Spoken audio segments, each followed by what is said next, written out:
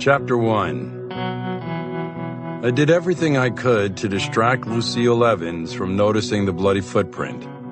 A responding patrol officer had tracked the blood into the hallway. One look at the scene inside, and the veteran needed to run into the street. I didn't blame him one bit. The forensics people were in the small two-bedroom apartment on the third floor of this building on 146th Street near Willis Avenue in the Bronx. The scene was so horrendous that the local detectives had called me to help, even though it wasn't technically considered part of Manhattan North Homicide's usual territory. Two of the local detectives had lost it. It happens. It's happened to me over the years. I lost it once at the scene of a murdered girl. Her stepfather had bashed her head in for crying because she was hungry. She reminded me of my own Shauna, staring up through blood splatters. When I heard her stepfather in the other room talking with detectives, I snapped. It almost felt like another being possessed me. I burst into the room ready to kill. Only the fact that my partner at the time, Gail Nodding, was as tough as nails and shoved me back out the door had kept me from killing the creep. Now I considered this bloody scene.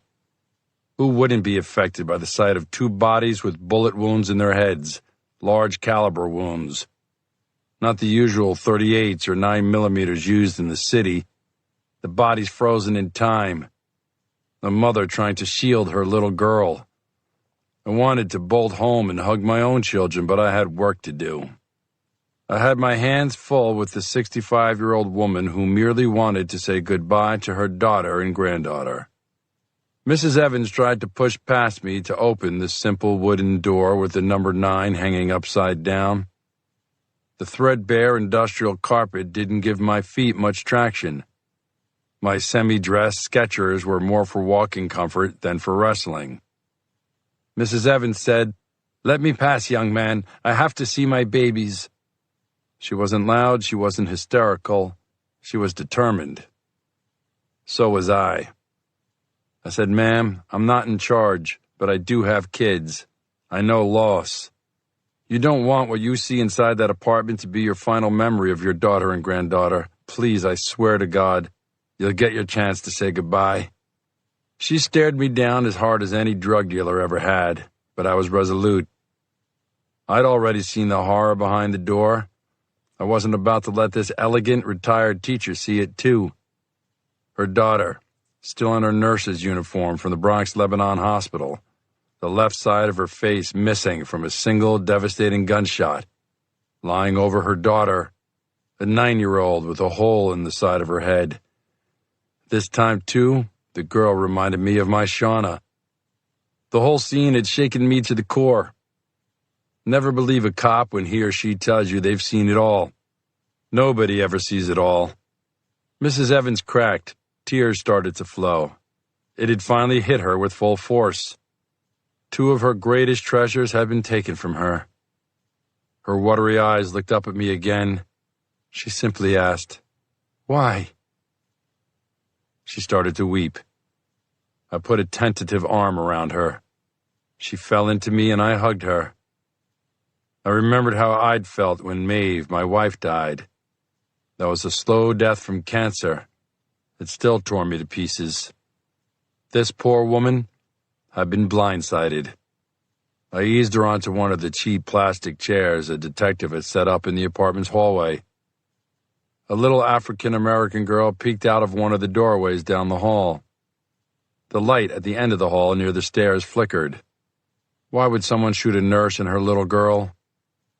Why did someone like Mrs. Evans have to suffer through this? How would I hold it all together? I had to. It was my job. Chapter 2.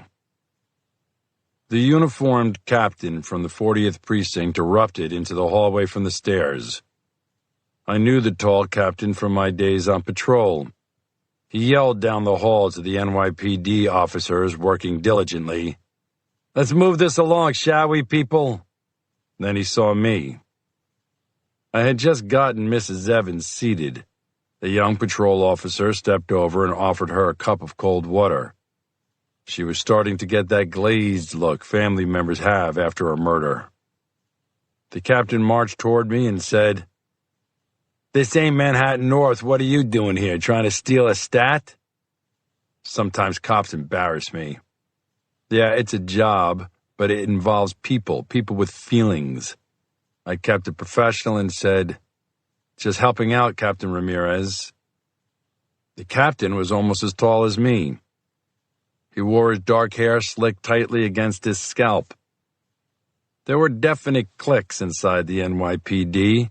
Divisions happen in all large organizations. The simple old Irish versus Italian rivalry had given way to a much more complicated system. Ramirez identified strongly with the Hispanic clique and didn't give a crap if I was Irish, Italian, or black. I wasn't Hispanic, so he didn't cut me any slack. The captain barked. "Then help clear this scene. We got shit breaking all over the Bronx. There's a goddamn protest about the price of housing in New York. You'd think they'd realize housing prices are going to be crazy." I motioned toward Mrs. Evans, hoping this moron would get the hint. It was a foolish hope. The captain said, "How much longer will this take?" I eased us away from Mrs. Evans. When I leaned in close to the captain, I said, "This lady's daughter and granddaughter are in that apartment. It'll take as long as it takes. We gotta grab the asshole who did this, don't you agree?" I'd spoken very slowly so nothing I said could be misunderstood. The old-school captain locked me in his gaze. It was nothing compared to Mrs. Evans' stare down. Then he said, "Okay, hotshot. I'll get the manpower from somewhere else." When I stepped back to Mrs. Evans, she said, "Oh, dear Lord, I have to tell my sons." I decided to walk her the 2 blocks to where they lived. I needed the break. Chapter 3. In a similar apartment to that of their sister and niece, I helped Mrs. Evans break the news to her 2 adult sons, who both worked for the city and seemed like sharp young men. They took the news like anyone would. They were shocked. The larger of the men, a good 6 feet 5 inches and close to 300 pounds, started to wail and put his head on his mother's shoulder. She stroked his neck and spoke to him like she would to a toddler, in a soft, soothing voice. A mom's power never really diminishes, no matter how big a child grows.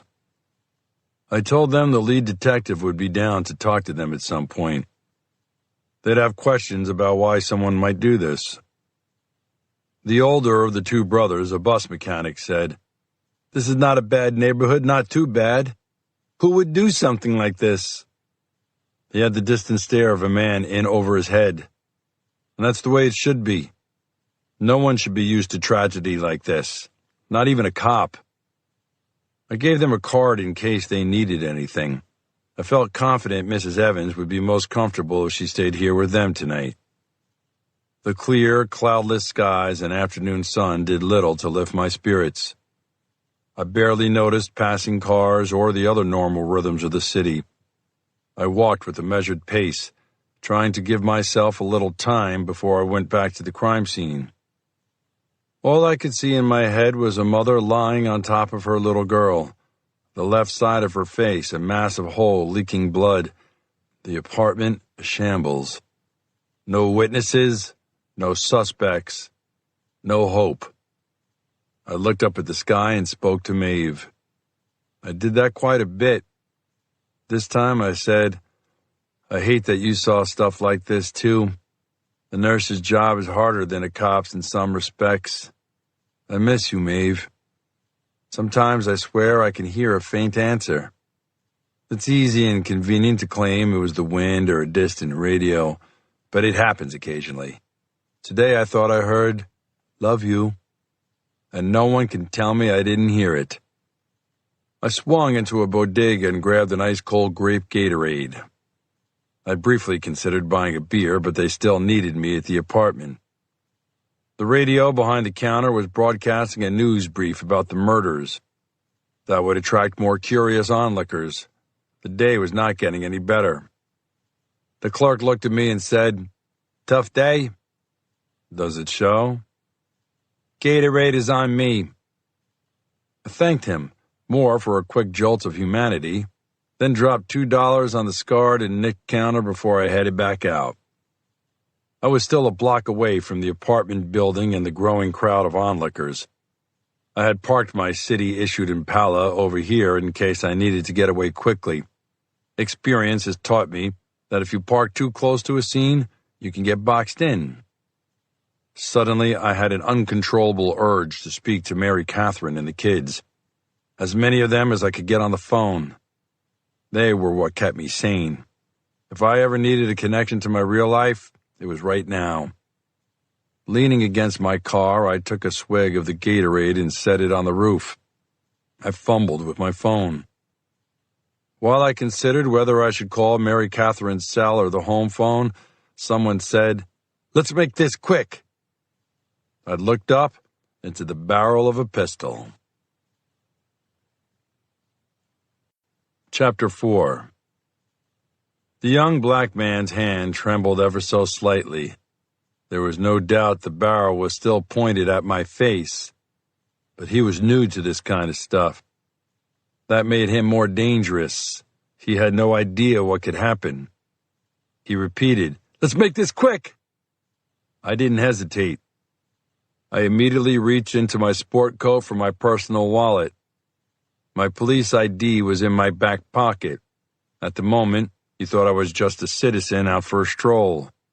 I'd be happy to let him keep thinking that. I can't count the number of times I've heard the wife of a murdered robbery victim say, "A lousy wallet wasn't worth his life." No way I was going to put Mary Catherine in that position. I held up my wallet to show it to him and said, "Here, it's yours." I'd seen enough bloodshed today. I just wanted him to walk away. A few bucks and some credit cards aren't worth anyone's life. I figured this was over. There was no one on the street near us. They had no reason to hang around.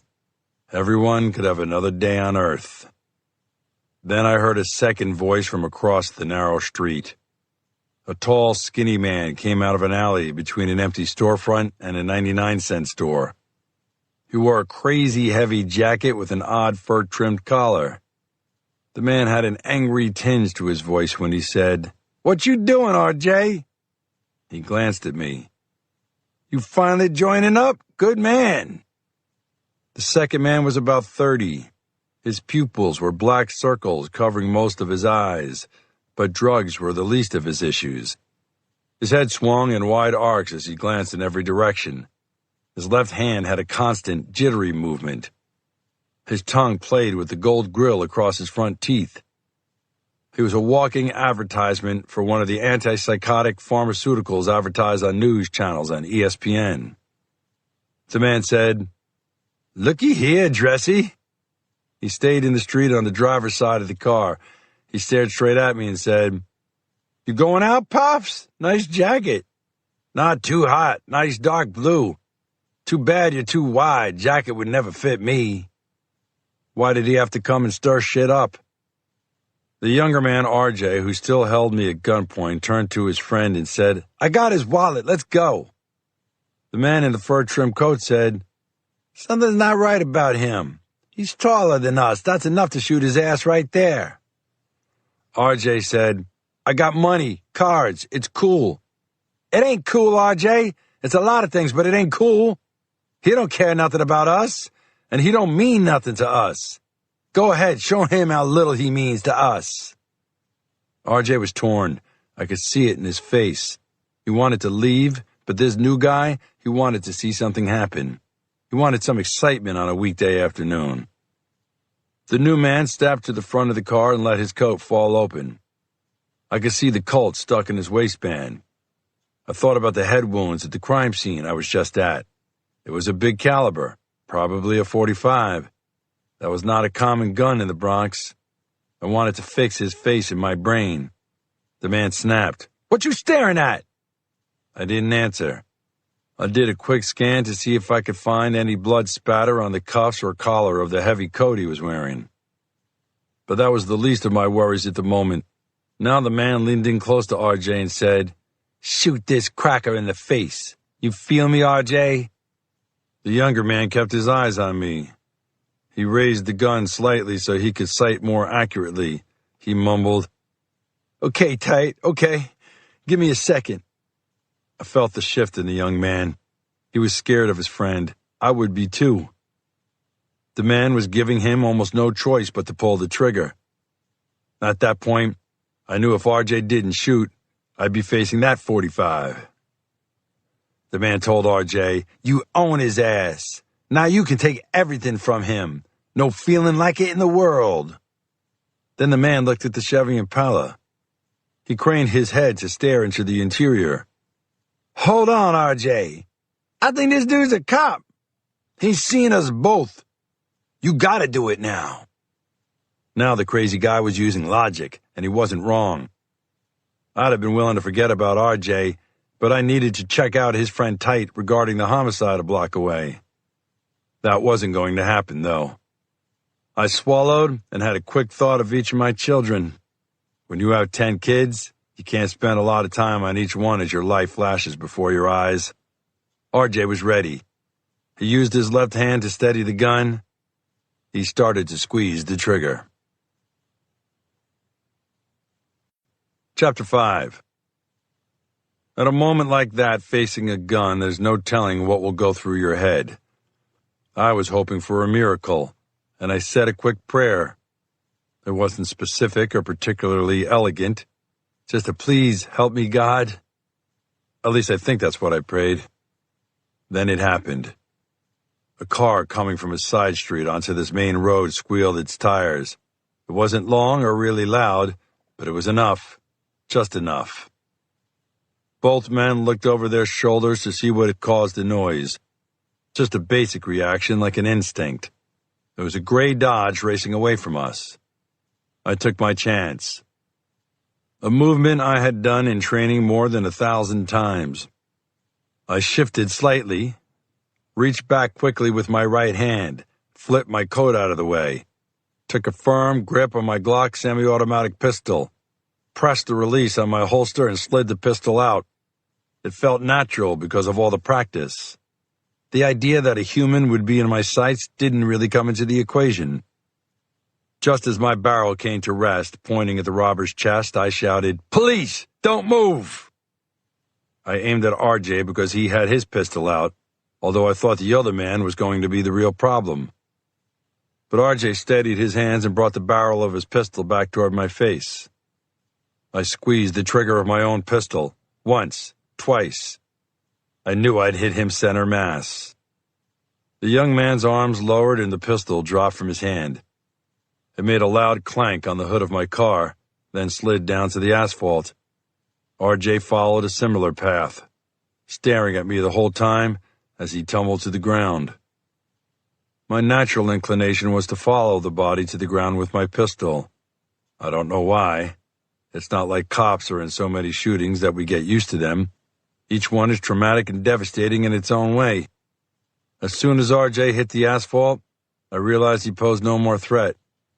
Now I had to deal with Tite, who was already rushing backward away from me.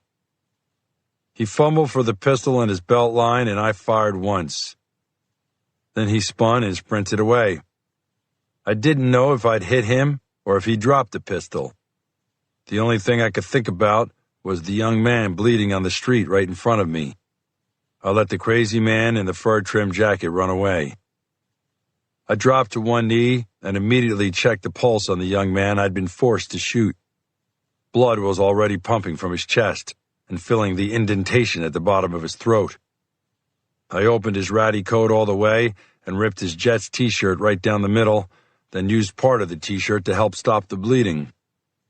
I quickly reached into my pocket and fumbled for my phone. I hit 911. As soon as the operator came on, I almost shouted, "This is Detective Michael Bennett. I am on 3rd Avenue near 146th Street. I need immediate assistance. I have shots fired, a man down, and require an ambulance ASAP." I ignored her other questions and went back to working on young RJ. I held the folded t-shirt rag directly on the bullet hole, hoping to stem the bleeding. Blood soaked the cuff of my shirt and speckled my chest. People started coming out of the bodega and some of the apartment buildings. A young black woman kneeled down to help me. She said, "I'm in nursing school. Let me keep pressure on the wound." She wasn't panicked and kept a very calm tone. That helped me focus. I kept saying to the young man, "Hang in there, RJ. Help is on the way." About a minute later, I heard the first in a storm of sirens heading our way.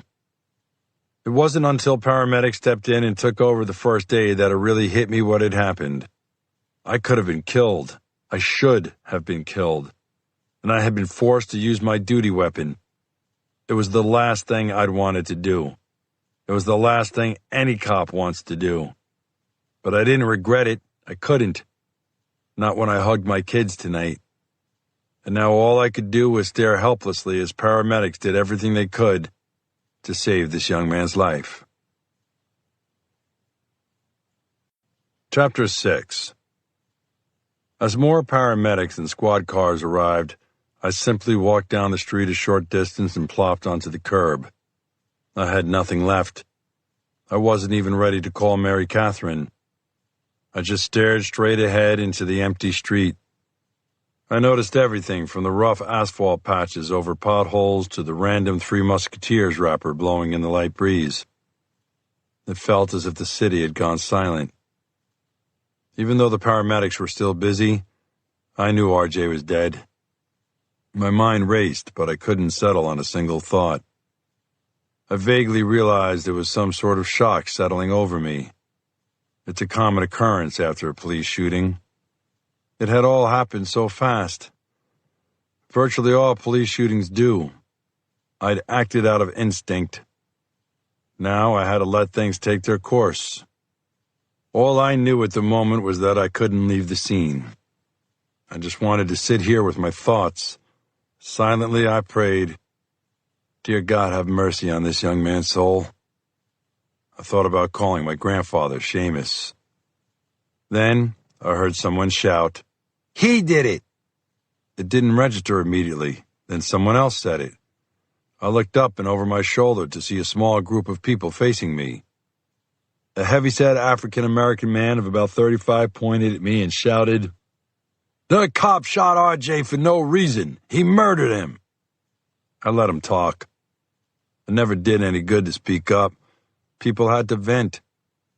This neighborhood had fought to shed its reputation for the 1980s. Crime, especially homicides, was down. Cops could only do so much. Neighborhoods and the people in them had to decide to change. And this one had. I could understand some misplaced anger over a shooting. The vast majority of cops try to do the right thing. That's why they get into the business. A few go overboard. And like anything else, most groups are judged by the actions of a few. It's been like that since the dawn of time. I recognized that prejudgment was contributing to this crowd's growing fury. They were pissed off. Right now they were pissed off at me. I just took it. My heart fluttered and my hands shook. This heavyset guy gathered more followers. He was like a singer energized by the crowd. He turned to face the crowd and yelled, "We're tired of cops treating us like criminals. Now this guy shot RJ for just standing there." No one was speaking in my defense. Someone had to have seen what happened. Someone tossed a bottle, which shattered on the sidewalk next to me. A young patrol officer who had been near the paramedic stepped toward the crowd with her hands up, like she was trying to calm them down. An older, lean woman scowled at the officer and said, "Keep your ass over there. This don't concern you." Another bottle sailed through the air. Then a half-eaten McDonald's hamburger smacked me right in the face. I wiped some gooey cheese from my cheek with my bare hand. The mob of 15 or 20 people moved toward me now. I just sat there, numb. I understood these people's anger. Every interaction with the cop was viewed with suspicion. Some cops' attitudes didn't help, treating everyone like a criminal, forgetting that most people didn't cause any problems at all. I cleaned the rest of the hamburger from my face and stood up. I faced the crowd. The young patrol officer and her partner started to move toward me, but I held up my hand to stop them. That would only make things worse. I mumbled, "Let them vent for a minute, we don't want a riot." I'd been in riots, and they were no fun. This crowd could go either way. There didn't seem to be outside agitators who could kick demonstrations up a notch to a riot. No one wanted to destroy their own neighborhood. More garbage flew through the air. A few more steps, and the mob would be right on top of me. Chapter 7. I knew not to say something stupid like, "Let's all just calm down." That had never worked in the history of law enforcement. I couldn't explain that I had done everything I could to avoid shooting RJ. No one wanted to hear that. Not the crowd, not the news media, and certainly not RJ's family. The crowd was close enough that I could see the heavy-set man who was leading them had a cracked front tooth. That was too close for comfort. For the first time, it started to sink in that I was in real danger. Then I heard a voice, a booming, commanding voice. I recognized it immediately. It may not have been God, but it was the best I could hope for right now. It was just a simple, "Everyone freeze!" And they did. My lieutenant, Harry Grissom, stepped out of a black, unmarked NYPD Suburban. The tall, lean, 26-year veteran of the force looked like an Old West gunfighter, his mustache creeping along the sides of his mouth. He was toying with the NYPD grooming policy, but so far no one had the balls to say anything to him about it. A gold badge dangled from a chain around his neck. His tan suit had some creases, but gave him an air of authority, as if he needed something extra. He kept marching toward the crowd without any hesitation. As he got closer, he said, in a very even voice, "What's the problem here?" The pudgy leader yelled, "He shot an unarmed man!" Someone in the back of the crowd added, "For no reason!" Other people started to crowd in around Harry to tell him why they were so angry. And he listened, at least to the people not shouting obscenities. Harry was an old-school pragmatist. He'd been part of the enforcement effort that helped clean up New York City. He didn't need to knock heads. He could talk. He engaged the heavy-set guy. "Who was an actual eyewitness?" No one answered. Harry kept a calm tone. "What do you say I give you my card and we talk in a couple of days? That way you can see what we find out. The shooting will be investigated thoroughly. Just give it 48 hours. Is that too much to ask?" The heavy-set man had a hard time ignoring such a reasonable request. He tentatively accepted Harry's card. The crowd wasn't nearly as discerning. That's how it always is, in sports and politics and real life. A rowdy crowd drives the conversation and clouds the issues. Harry stood firm and gave them a look that had withered many detectives under his command. More police cars arrived, along with a crime scene van. The crowd could see things were happening, and they started to lose their initiative. Harry turned to me without any more thought of the crowd behind him. It was that kind of confidence that had inspired countless cops and diffused dozens of confrontations. He said in a low tone, "You doing all right, Mike?" "I'm not physically hurt, if that's what you mean." He led me toward his Suburban and simply said, "That'll do for now." It was a complex and touchy subject. He wouldn't be part of the investigative team and, by policy, couldn't ask me any probing questions. It didn't matter. When I slid into his SUV, I realized he wasn't acting as Harry Grissom, lieutenant with the NYPD. He was just being my friend. That's what I needed right now. Chapter 8. Harry dropped me off at my apartment on West End Avenue a little after 6. I had done all the procedural shit that overwhelms a cop after a shooting. I talked to a union rep, a police benevolent association attorney, and a psychologist. Finally, I told them I had a tremendous headache and needed to lie down. Really, all I needed was my family. As I walked down the hallway to my apartment, my neighbor, Mr. Underhill, spoke to me for the first time in all the years we'd lived there. He said, "You doing okay?" I just shrugged and said, "Yeah, you?" The older, corpulent man nodded and smiled. Then he disappeared back inside. It was the only conversation I had ever had with the man. It was unnerving. People wondered how an NYPD detective could afford such a great apartment on the Upper West Side. If they were bold enough to ask, I usually just said, "Bribes," and left it at that. In reality, the apartment had been left to my late wife, Maeve. She had cared for an elderly man here for years. In that time, her personality and warmth had brought the man from a dour, solitary existence to happiness. He felt such joy being around her that when he passed away, he left her the apartment and a trust to help pay the taxes.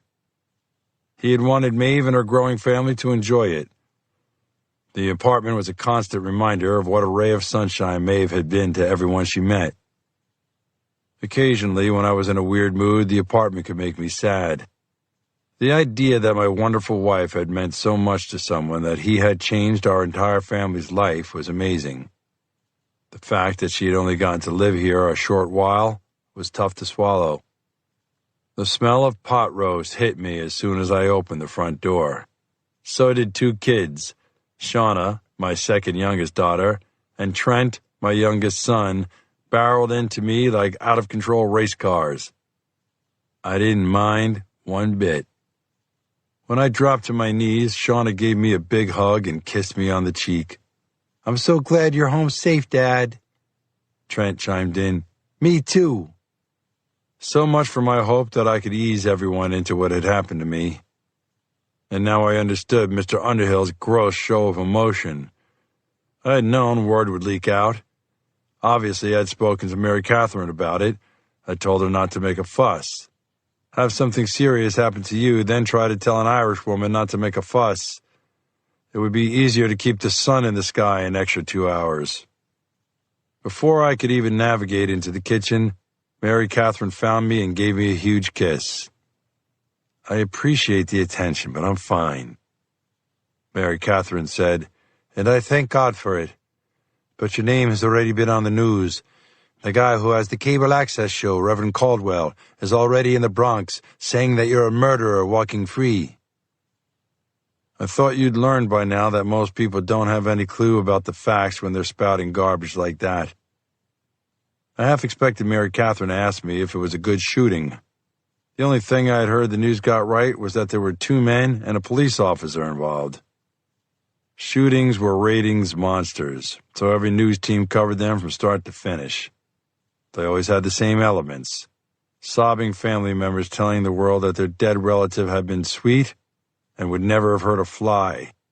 And in New York, no shooting was ever complete without the commentary of the Reverend Franklin Caldwell, the people's voice. To distract myself, I wandered back to the corner of the living room where my teenager Eddie had his face in a computer monitor. I needed something normal like this. Foolishly, I said, "You need a hand with anything, Eddie?" He didn't take his eyes off the screen. Another common occurrence. He said, "Thanks, Dad, I think I've got this. I'm writing an algorithm to find documents where references to the Lord of the Rings are made. Google just doesn't cut it for me anymore. Do you have any ideas where I should search?" All I could do at this point was lean down and kiss the teenager on the top of his head. In his case, I'd never be the smart dad. The best I could be was a loving dad. Even though all 10 of my kids are adopted, I'm still at a loss to understand where they each got their unique skills. Eddie is a standout with his phenomenal computer knowledge. A few minutes later, my grandfather, Seamus, arrived. He was wearing his usual clerical collar, which identified him as a Catholic priest. Even though he'd joined the priesthood very late in life, he loved nothing more than walking around in his tab-collared clergy shirt. He was the one man who knew not to coddle me. He was also the reason I didn't like being coddled. He said, "Hello, my boy. Will you share a glass of wine with me? Think of it as a way to laugh in the face of death. You can drink, and none of it is going to leak out through holes in your stomach or chest." Then he shocked me by giving me a hug. "Thank God the NYPD trained you well." We all filed into the dining room. I heard the news come on the TV where Ricky had been watching a cooking show. All I heard was the first line. "The Reverend Franklin Caldwell says he will personally investigate the claims that NYPD Detective Michael Bennett shot an unarmed man in cold blood today." I cringed at the fact that kids had to hear something like that. My grandfather stomped to the TV and shut it off as he threw a quick scowl at Ricky for not turning it off after the show. We all took our seats at the long table. One chair, as always, was left open for my son Brian. The other 9 children, Mary Catherine, my grandfather, and I, clasped hands for grace. As always, Seamus said it. This time it was surprisingly short. "Dear Heavenly Father, all we can say today is thank you." Silently I added, "Please have mercy on Ronald Timmons Jr.'s soul." Chapter 9. Alice Groff was impressed by New York City. It was everything she'd heard about when growing up in Berlin. Soaring skyscrapers, crowded streets, something to do every minute of the day. And yet she was bored, at least at the moment.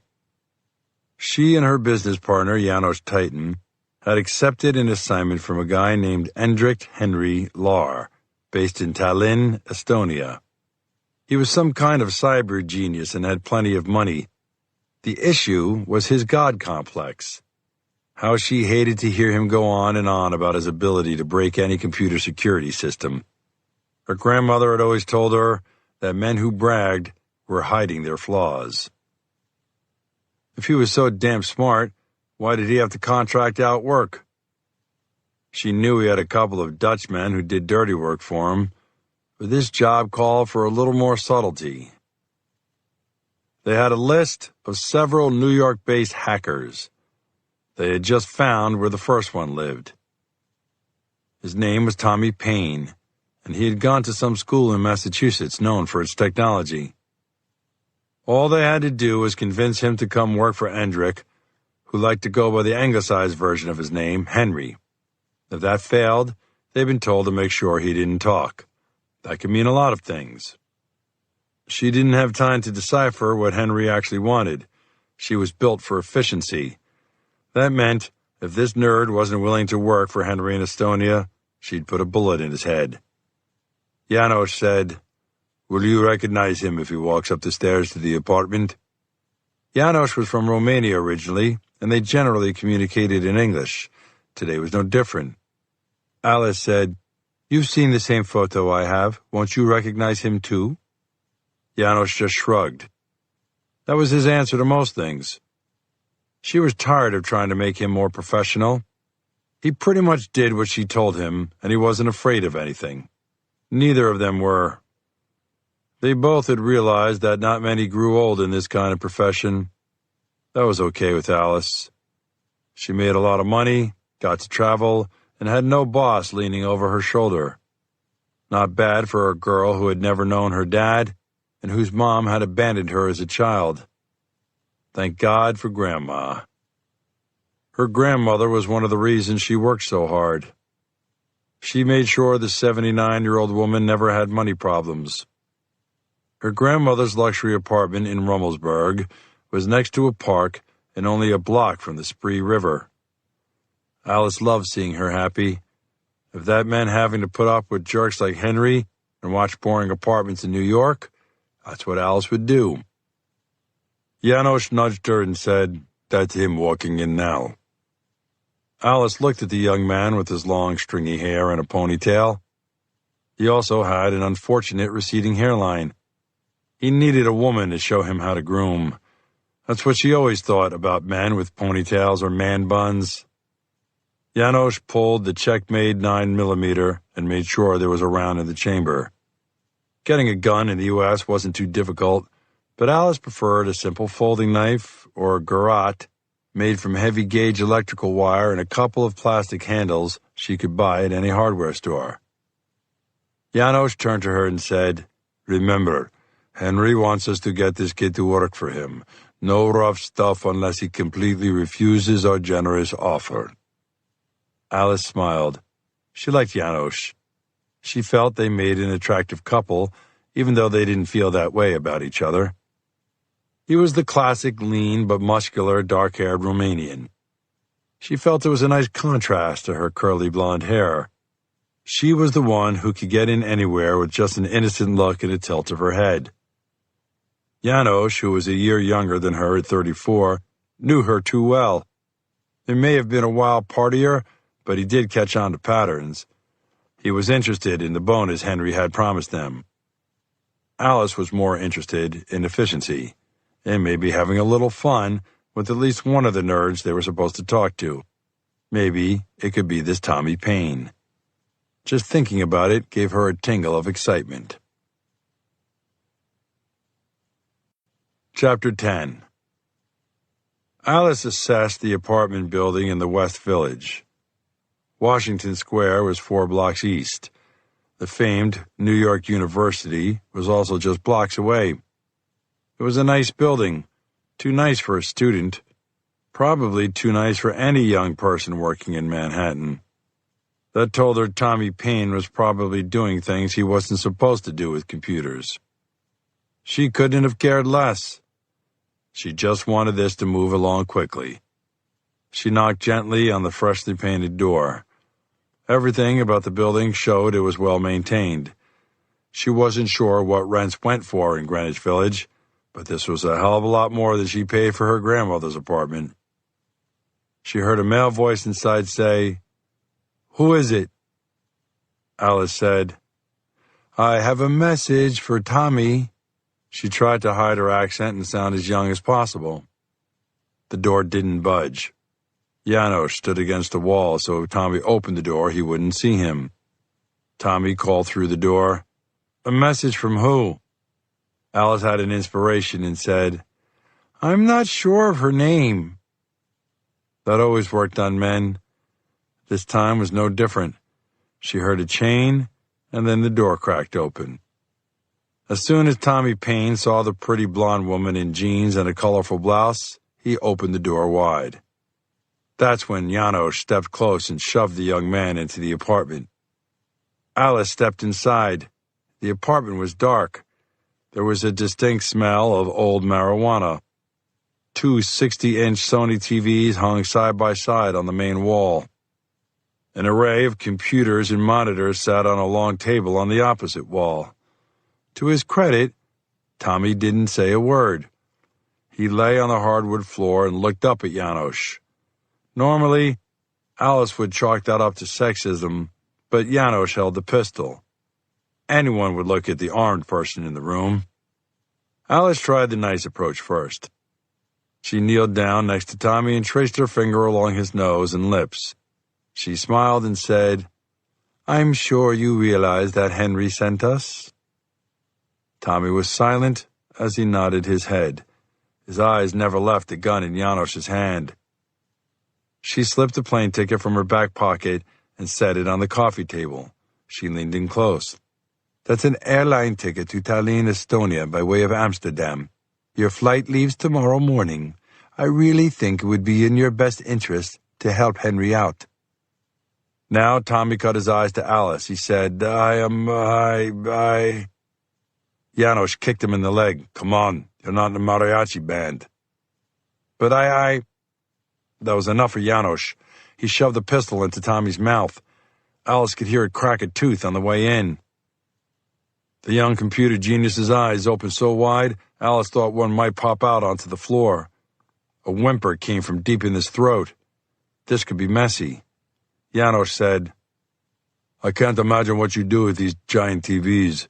If you ever want to watch them again, your only answer to us should be yes." He slowly slid the pistol out of the young man's mouth. Before Tommy could answer, Janos jammed the barrel firmly on the young man's crotch. Janos said, "Maybe I underestimated you. TVs may not be what make you tick. I saw you looking at Alice's beautiful breasts. I could teach you a lesson and you'd still be able to do whatever you nerds do on a keyboard." Alice gently pushed the pistol away from the young man's groin. She replaced it with her hand. She wrapped her other arm around Tommy's shoulders and could feel him shaking. She said in a soft voice in his ear, "Shh, it's all right." Closer to his ear, she whispered, "I think you understand everything now. Isn't that right?" Tommy just nodded. Alice said, "That's good." Then she squeezed her hand on Tommy's scrotum, pulling his loose dockers tight as she crushed his testicles. Tommy squealed, his back arched in agony. Alice kept the same seductive voice as she whispered in his ear, "That's to make sure you don't get any silly ideas. You'll be on that plane. You'll do what you're told, or a broken TV set will be all you can pray for. Do you understand me?" Tommy nodded his head vigorously. She moved her hand before the urine staining his pants touched her. In the rear pocket of his pants, she found his thick leather wallet. She playfully pulled it out. Then she reached in her own pocket and pulled out a condom in a purple wrapper. Alice slid the condom into the wallet. She gave Tommy Payne a sweet smile and said, "If you're smart and you go to Estonia for Henry, you might get a chance to use this with me." She kissed him gently on the ear.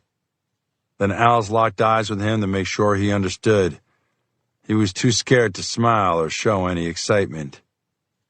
Alice handed him the wallet and waited while he slid it back into his pocket. His hands were still shaking badly. He was clearly embarrassed about peeing in his pants. Who wouldn't be? Then again, who wouldn't be terrified if someone like Janos had a pistol against their groin? Alice looked up at Janos and winked. They were a good team. They had made their point. They might even have some time to sightsee. Chapter 11. I faced a brief wave of condemnation from the older kids when I banned TV for the night. Like a mutiny on a really lazy pirate ship. It's a fact that people occasionally try to murder police officers. A fact that's often forgotten when people talk about police shootings. It was something I didn't necessarily want my kids to see tonight. It was bad enough that I was dreading going to bed. I knew what thoughts would be racing through my head as I lay in the dark and stared at the ceiling. I'd showered for 20 minutes and still felt like I could smell gunpowder. I didn't need to hear people comment on an incident they knew nothing about. After the shower, I lay down on my bed in shorts and a t-shirt just to get a few minutes of quiet time. It was less than a few minutes. My youngest, Chrissy, crawled up on my left side, and Juliana, my oldest, flopped onto the bed on my right side. They both had books. Chrissy's was about kids looking for a treasure. Juliana's was a chemistry textbook. Neither of them needed me to read, but they did realize I liked having my kids around. They didn't have to talk. They didn't have to work to make me feel better. They just had to be there. When Maeve and I started adopting children at an alarming rate, I'm not sure I realized they were saving me and not the other way around. I admit, 10 adopted kids seems a little over the top. But once I lost Brian to the state prison system, I realized 10 was just the right number. He was still a hole in my life. One day, that would be remedied. Lying in bed with my 2 beautiful daughters reinforced my belief about what's important in life. I was never one of those guys who chased money or promotions at work. I didn't think it was important that the Giants won every football game, although it wouldn't hurt to win a few more. I knew how precious my family was, from the ever-forgiving and patient Mary Catherine to my surly yet supportive grandfather. I felt myself start to relax with the girls next to me and lost track of time. It seemed like only a few minutes had passed when Mary Catherine walked in and clapped her hands. She said, "Enough of milking your bedtimes. You've got school tomorrow. Chop, chop, let's go." Juliana didn't even make her usual argument that she was a senior in high school and didn't really have a bedtime. They both gave me a goodnight kiss on the cheek and scurried out of the room. A few minutes later, Mary Catherine slipped into bed and shut off the light. Frankly, it was the moment I'd been dreading all day, awake and quiet in the dark. Mary Catherine put that fear to rest when she rolled over and snuggled in next to me. All she said was, "You doing all right?" Without conscious thought, I blurted, We still need to set a date for our wedding. It's tough explaining to my grandfather how a good Catholic girl is living with me without the benefits of marriage. What brought that on? I have no idea. Then after a short silence, I said, "That's not true. I said it because I love you. I just don't know why I said it at this moment. Probably has something to do with the events of the day. Seamus and I think it was just God deciding it wasn't your time." Now she was the quiet one for almost a full minute. "Are you going to be in any trouble over this?" A cop who pulls the trigger is always in trouble of some kind, but if there were ever enough circumstances to justify a shooting, I think this one had them. She gave me a squeeze and lifted her head to kiss me on the cheek. Then her lips moved to my mouth. Then I felt her tongue. She whispered something in my ear, but by then I was too far gone. It turned out my fears were baseless. Mary Catherine made sure she kept my mind on other things. Chapter 12. Alice Groff had her arm locked with Janosch's arm as they gazed into the different shops of Penn Station. They'd looked at a perfume store and sniffed bouquets of flowers. She also made Janosch stop near an all-too-American donut shop. She leaned her head on Janosch's broad shoulder to give the impression that they were a couple. The reason they were shopping was that young Tommy Payne was sitting on a bench not far away, waiting for a train. Janosch had been able to figure out that the young man had bought a ticket to some place called Hempstead. Alice wasn't sure where it was, but she knew it wasn't on the way to the airport to catch a flight, like what she thought Tommy had agreed to. Disappointing. She broke away from Janosch and he followed her. They casually walked past Tommy, then split up and sat on either side of him. He'd been in a daze, just staring at the floor, until he felt two bodies so close. The young man was surprised at first, then hung his head when he realized there was no way out of this. He looked like a lost child who had given up. Alice draped an arm across his shoulders and said, "We gave you a choice. I even gave you some incentive. What are you doing here?" Tommy seemed to have gained some confidence since their earlier encounter. Maybe it was because they were in public. He dropped his face into his hands and said, "Look, can't you just say you didn't find me? We don't understand. Why don't you want a good-paying job?" "You know why. I don't want to go to prison." Henry keeps moving out further and further from his original goals.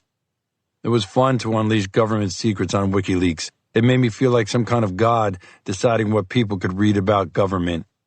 It was fun when we shut down Home Depot's credit card system for a day. But then Henry started blackmailing companies to pay him or he'd cut off their internet platforms for days at a time. Shit like that gets you in real trouble. Janosch said, "You don't think ignoring Henry gets you in real trouble?" Tommy shook his head.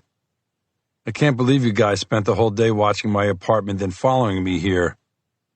I'm not that important to Henry's operation. I'm just a programmer. He knows a dozen guys like me." Alice laughed and patted him on the shoulder. She said, "Give me your wallet." Tommy was beaten.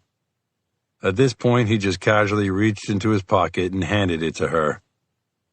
She opened it and pulled out the condom she had given him earlier. She held it up in front of his face. Tommy mumbled, "Son of a bitch." Alice chuckled. She said, "Don't feel bad. Most men fall for it. No one expects a little tracker inside a condom wrapper. They never look to see the thin line of tape holding the wrapper together." When Janos checked his phone 45 minutes ago, we saw you were here and thought we should chat one more time. Tommy said, I can't win. If I go to Estonia, I risk getting swept up in a big arrest. Or worse, when Henry is done with me, he'll have me killed and no one will ever hear from me again. He's changed so much from when we started.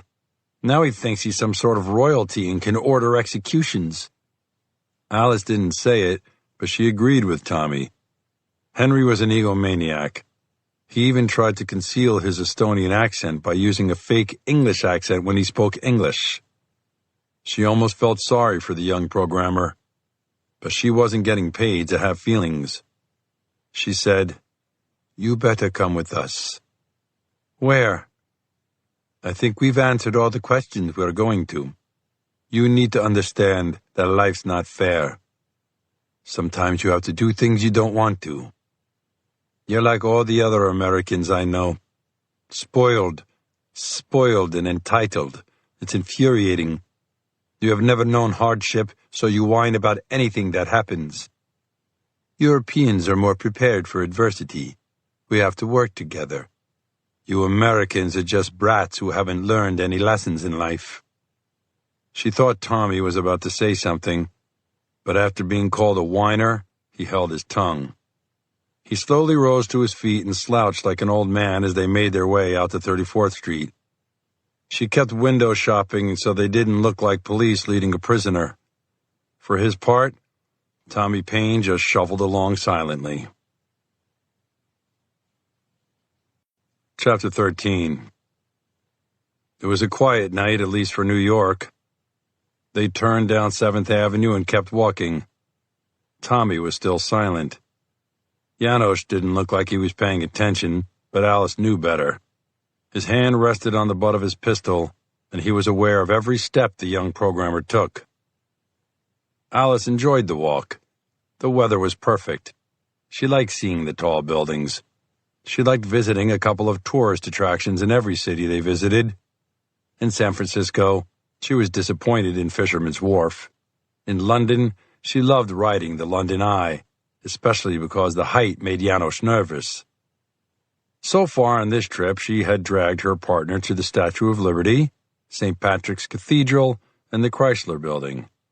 If they had more time, Rockefeller Center and the Empire State Building were next on her agenda. At the moment, she had her arm locked through Tommy so they looked like a couple. Janos was perfectly happy to stroll a few steps behind them in case Tommy did something stupid. But Alice didn't see the computer genius making too many stupid mistakes. He was, after all, a genius. He was also smart enough to know that working for Henry was a dead end. Alice was only doing it on contract. She didn't think she'd be doing it again. After they turned again onto a numbered street, Janos rushed ahead of them for a moment and motioned them into a narrow parking lot between a large parking structure and a small Italian restaurant called La something. Many letters were missing from the sign. Tommy showed no reluctance to turn into the dark lot, where a row of cars were parked on top of each other in a heavy-duty rack. At the far end of the rack, half a block in from the main street, they stopped, and Janos turned Tommy toward him. Janos said, Dude, why didn't you listen to us? Tommy didn't answer. Janos said, I did use the word dude properly, didn't I? Tommy just nodded. You're never going to come around to our way of thinking, are you? Janos gave him a little smile and patted him on the shoulder to get him to relax. Tommy shook his head. No, I'll never think working for Henry again is a good idea. Janos said, That's too bad. That's too bad, dude. He smiled at his use of the American slang. Alice knew it was also his signal. She was standing directly behind the computer hacker. He was just an inch or two taller than her, so it was no problem to loop her wire garrote around his throat. It was as clean as she had ever done it, over his head and dropping onto his chest under his throat without a single hitch. It was so fast and smooth that she doubted Tommy even knew what was going on. She gripped the plastic handles attached to either end of the wire, crossed her hands, and used all of her strength from her lats through her chest to tug the wire tight around the young man's throat. She heard his surprised gasp, or partial gasp, as the wire cut off his wind. Janos took a step back. Ever since he had been sprayed with blood when a wire cut a target's carotid artery, the Romanian was always careful to keep his distance. He could be a diva sometimes. He preferred to use a gun. She couldn't see Tommy's face, but she knew his eyes would have rolled up in his head. His hands flailed at his throat. It was too late. It was always too late. Once she had the garrote around someone's throat, they never got away. He gurgled, and Alice knew it was almost done. This was the most exciting part. She kept steady pressure on the garrote. She had a tinge of regret because he was cute in a nerdy kind of way, but they'd already wasted enough time. She hated to be fooled twice by the same person. She kept the pressure on until his body started to sag. One knee dropped to the filthy asphalt. She took a second to glance in every direction. No one was close by. He finally stopped moving completely, hanging in the air, with his arms dangling almost to the asphalt. His head drooped forward, and a line of spittle mixed with blood dribbled out of his mouth. But Alice did her traditional 10 count, just to be sure. Janos was still in front of her. He nodded. She released the wire, then she pulled it away from Tommy Payne's lifeless body. Janos pushed Tommy next to the restaurant wall, behind the racks of cars. His throat was raw and lacerated, but not ripped open. Alice liked it when things went that way. She wasn't big on a lot of blood. They walked quickly in the opposite direction they had come from. Janos put an arm around Alice's shoulders to make it look more casual. He said, "You okay?" She worked her shoulders and said, "Sometimes that's more of a workout than I expect. Did you get the photos?" Janos let out a laugh and said, "I like how you always think about the business. I got the photos and we'll send them to Henry whenever you want." Alice said, "Did you figure out the next target on our list?" "We can start first thing in the morning." Alice smiled and felt a little more spring in her step. Chapter 14. When you're used to getting up early for work every morning, you don't change just because you're on suspension.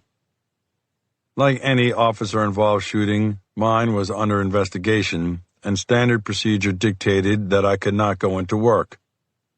I read that to mean that I could not work at the office. Having gotten out of bed early, I thought I might as well do something useful. I had a couple of ideas. As long as no one found out, I figured I'd be okay. I heard Chrissy talking in a weird voice and poked my head into her bedroom. She was on a yoga mat trying to model a downward dog pose for our cat Saki.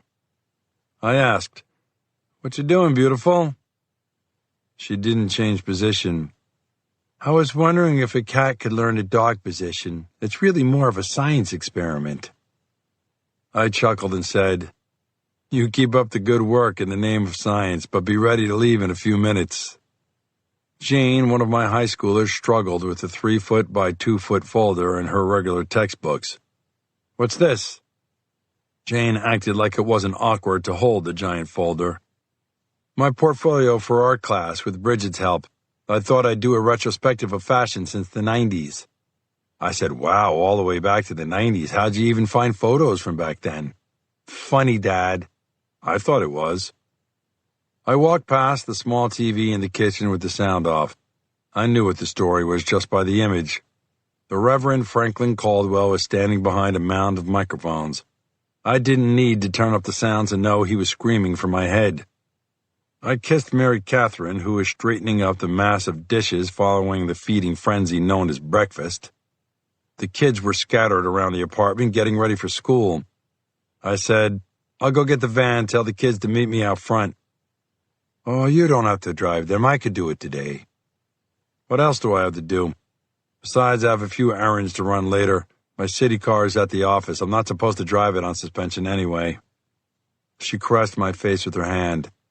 Have a cup of coffee and relax. Watch TV for a change. I looked at the silent screen displaying Reverend Caldwell and decided I wouldn't be following her advice today. I'll go get the van. Going down in the elevator, I kept telling myself to make this a normal day. It felt right so far. I usually caught the shift change of the doormen at this time of morning. They were both Army vets, regular guys doing a regular job, and I enjoyed hearing their stories. I appreciated their humor and perspectives. They were standing together out front on the sidewalk when I came through the door. I had surprised them. Otherwise, one of them would have jumped to open the door. But they greeted me like an old beer buddy. "Hey, Mike," called the larger of the two men. He was about 55 and still hit the gym every day. The other man, Lou, was a little younger and not nearly in as good shape. Lou held out his hand and said, "I'm glad you're safe." I said, "Thanks," as I shook his hand. It was always awkward after a shooting. People never knew how to react. We all chatted for a few moments. Then the taller man, Johnny, said, "Mike, what really happened yesterday?"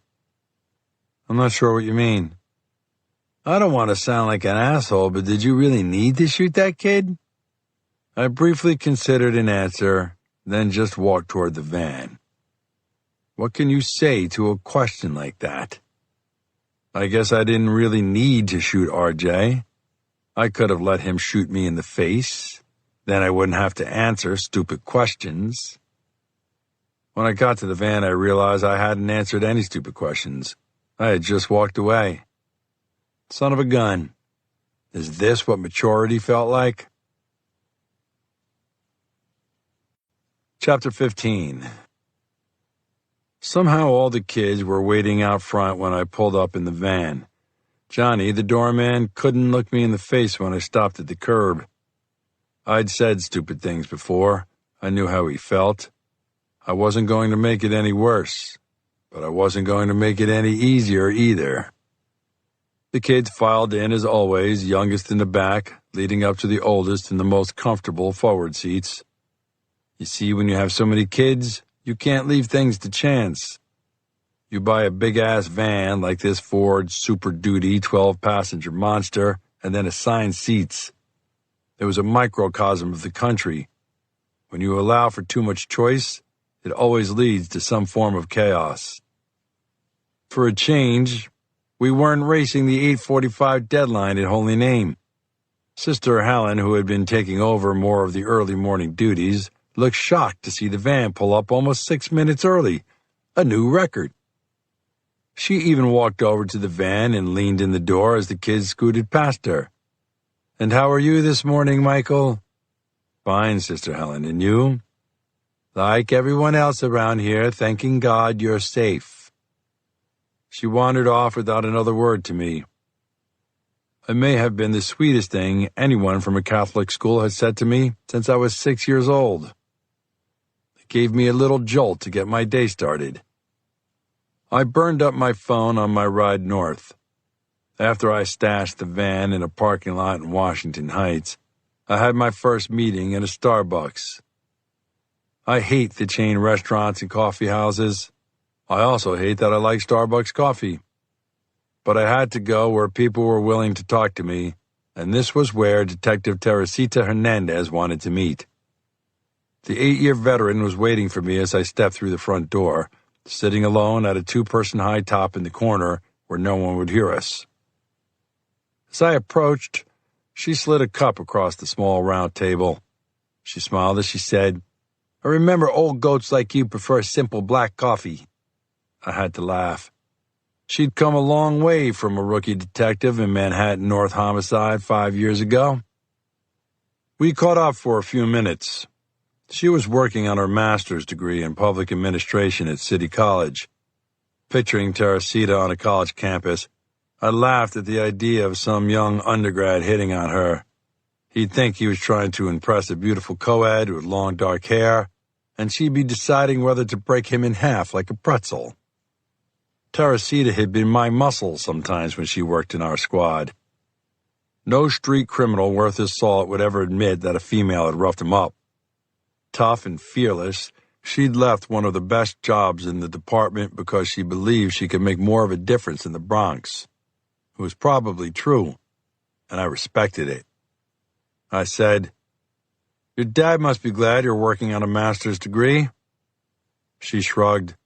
"He wanted me to join him in his accounting firm, but he sees what a difference a good cop can make, so he's supportive.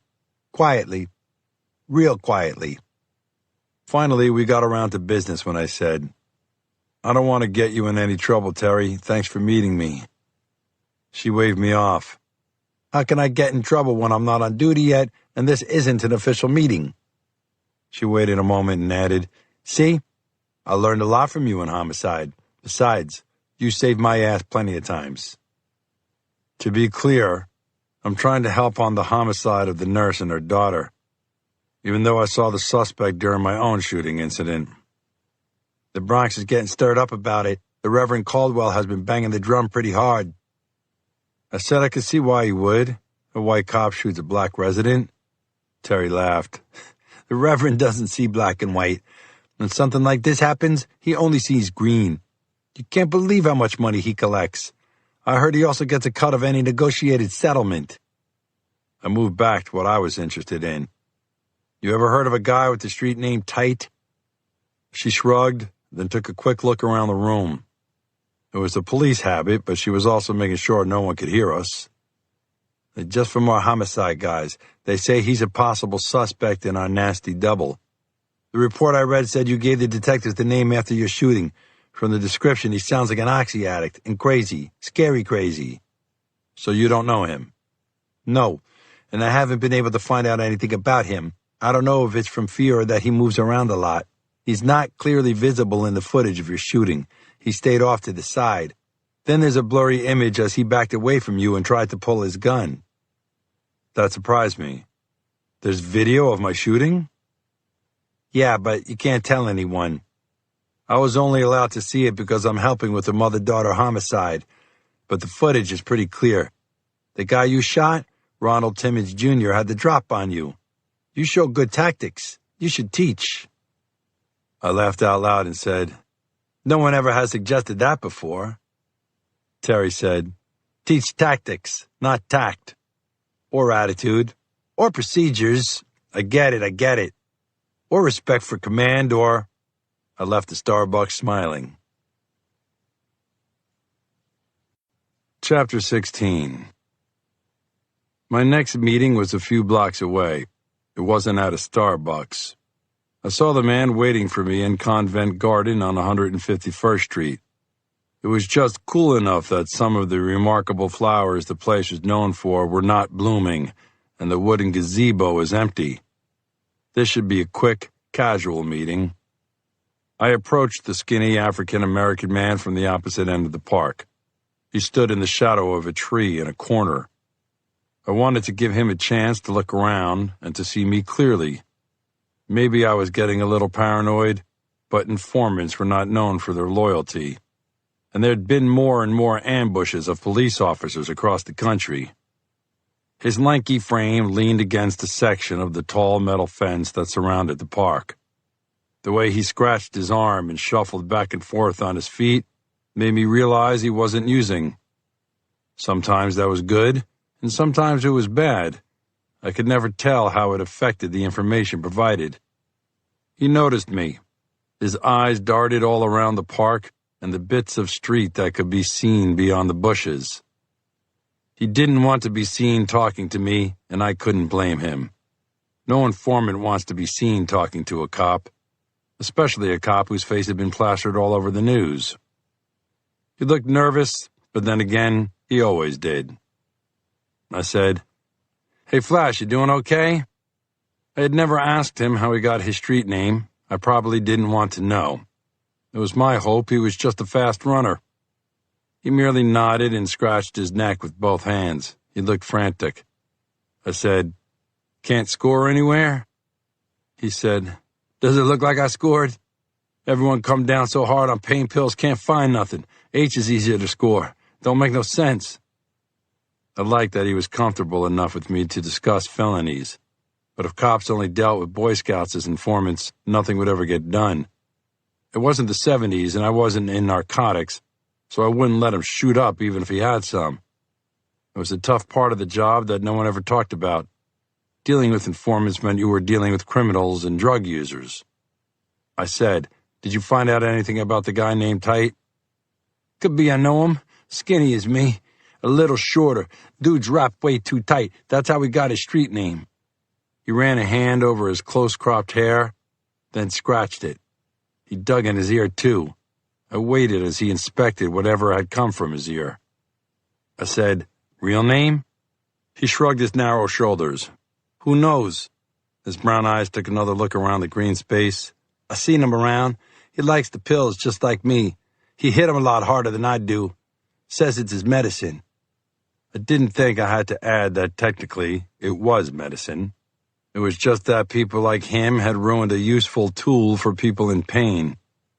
I said, "You know anything that can help me find this Tite?" Flash shook his head. We stood in an awkward silence until he said, "Ain't you going to ask me about the kid you shot, Ronald Timmons, Jr.? "Nope. Separate investigation. I'm just the subject in that one." "The Reverend Caldwell sees it different. He's got everyone in the Bronx thinking you just killed that boy. I knew R.J. He wasn't a bad kid."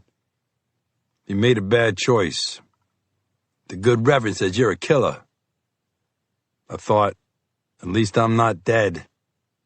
It was hard for anyone to understand a police shooting. Cops make mistakes, they're human, but they also have to deal with something like 50,000 assaults a year. How many of those would result in police fatalities if not for training?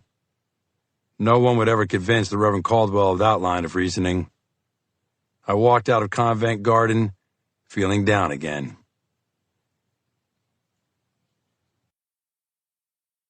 Chapter 17. Harry Grissom was curt on the phone. He said he'd pick me up at my apartment in 20 minutes. I told him I needed 45 to get ready. Really, I needed to race home and act like I hadn't done any unauthorized investigations today. Harry was his usual gruff self when I slid into the front seat of his Suburban. "No questions, no smart-ass comments, and show some respect." I had to ask, "Where are we going?" "What did I just tell you? Enjoy the ride." That's what they used to tell inmates on their way to Sing Sing. That's a good metaphor, even if you just made it up. That didn't make me feel any better as we drove south on West Street. Like a little kid, to make sure I didn't ask stupid questions, I tried to occupy myself. I guessed where we were going. We had passed a building that housed the DEA, which eliminated one choice. Of course, one police plaza was the most likely stop. That's where the big brass could really lay into me if they thought it might help their position. The public opinion shift on cops was slow to sweep over the profession, but now that it had, some politically minded managers would do anything to make the department look better. That could mean sacrificing a detective like me. Oh, they'd say it was based on facts and evidence, but I'd know better. And there would be little I could do about it. This line of thought raised my anxiety a lot. Now I was nervous. Then Harry turned east on Chambers Street, and I knew we were headed to one police plaza. All the thoughts I just had seemed to be coming true. Then he surprised me by taking a right on Broadway and pulling into the City Hall complex. "What's going on, Harry?" I could tell he was considering what he should tell me. "I feel like I'm headed to a firing squad." We passed through security, and Harry pulled into a spot right by City Hall. He turned to me and said, "You're going to be cleared on the shooting. We've got the suspect's pistol and 2 casings. We have security video from the bodega that shows everything. Forensics all check out. Plus, everyone knows you're not a rookie. But IA and the officials here wanted to make sure everything was done right and covered properly." I felt like a weight had been lifted off my chest. I wanted to kiss Harry right on the cheek. I didn't care what kind of stubble he had. I said, "That's great. When can I get back to work? I've got a lot to catch up on." tight was the main thing on my mind. I had to find the skinny psychopath and get the truth about the murder of the nurse and her daughter. The image of the crime scene was burned into my memory. And Mrs. Evans breaking down and crying at her son's apartment would never leave my head. It was the best motivation a cop could have. "Can you run me by the office to get my car?" "Slow down, Mike. It's a complicated situation. The mayor's office has some concerns about how the public would view a return so quick." "You mean it's politics?" "You can call it anything you want, but we have a meeting in here right now. You're going to talk to the mayor himself." "The LFP? No shit. If I get the sense you're even thinking of saying the words little fat prick, I will personally throw your kid's cat off the balcony and let you deal with the chaos." "You do that to Saki after I did it to you." Normally, I'd think that was kind of a funny comment. Coming from Harry Grissom, it felt more like a realistic threat. I recognized a couple of cops in uniform. They all patted me on the back or shoulder. It wasn't the kind of greeting I usually got, but what they were really saying was they were glad I was alive, even if it meant someone else was dead. We took the stairs to the third floor and turned down a long corridor. We stopped at an office with a sign that said Office of the Mayor, Communications. I started to ask Harry why we were here. He shut me up with just a look. He knocked once, then opened the door. There were 3 people in the large plush office. A woman stepped up and offered her hand. "I'm Carol Tedesco, Director of Communications." She was polished and professional. She looked like she could be TV ready at any moment. The thin man in wire-rimmed glasses didn't bother to stand up straight from the table he was leaning on. He just waved and said, "Clark Higson, Assistant to the Mayor." Then the other man stepped over to me and offered a pudgy paw. He said, "Alfred Hanna, nice to meet you." He wasn't quite as short as I thought he would be. Chapter 18. Alfred Hanna had slipped into the mayor's office by the thinnest of margins.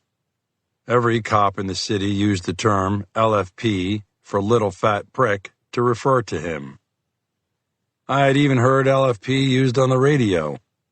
Since his election, he had managed to piss off virtually all city workers, the Puerto Rican population, Staten Island residents, and even tourists when he'd referred to a group from Arkansas touring City Hall as a bunch of rednecks. Nothing anyone else in the city wouldn't have said, but the mayor was held to a higher standard. Barely. In short, Alfred Hanna was a true New Yorker. He ran a nervous hand over his slicked-back dark hair. The long blue tie did little to cover his extended belly. He looked a little like a chipmunk in an Armani suit. He reached up to put his arm across my shoulders.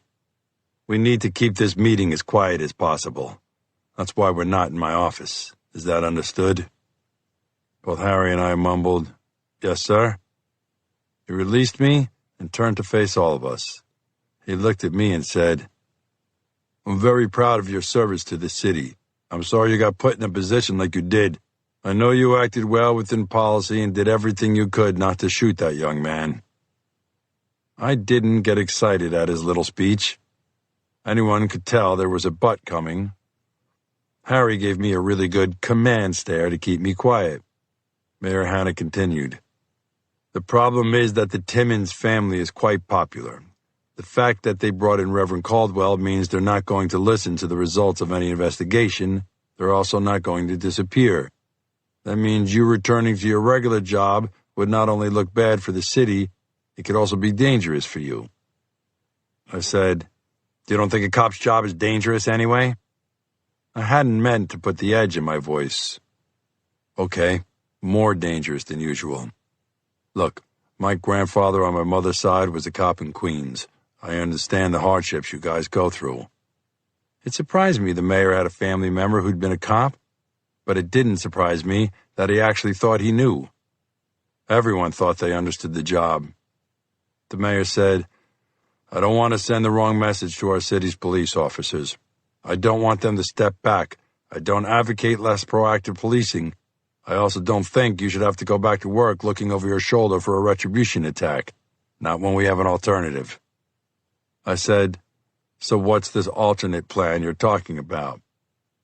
Like I said, anything talked about in this room stays here. He turned his bowling ball head to look at each of us individually. Everyone agreed. The mayor looked right at me and said, I've heard that, among your many talents, you know how to find people. I've located a few fugitives. This is a missing person. Why don't you have our missing person squad look into it? Because it's my daughter. Chapter 19. I read the mayor's expression almost like I would a homicide suspect during an interview. He was uncomfortable. I looked across the office at the only one who might understand what I was seeing. Harry just shrugged and shifted his eyes to the door in the back of the office. I said, maybe we can speak more freely in private. The mayor, who was clearly shaken, turned to the door that Harry had pointed out. He motioned for his aides to stay in this office, and I followed his odd gait. The other room was a small conference room with a table big enough for about 6 people. A giant portrait of the late former mayor, Fiorello LaGuardia, filled the upper half of one wall. Every mayor wanted to be like LaGuardia, except Ed Koch, who had seemed pretty happy being himself. A window looked down on the parking lot. I could just see the top of Harry's Suburban. The mayor and I settled into leather chairs at one corner of the table.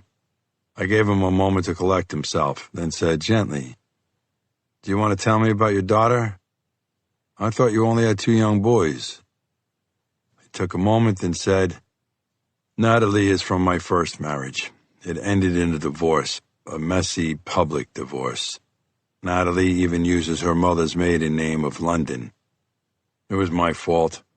Not only the divorce, but allowing it to be so public. It cost me an election as an alderman. He took another moment and added, I've changed. More than anyone can believe, especially my ex-wife and daughter. I read that you have daughters yourself. 6. Good Lord. And 4 boys. Oh my God. I haven't heard of a Catholic family like that since I was a kid. Back then, every neighborhood had 2 or 3 families with 8+ kids. How do you manage? First of all, I am Catholic, but all my kids are adopted. And second, I don't manage anything. We're a family. We all work together. Kind of the way it's supposed to be with the city. Everyone works for the greater good. If only. No matter how we come down on a decision, there's always about half the population that's pissed off. I like the idea in principle, but in reality, you have a unique family. You have no idea. I envy you, detective. You know what's important and appreciate it. I learned that lesson a little late in life. Now I just hope it's not too late. He took a moment to wipe his eyes with an embroidered handkerchief. Let me show you my Natalie. He held up his phone. A photo of a smiling brunette in a cap and gown filled the screen. A tall woman, who I assumed was her mother, held an arm around her shoulders, and the mayor stood off at a distance, smiling. He said, This was her high school graduation. She was on her way to MIT a few months later.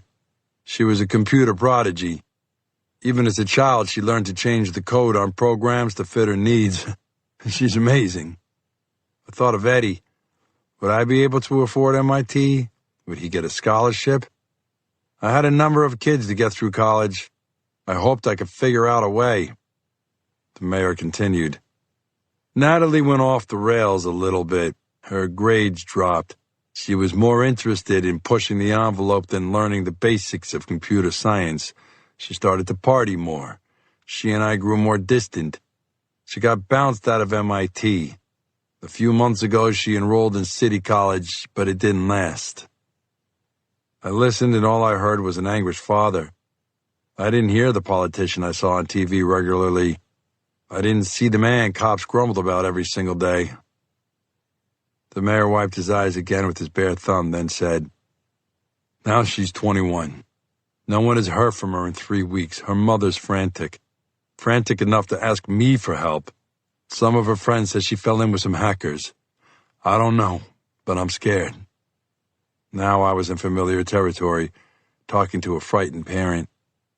I could deal with this. I understood this. I said, "It'll be okay, Mr. Mayor. We'll find her." His eyes were rimmed red when he looked up. His voice was much softer. He said, "Really? You think so?" "Yes, I really did."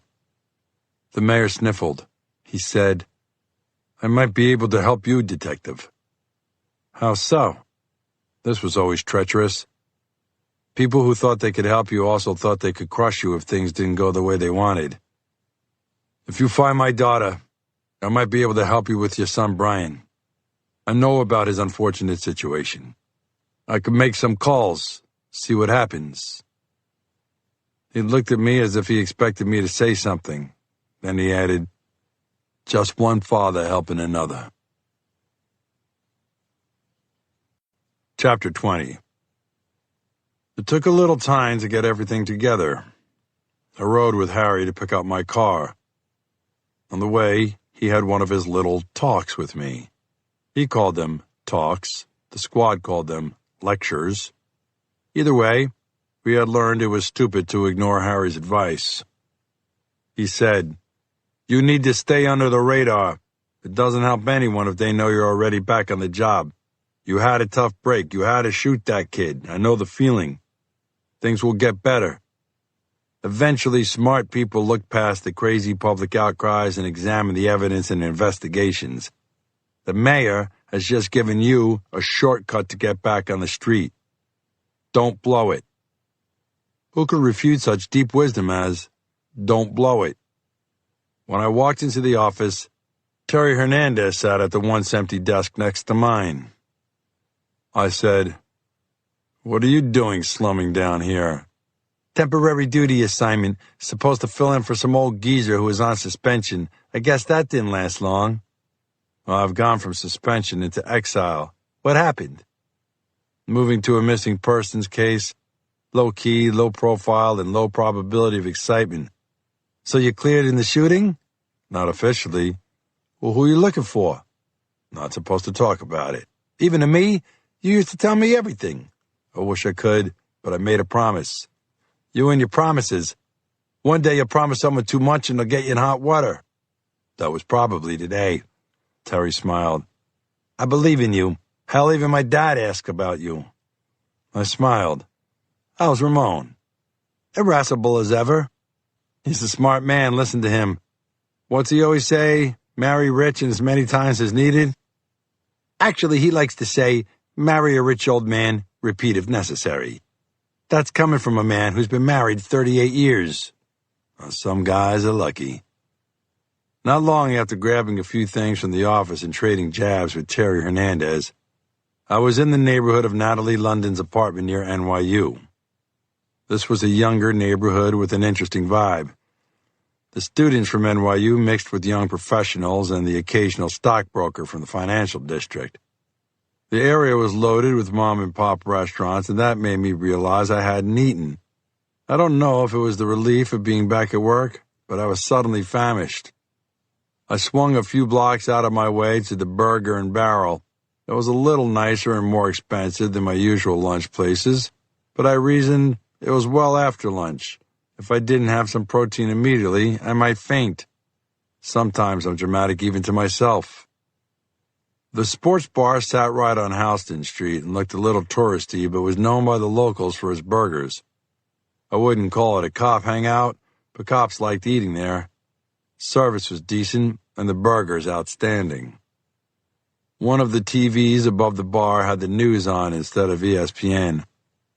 I didn't pay much attention until the camera cut away to a shot outside some city administration buildings. I saw the Reverend Caldwell speaking into a microphone like he was addressing a crowd of thousands. It took even me a moment to realize it was simply a one-on-one interview with the local reporter. All I heard him say was, "And now a murderer is walking free among us. Are the streets really safe?" The older African-American man behind the counter walked past the TV and absently switched it to Fox Sports 1. I didn't even mind the negative story about the Giants' offensive woes. Anything was better than hearing the tubby reverend call me names in public. In my notepad, I looked at the list of several names the mayor had come up with of Natalie's friends. A kid named Tom Payne, a woman named Chang, and a couple of other names, all of them supposedly computer people. I wolfed down my burger and even considered adding a beer to my tab. I stuck to a Coke and gathered my notes together. I caught the attention of the bartender. He was older than I'd thought, maybe in his early 70s, but he looked good, like an in-shape grandpa. I said, "Can I grab my bill?" He shook his head. "You don't get a bill. Thank you for your service." Holy cow, did I need to hear something like that about now. I laid a $10 tip on the bar. I was a little choked up and couldn't speak. That surprised me. The bartender said, "This too shall pass." That's what they told me when I came back from Vietnam. No one gave a damn about me. I remember walking through East Harlem in my uniform and someone threw a tomato at me. Another woman called me a baby killer. But they all came around. It may have taken 25 years, but people finally understood that we were just doing our duty. You'll see. The same attitude will come around about cops. In the meantime, stay safe. I had to shake the man's hand before I headed over to Natalie London's apartment. Chapter 21. I used the key the mayor had given me to slip into Natalie's apartment. I took a run-through quickly to make sure no one was home. It would be embarrassing to discover her asleep in her bed. Stranger things have happened. Kids are called in missing all the time who end up being exactly where they're supposed to be. I had a case when I was in the Bronx of a missing 3-year-old. The call came in at about 4 in the afternoon. The mom was frantic. She was also suspicious of her boyfriend. I made a cursory check of the apartment, then went looking for the boyfriend. I found him at a sports bar near Yankee Stadium. He had an attitude that was infuriating. He said, "Why are you bothering me about that brat? He's Valerie's problem, not mine." I thought he was lying. I asked him where the boy might go or what interested him. The man ignored me, watching a Yankees-Red Sox game on TV. No way I wanted to waste time. Every minute counted with the missing child. I wanted to threaten him or scare him in some way. He'd spent a year in Rikers awaiting trial on a robbery and been arrested half a dozen times over the years. I couldn't threaten much that would scare him. Then I had another idea. I'd let others threaten him. I took the remote from the bar and changed all the TVs at the same time to HGTV. The reaction was understandably outrage. I said in a loud voice, "I'll turn the game back on as soon as this man answers my questions about a missing boy, a 3-year-old. So you need to decide if it's easier to take the remote from me or make him talk." I noticed all the eyes in the place fall on the boyfriend. Someone said, "Why won't you help someone looking for a missing kid?" That was the nicest thing said. Quickly, the boyfriend realized the danger he was in and jumped up to tell me that his girlfriend's sister always took the boy without telling anyone. She felt like the boy was more hers than her sister's. 20 minutes later, I was back at the apartment asking about the mom's sister, Crystal Fuchs. According to the mom, Crystal was, let's just say, untrustworthy. They clearly didn't get along. I found Crystal Fuchs 2 blocks away. She was nothing like her sister had made her out to be. She was a bank teller who was concerned about her nephew. She took him some afternoons to give him a healthy meal and read to him. I was impressed. She said, "I'm surprised my sister and her no-good boyfriend even noticed he was missing. To be fair, only your sister missed him. She seems nice, just in a difficult situation. A situation she constantly puts herself in." "Have you seen your nephew?" "Of course. I put him to bed an hour ago. My sister never looked up from her phone." When I rushed back to the apartment and checked the boy's room, he was snoring, bundled in his blankets. That's why I always check every room in an apartment more than once during an investigation. Natalie's apartment looked fine. A little messy, but it was a typical 21-year-old's apartment, except that she had no roommates. That was unusual down here, where an apartment like this regularly went for more than $4,000 a month. The quick background I had done on Natalie and her mother hadn't shown any large incomes. I knew the mayor was proud of coming from the people. He lived on the mayor's $200,000 salary. That sounded like a lot of money, but in New York, even when you were living for free in Gracie Mansion, it didn't get you that far. There was no super in the building, so I called the leasing office. I explained to the property manager who I was and that I was looking for a missing person. The woman on the phone sounded helpful, and I found the office a few blocks away. The woman who met me at the office, Renee Schobert, was about my age and very well put together in a professional dress with a colorful scarf. Her sandy hair draped down her right shoulder. Renee ushered me into her office, crammed with file cabinets. She said, "I pulled out Natalie's file after you called. There's nothing out of order or unusual, except her deposit and 6 full months of rent were paid at the same time." I said, "So you don't know her personally? Didn't ever visit the apartment?" She shook her head, then slid the open file across to me. She said, "The entire amount was wired here from Danske Bank in Tallinn, Estonia." I glanced at the wire transfer and wrote down the information on the bank. The address was Narva Manti 11-15015, Tallinn, Estonia. I wasn't sure what this meant, but I knew it was important. It was one of those gut feelings cops on TV always seem to have. They only came to me occasionally. It took me years to recognize them and longer to trust those kinds of feelings. Just as I was finishing my notes, Renee Schobert looked closely at me and said, "Oh my God, you're the cop who's been on TV. The one who shot that kid in the Bronx." I nodded, hoping to get out of there quickly. She said, "How could you shoot an unarmed boy like that?" I could have explained to her what happened. I could have told her not to listen to some of the things she hears on TV, but I had a job to do. And I thank God that I had something to keep me occupied. That way I didn't focus on the exact question she had asked. I thanked her and slipped out of the office quickly. Chapter 22. I was glad to be home just as it was getting dark. I decided to play down anything I was doing, officially or otherwise. Mary Catherine still felt I needed a break, and I was too chicken shit to tell her I was back at work full time. Hiding exactly what I was doing at work didn't turn out to be a problem. Mary Catherine met me in the hallway as soon as I walked in. The way she hugged me, I knew something was up. I stepped back to look her in the eyes and said, "Tell me what's wrong." After you've lost a wife to cancer and you've dealt with the problems of 10 kids, you rarely have time for people to beat around the bush. Not that Mary Catherine ever did.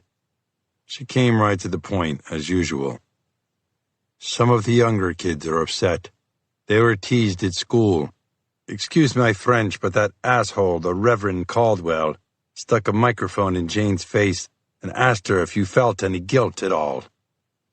That hurt. Any parent will tell you they would take any amount of abuse so their kids wouldn't have to." I said, "Is Jane upset? What did she say?" Then Mary Catherine let a smile slide across her beautiful face. "Oh, she used a few words that we don't allow in this house and the nuns at Holy Name would usually frown upon. Only in this case, Sister Sheila backed her up. She looked at the Reverend and said, 'Let's see you use that quote on TV, you jackass.' I couldn't help but laugh. Mary Catherine said, 'It was quite the scandal at school today. Things have quieted down now.' Trent saw me and rushed over to give me a hug. He looked up at me with that sweet face and said, Michael Sadecki and some of his friends said you were a racist. Well, that seems like an odd thing to say to you. I pointed out to them that I'm black, and I have a black sister, a Korean sister, and an Hispanic sister. They said it didn't matter. Then they said I was Mary Catherine offered, complicit? Trent said, yeah, exactly. What's that mean anyway? I said, it means the kids were just being stupid. I kissed him on his head and hugged him. Nothing I had seen as a cop had ever affected me like the smallest injury to my children, physically or emotionally. When Trent hustled away to do his homework, I said to Mary Catherine, now, what exactly happened with the Reverend Caldwell? Sister Sheila dealt with him. I laughed out loud. No one had ever crossed Sheila twice, at least not by choice. Mary Catherine snuggled in close to me and wrapped her arms around my midsection. Well, this would be like a vacation. I could have you all to myself tomorrow. I said, She stepped back to look at me. I blurted, I'll be back at work full-time tomorrow. I held my breath. Mary Catherine didn't say a word. That was worse than anything else she could say or do. I was in real trouble. Chapter 23. I was stuck. I knew better than to chase after Mary Catherine immediately. She needed to calm down. Not that I would ever say that aloud. She once told me she felt it was in her DNA to blow up, then take a short time to calm down. This was a textbook example of one of those times. I ducked into the dining room where Eddie, Ricky, Trent, and the twins, Fiona and Bridget, were all in various stages of homework. The long dining room table served multiple purposes.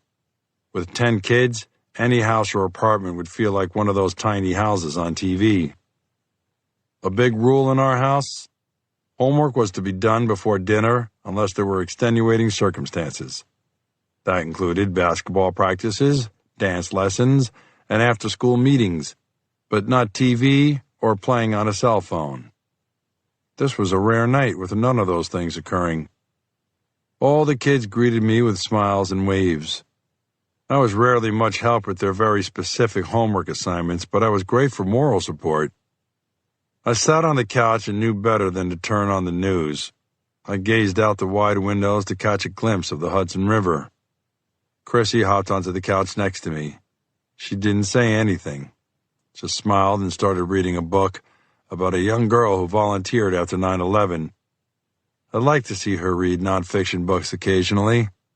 I could tell when she was really concentrating and when she was faking it. When concentrating, her brow furrowed. She could really focus. When she was faking it, her eyes darted around the room and she finished a page every 6 minutes. I said, "What's wrong, Pumpkin?" "I don't feel like doing my reading for today. I keep trying, but I just can't get excited about it." "Do you like the book?" "Oh yeah, it's really good.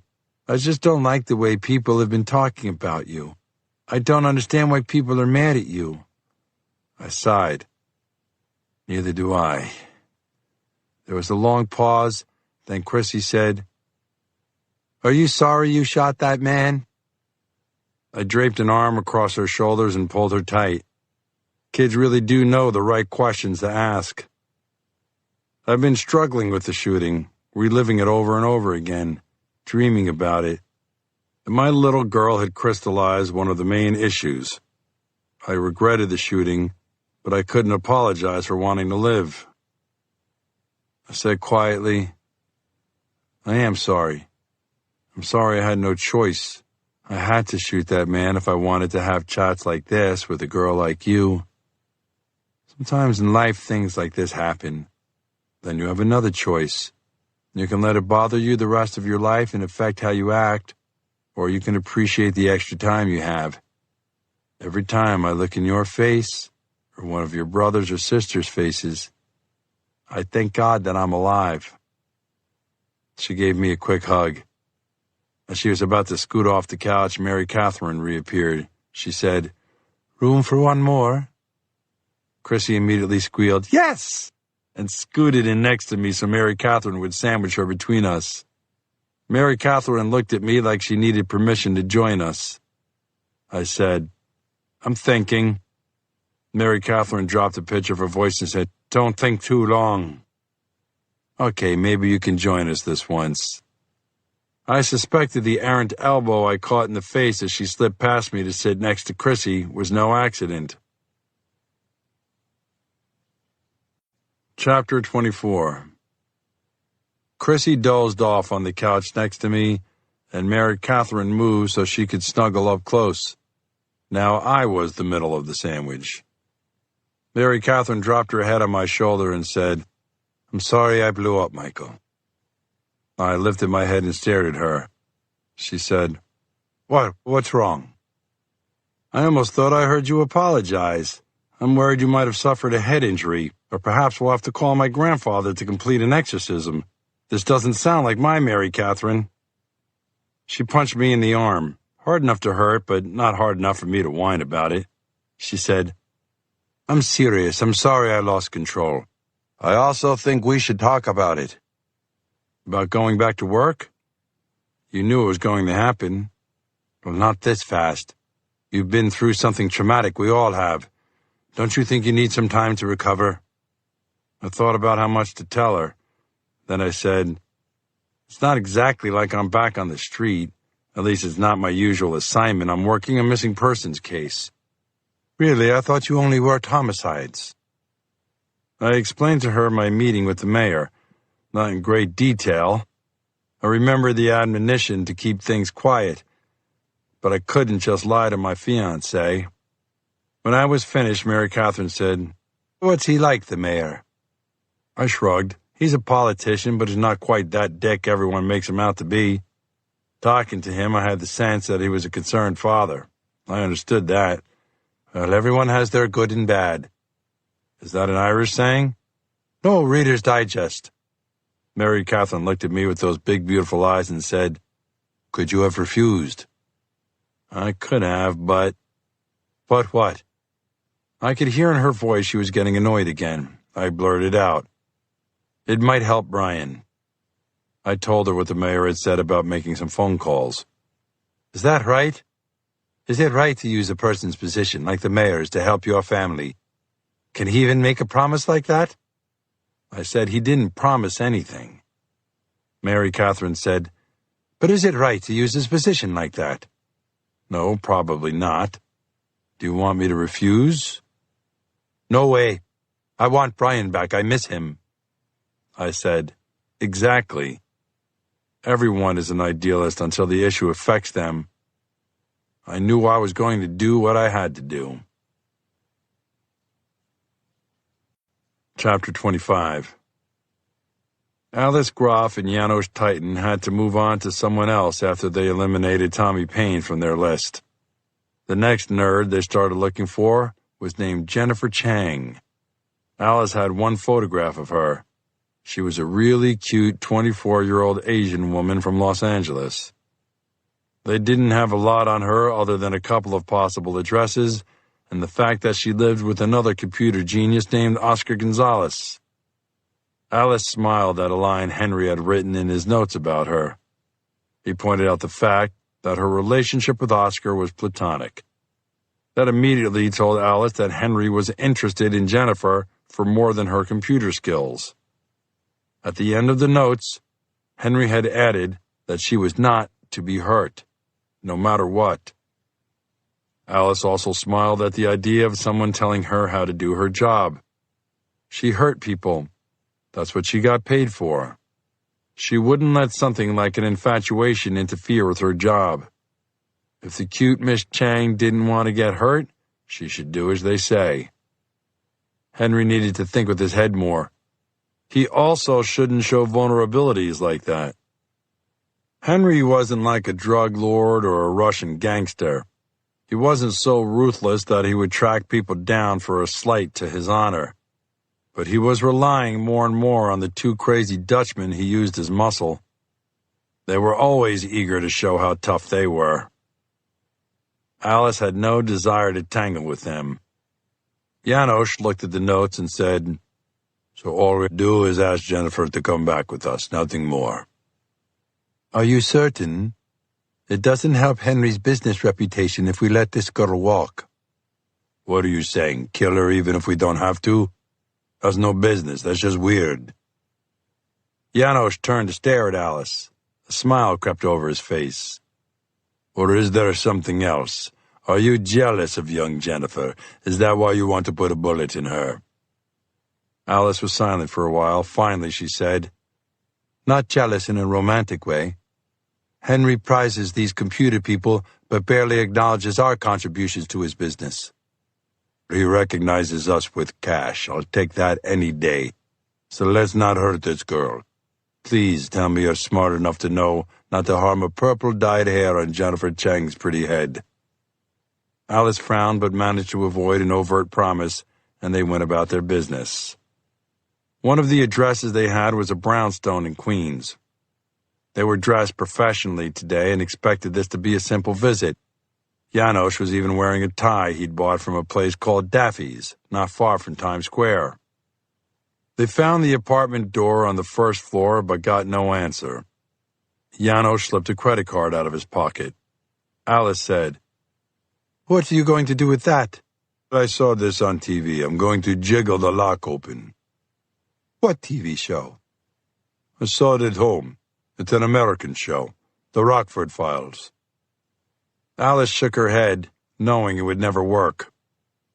After a short and furious bout of wiggling the card, Janos got frustrated and used his shoulder to smash in the door. The flimsy door frame snapped on the inside, and they found themselves staring at an empty apartment. Not just that no one was home, there was no furniture or clothing. Alice mumbled, Damn. On their way out of the building, a young man was now sitting on the stairs, navigating a Samsung tablet. He looked up and smiled. Are you guys looking for Oscar? Alice kept Janos from saying something stupid. She immediately said, Why, you know where he is? Are you from Columbia or Fordham? This time Janos spoke. Columbia. Do you know where Oscar moved? Yeah, he and Jennifer found a place near Midtown. It's above a warehouse that holds caskets and funeral parlor accessories, like a wholesaler. He gave them directions. Alice stood behind the young man as he spoke with Janos. She started to calculate the odds of leaving a witness like this behind. If something happened, and an investigator was thorough enough, this young man might be able to provide a description of them. That went against her professional ethics. Never leave viable witnesses. She slowly slipped her right hand into her purse and felt the handles of her garrote. The young man was oblivious as he engaged Janos. Alice tried to assess if she really needed to eliminate a witness or just thought she might enjoy it. If she was honest with herself, she didn't mind feeling people struggle under the power of her arms and shoulders focused on the wire of the garrote. To be on the safe side, she pulled it from her purse, both hands ready to go. Janos had all the information he needed. He thanked the young man and took a few steps down the stairs to the street. Alice was still in a perfect position to act. Then the young man said, I've applied to Columbia. Do you think you guys could help me? Before Alice could do anything, he jumped right into his pitch. It covered his academic career since middle school. He had 2 years of college and was hoping to get in and finish at Columbia. The young man brushed hair out of his eyes as he finished up. I have enough financial aid lined up along with money from my parents. I'm not a computer genius like Oscar or Jennifer, but I have really good grades and I'm interested in business. He sounded proud of himself as he finished his list of accomplishments, from being in the marching band in high school to having straight A's at SUNY Brookhaven. Alice held up her homemade garrote. Then she caught Janos waving her off. Her partner said to the young man, You seem like a good kid, but you need to aim lower. Janos gave him a thumbs up and added, Hang in there. Alice decided the conversation was too bizarre for the young man to ever think they would be involved in crime. She slipped the garrote back into her purse and hurried down the stairs to catch up with Janos. Janos had a wide grin on his face and said, "Did you hear my good American accent? That kid totally believed I worked for Columbia University." Occasionally, Alice really enjoyed working with her goofy partner. Chapter 26. It felt good to be back on the job, and having a different assignment helped make it interesting. If you don't get something out of your job other than money, what's the point? One of the things I love about police work is that you never know what might happen. I live my life in a constant state of surprise and excitement. Not a bad way to spend your time. Over the years, I'd explored the idea of applying to the FBI or pursuing promotions within the NYPD, but days like this always convinced me that being a detective was the best possible position. Not just any kind of detective, but an NYPD detective. To roam over this great city and meet interesting people made me excited to start work almost every day. I had a list of names the mayor had given me. They were acquaintances or friends of Natalie's. I had spoken to the mayor's ex-wife, who now lived north of Albany. She knew more about her daughter's day-to-day life and friends, but offered nothing of great importance. At least nothing that looked important at the moment. I'd seen divorce ruin families. I got the idea that the divorce was only part of this dynamic, though the mayor himself had taken the blame. The mayor's ex-wife had started to worry about her daughter a while ago. She felt the rising fear of a parent. She didn't care what I did or who I was, as long as I found her daughter. I spoke to a bright young woman named Allie Andrus, who was a senior at NYU. She had been friends with Natalie since middle school. I thought I'd get some real insights, but all she said was that they had drifted apart. Now Natalie hung out with a group of computer hackers. Allie used the phrase cyberpunks. That sounded a little dismissive to me. I spoke to 2 other friends on the phone and then landed on the name Thomas Paine. When I ran the name through NYPD computer indexes, I was shocked to learn he was a victim of a homicide. His body had been found a few blocks from Penn Station. That changed everything. It could be a coincidence, but if you believe in coincidence, you probably shouldn't be a cop. I immediately got on the horn and reached Detective Ed Aris. He gave me directions to Payne's apartment and said he'd meet me in a few minutes. Ed and I went back a few years. He was 6'4", but had more bulk than me. Some of it had to do with his football career. He played at Hofstra about the same time as their best-known NFL player, Wayne Corbett. He shook my hand, then enveloped me in a bear hug. "Good to see you, Mike. We've all been worried about you." I waved off the sentiment, but it touched me. I had to change the subject, quick. I said, "How do you like Manhattan South?" "You know how it is. I've been up in the Bronx a while. NYPD likes to spread out their black detectives.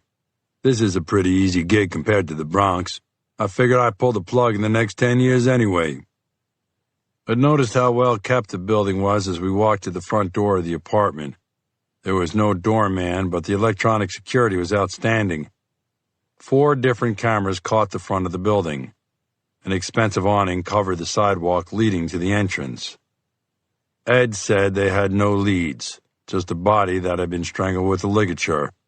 In this case, he thought it was some kind of wire. Ed said, "Screwed up the victim's neck pretty bad. Deep laceration, but it didn't sever any arteries. The poor kid choked to death. He was dead at least 12 hours before someone from a restaurant next door noticed the body jammed up against a wall behind a row of parked cars. The kid's family is devastated." Every homicide detective knew the feeling. Talking to a family who had just lost someone, death notifications were one of the worst parts of the job. Ed fumbled with the keys, then we ducked under some yellow crime scene tape across the doorway. As soon as we stepped into the apartment and I saw the 2 TVs and all the computer equipment, I knew this was related to the missing Natalie London. Chapter 27. It's always a surreal experience to be in the apartment of a dead person. Their life is told in the belongings they left behind. Secrets are held in correspondence and emails. Even their TV viewing habits might be looked at. Anything that could give a detective a hint of what led to the homicide. Cops like to say a good homicide detective is born, not made. The gift has more to do with the determination to keep looking at things until they make sense. With all the new forms of communication, from instant messaging to email, investigations have changed dramatically. More opportunities to catch a killer also means more information to pore over. Cases, at least more complicated cases, take longer. I believe experience is what makes a good detective. Varied experience, not the same one over and over. Experience is a tricky thing. You never realize how important it is until you gain it. The ultimate catch-22. This was a very nice two-bedroom apartment most professionals would kill to live in. Somehow, a 24-year-old computer whiz had found a way to pay for it. Ed proceeded to brief me as we walked through the apartment. He said, "We found an airline ticket to Estonia." Immediately, I thought about the wire from Danske Bank in Estonia that paid for Natalie London's apartment. Things were starting to pop.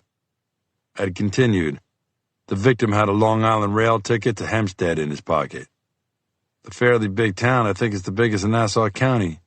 You have relatives there?" Ed said, "I spoke to his parents who live in Hicksville. They weren't expecting him. Of course, they're in shock. The only thing they could think of is that his grandmother has a house in Hempstead she lets him use. I looked up the address. Good place to lie low. It would be hard to connect it to him." I said, "You think he had a change of heart about the trip to Estonia? Maybe he was running?" Ed finished my thought. "And whoever he was running from caught him. It's possible. We have some grainy surveillance photographs that show him leaving Penn Station with a couple. A well-dressed white woman and man in their 30s. Not enough to make an exact ID, but the surveillance cameras downstairs show what may be the same couple visiting the building earlier that evening. Excellent images, but not a single match in our system, and they may have been visiting someone other than Payne. This one really has us stumped. No drug connections?" That was usually the first and most likely reason for a homicide in New York. "No, nothing. He'd been in school until 18 months ago. His parents pay for this apartment? Nope." "Interesting. And confusing. I can't find what the kid did for money, but he was doing okay." "Well, I'd say so." I had told him I was looking for a witness. Technically, it was true. I had been waiting for the next question. Ed said, "What's the connection between the witness you're looking for and Payne? Can the witness help me on this homicide?" "Truthfully, I don't know, but if I ever find her, it'll be one of my first questions." "What kind of case is she a witness to?" "Ed, this is going to sound weird coming from me, but I can't talk about it. It was embarrassing to tell one of my brother cops something like that. The FBI did that kind of shit all the time. That's why none of the local cops worked with him much. I didn't like saying it to a fellow detective. But he took it in stride, and we continued exchanging a little information and looking through the apartment again. Finally, I said, "Okay, Ed, I've seen enough. Will you keep me in the loop?" "Sure, no problem. Will you do the same? As soon as I'm authorized, you'll hear the whole story. For now, I have to shift my focus to another witness. Down here in Manhattan South, I have a lot of contacts. I think I need to go to Columbia first. Last I heard, she was registered there." Ed said, "I seem to recall you having a little trouble at Columbia not that long ago. Will they let you on campus? They're not known to help the police much." "I have a few contacts. I need to find this girl. I'll see what I can pick up on her and if she knows anything about your victim." "Is this witness's name a secret too?" "No, not really. Her name is Jennifer Chang. She's a computer genius too. That's why I think it might all be related." Ed laughed and said, "If you don't know it by now, everything's related in police work." Chapter 28. I hadn't been to Columbia University in some time. During my last visit, looking into rumors of a teenage hitman, I'd found the student studying at Columbia's Butler Library. The young man was bright and eloquent. He was also an armed psychopath, which became clear when he pulled a pistol on me while we were chatting. We're credited with the only running gunfight in history inside a Columbia library. Thinking about that shooting and my most recent shooting left me feeling a little dejected. It really did seem like people were much more open to using violence to get away from the police. It made me scared for the generations of cops to come. A security guard at the campus was a retired NYPD sergeant. It was clear on the phone he didn't want anyone to see him talking to a current NYPD detective, but he did a search of the university's records and found that Jennifer Chang was an enrolled student. There was no way to tell if she was attending her classes, but he knew some of the university's IT people. That's where I was headed, north of the main campus. I should have picked up on his tone and chuckle. He said, "Jason is a little different." "How so?" "Let's just say he lives in his own world, plays by his rules, and he could be a big help." I found the offices not far from the Hudson in a 4-story brick and glass building that looked more like a large warehouse than a hub of technology. I entered the front door, and the first thing I saw was a page of copy paper with the word infrastructure scribbled on it with a ballpoint pen. An arrow pointed down. I took the narrow staircase next to the sign. It felt a little like a horror movie. The underground floor was poorly lit, and there was no one around. Literally. I had not seen one person since I entered the building. I found another sign just like the first one with an arrow pointing to the end of the hallway. My shoes echoed off the concrete floor, which looked just as cold as the colorless walls. A stale odor assaulted my nose. Finally, I found a door with one more matching sign that said infrastructure. I knocked and heard someone shout from inside. I opened the door and saw a man, about 30, with long red hair tied in a ponytail. He looked up and said, "Are you Bennett?" I nodded. "Todd in security told me you'd be coming. He said you were trustworthy and on a noble quest. I respect anyone on a noble quest." It took me a moment to realize this guy had played one too many Dungeons and Dragons games. He said, "My name is Jason A. Manafort, but Todd said you wouldn't put my name in any reports. Can I trust your word of honor, sir?" "No one will ever know I was here or that you spoke to me." "And your quest? Is it really noble?" "I'm looking for a missing girl, and Jennifer Chang might know where to find her. I just want to make sure she's safe." I waited while Jason considered this. He wasn't taking our encounter lightly. I wasn't sure if that was good or bad. Then Jason patted the seat next to him and turned to his computer monitor. He said, "I did a little background. I needed to meet you and make sure you were worthy of receiving this information." I watched as he brought up Jennifer Chang's registration information. I copied down an address in Midtown. It looked like more of a warehouse area. Some of the warehouses had apartments above them. I also looked at Jennifer's official school ID photo. Like most college students, she looked too young to be in school, but that was just a product of me getting older. She was cute and had purple streaks running through her hair. She had been born in California and appeared to be of Asian descent. Nothing in her file was useful for my investigation, other than the address, which I intended to visit as soon as I was done with the royal handler of information. I talked with Jason for a few more minutes and asked if there was anything else he thought might help me. He said, "Do you know what a MAC address is?" I recalled Eddie telling me about a computer's unique address, the string of 2-digit numbers and characters. All I said to Jason was, "Of course I do." He brought up a different screen on his computer. He said, "I found her ID on the Wi-Fi in Butler Library. I even checked security video to make sure it was her. Anyway, when she signed on, this is the address that came up." I looked at the screen and copied down the 12 digits. I didn't know how to use it myself, but I thought I could find someone who did. I also didn't know how to thank Jason. He was stepping outside the normal protocol for Columbia employees to speak to the police. I dug in my sport coat pocket and found a challenge coin from Manhattan North Homicide. Most police units make their own coins, mementos that some people collect. This one showed a crime scene on one side and our unit's logo on the other side. Jason stared at it in his hand for a moment and said, "I'm honored that you would entrust me with a symbol of your quest." I said, "Thanks for the help." It seemed shallow in the face of his sincerity, but I didn't have time for a big show of emotion. I had to check Jennifer Chang's apartment. Chapter 29. Alice Groff and Janos Titan had followed the direction from the kid outside Jennifer Chang's old apartment. His directions had been right on the money, and his description had been fairly precise. The apartment was on the floors above a warehouse that dealt with caskets and funeral accessories.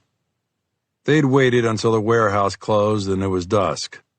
Now they marched up 2 flights of wooden stairs, their footsteps echoing in the warehouse below them.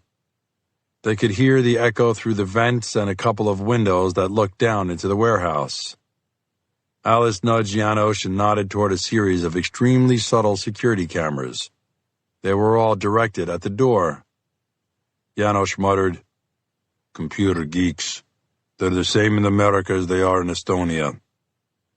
They were still dressed professionally, so Alice wasn't worried about what they would look like on security cameras. She knocked on the door.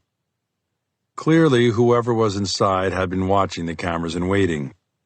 The door opened a crack with 2 heavy security chains on it.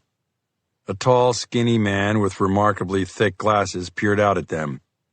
He spoke with a Hispanic accent as he said, "Who are you? What are you doing here?" Alice had a little speech prepared about being from Columbia University and looking for Jennifer Chang. She was going to say they had come about a financial aid grant, vague and non-threatening, the best kind of story. Before she could say anything, Janos wedged his foot into the open doorway and had the barrel of his Czech pistol under the thin ridge of bone the man thought of as his chin. Janos said, "It doesn't matter who we are. You're going to open this door, or I'm going to open your face. Your choice." The man was stunned. He stammered, How can I undo the change with the door open?" Janos said, "Give me your hand." He waited while the man stuck his hand between the door jamb and the open door. Then he took a firm grip of the man's index finger and put the barrel of the pistol against his hand. He said, "You can close the door as far as your fingers. That should be enough for you to undo the locks." A few seconds later, Alice casually followed Janos through the open door. The man was wearing blue tiger-striped silk boxer shorts and a T-shirt that said, "I'm a hacker, but I didn't screw up democracy." He trembled like a frightened chihuahua. Alice said, "Are you Oscar?" He nodded nervously. His long curls swayed in the air. Sweat beaded on his gaunt face. "Where is Jennifer?" He paused for a moment and said, "I don't know any Jennifer." Janos whacked him on the side of the head with his gun. He stood over the fallen computer nerd and looked down at him. "The next time I use the gun, it won't be to hit you." Alice kept a very calm tone. "Tell us where Jennifer is right now, and you could go about your business. I promise we're not going to hurt her." Oscar rubbed the side of his head, then looked at the blood on his fingers. "I haven't seen her in a couple of days. We're just roommates. She lives a life and I live mine." Janos said, "It's going to be a lot tougher to live your life if we don't find out where Jennifer Chang is right now." He carefully placed the barrel of the gun on Oscar's forehead. He let that sink in for a moment. Oscar's eyes looked up at the gun and Janos standing behind it. Alice truly didn't know what Janos was going to do. From a professional cost-benefit analysis, it didn't matter. If Oscar wouldn't tell them where Jennifer was, his death meant little to her. Oscar still didn't say a word. Janos pulled the hammer of the pistol back. Oscar swallowed hard, and his whole body started to shake. Chapter 30. Alice watched silently as Janos kept the gun to the computer geek's head. Frankly, she'd seen her partner do something similar so many times it barely rated her interest. Once, while collecting a debt for a Marseille loan shark, she had watched Janos torture a man until he revealed the target's location. If she could sit through fingers being severed, watching this thin man beg for his life wasn't a big deal. Janos very calmly said, "Tell us where we can find Jennifer. Then we'll be out of your hair. She won't even be upset you told us. We have a job offer for her." Oscar continued to tremble. But Alice saw something else. He was making a calculation. He was justifying telling them where the girl was. Alice gestured to catch Janos's attention. She motioned for him to wait. He just stood there with a pistol in his hand. After more than 30 seconds, Oscar blubbered, Okay, I'll talk to you. Just please, take the gun away." Janos looked at Alice. She nodded, and he lowered the gun. They both had to help the terrified man off the floor. They hefted him from under his arms, and she was surprised the skinny computer nerd could feel so heavy. They tossed him into his rolling chair in front of a gigantic computer monitor. The screen was broken up into 8 squares. Each square corresponded to a camera. She recognized the one at the front door and a second one in the hallway. One of them showed a shower. She caught a glimpse of someone walking past the camera. Alice said to Oscar, "Where are all your cameras located?" He gave her a sly smile, the kind only computer-literate people give to people with less experience. She cut her eyes to Janos. He immediately placed the barrel of the gun to Oscar's temple. That straightened out his attitude. He spoke quickly. "They cover all sorts of places. Security here in the building. I have one in the warehouse and at the front door just so I know what's going on. This one in the shower is for my boyfriend, Hector." Alice said, "Why does Hector get special attention?" "I make sure he showers alone, and I like to watch him shower." "Does he know about the camera?" "No one knows about any of my cameras. As long as I let the landlord leave the door to the warehouse unlocked so the workers can eat on the roof occasionally, he doesn't care what I do." Now Janos said, "Well, let's get back to Jennifer Chang. Where can we find her?" "There's a coffee house. It's up closer to Columbia. I think it's on the Sal, a block east of Broadway. It's called Brew. It's a place a lot of programmers meet. Good Wi-Fi, good coffee. No one asks any questions." Alice asked, "How often does she go there?" "Almost every day, probably more often than she comes here.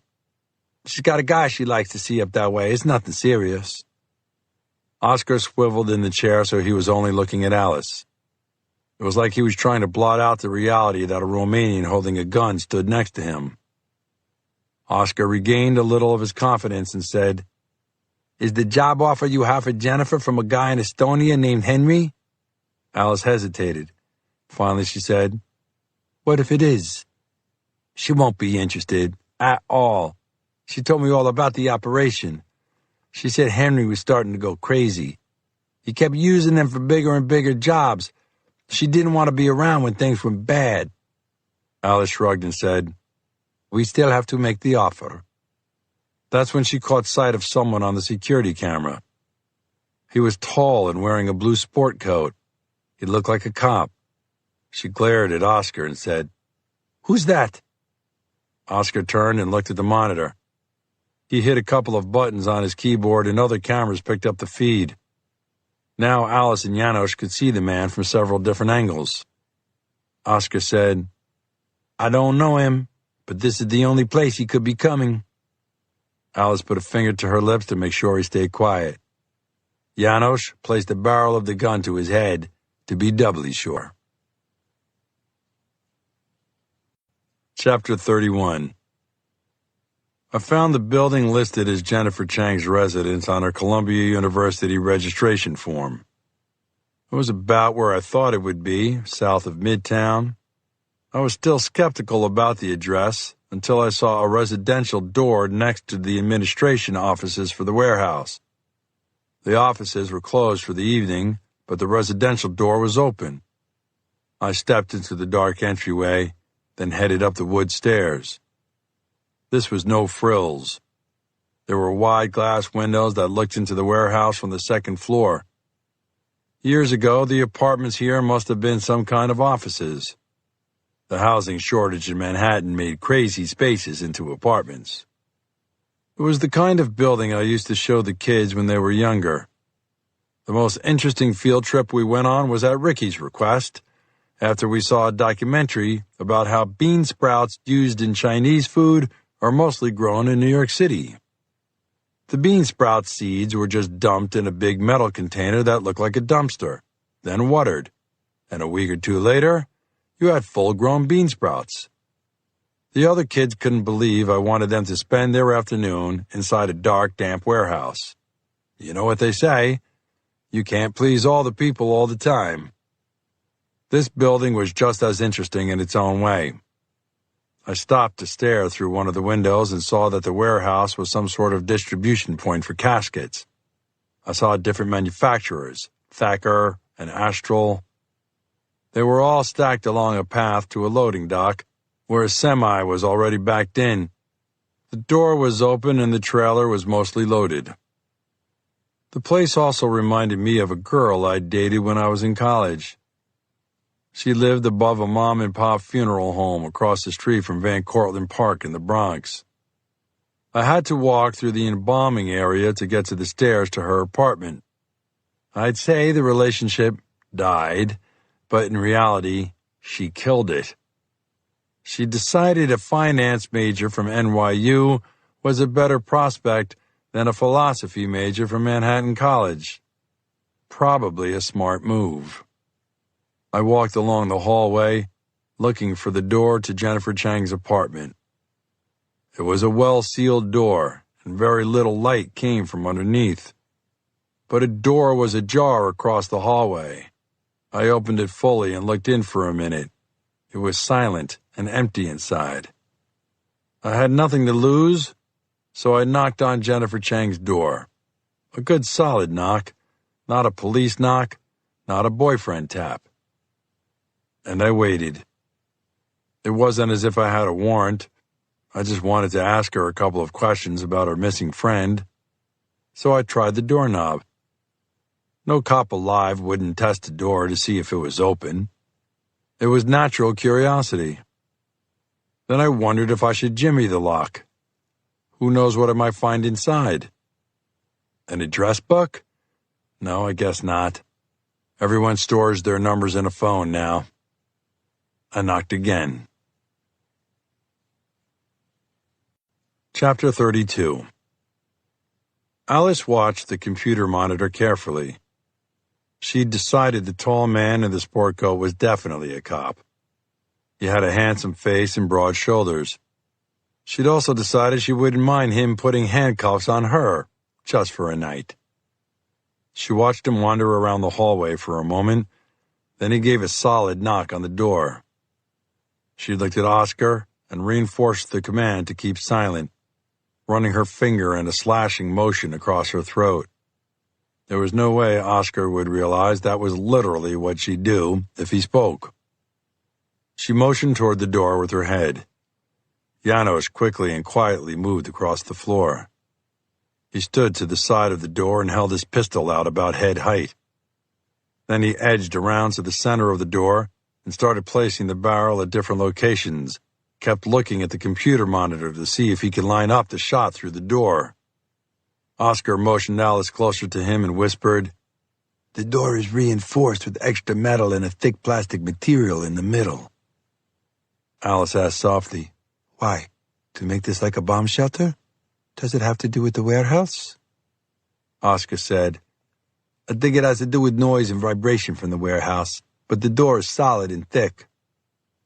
Alice made a hissing sound to get Janos's attention. She shook her head for him not to shoot, but he didn't turn around.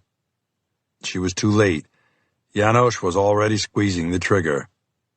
Alice quickly glanced at the computer monitor and saw that his gun was lined up just about with the cop's face. Chapter 33. I paused right in the middle of the door. For a fleeting moment, I thought I'd seen a shadow from under the door, just something that moved very close to the doorframe. Then I heard a faint tapping sound, not in any rhythm, just like someone was moving something around on the metal door. I tried the knob again, this time with a little pressure on the door. It was solid and secure, probably best that it was. The last thing I wanted to do was terrify a witness I needed to talk to. If Jennifer was home, I didn't want to just barge in. I looked back at the warehouse. I stepped over to a window and wondered if it would be worth waiting here. How long would she be out? What if she didn't live here at all? These are the same kind of questions I asked during every surveillance. It was definitely easier before I had kids, especially when Maeve had worked evenings at the hospital. I'd stay out on surveillance all night to catch a witness. The alternative was going home to an empty apartment. Now, it was the opposite.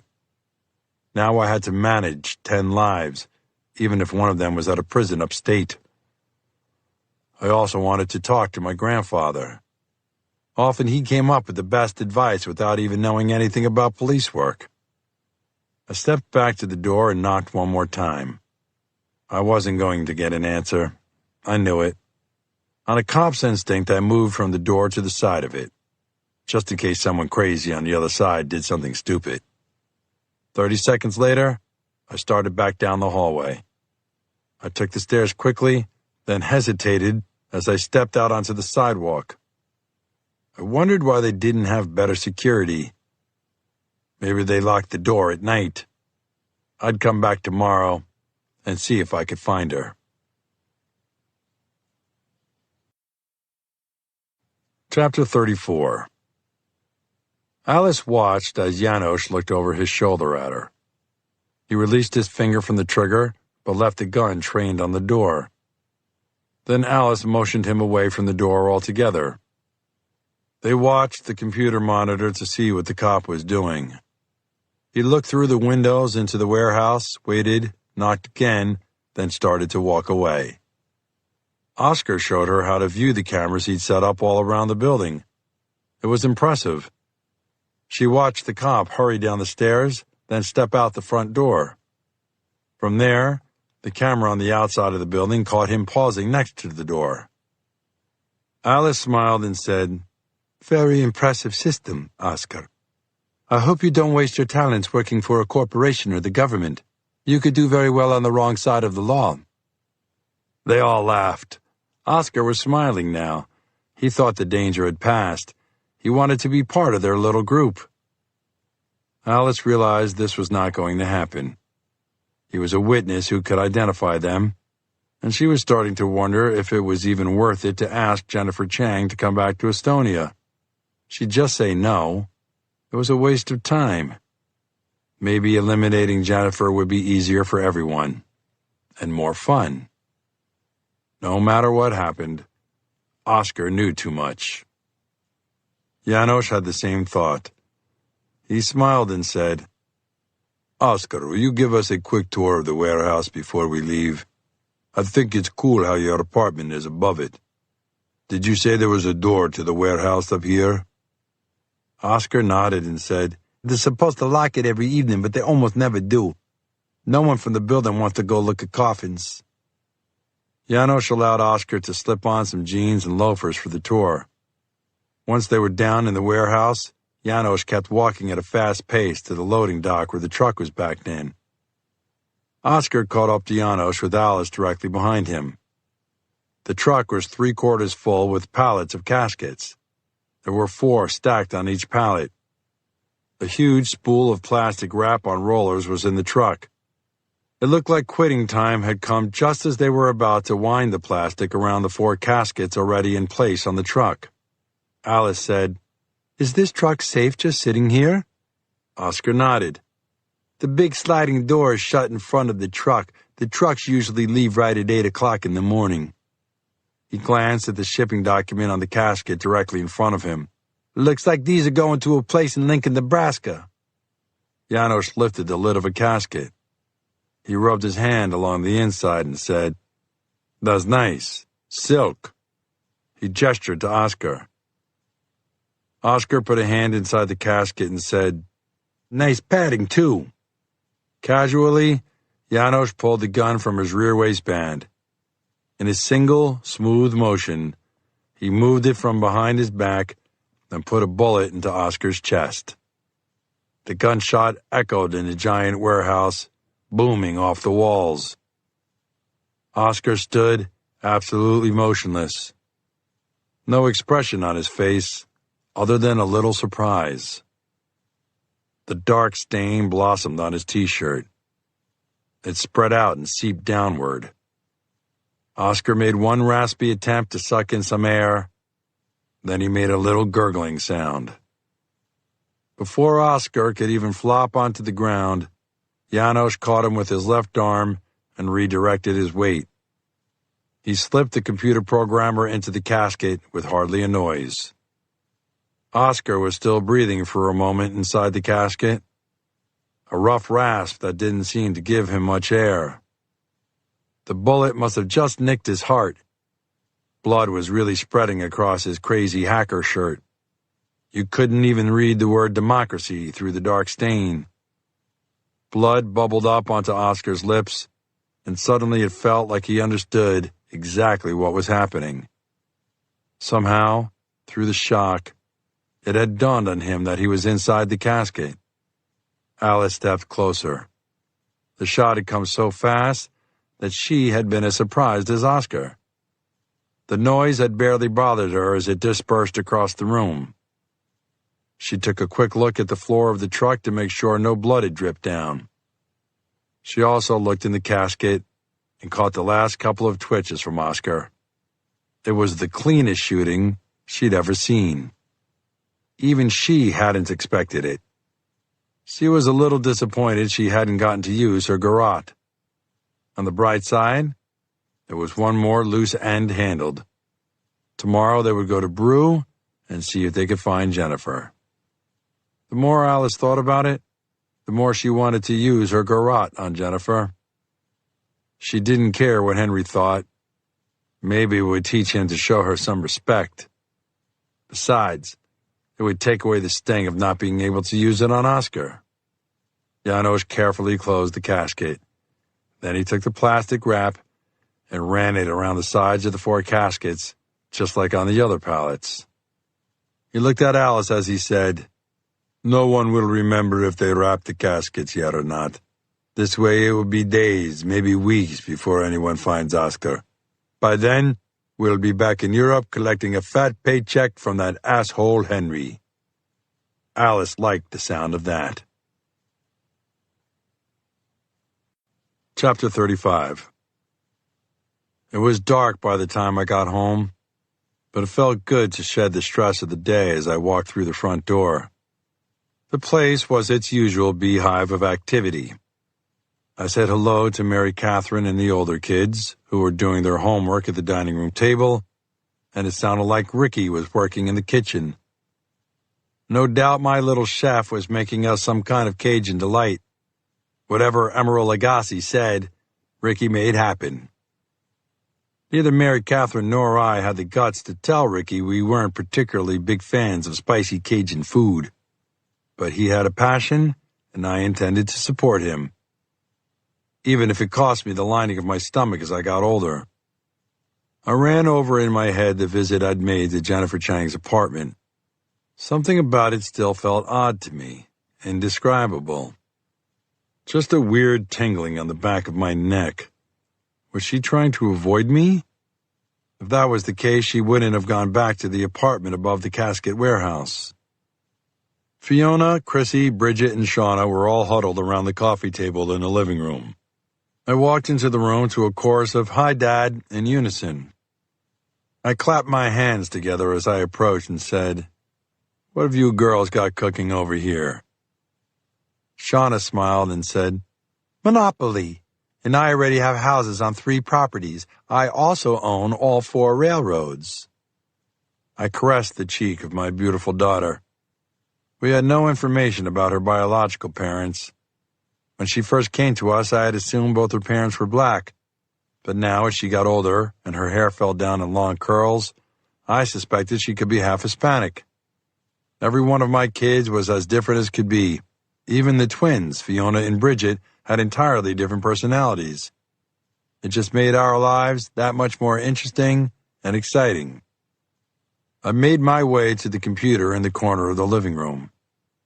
As usual, Eddie had commandeered it, and we were far enough away from everyone else that no one would hear our conversation. I tried to sound casual. "What's going on, buddy?" "Usual." "You follow some of the hackers online, right? I mean, staying up with the trends, I guess." Computer prodigy or not, he was still a teenager. No conversation was that easy.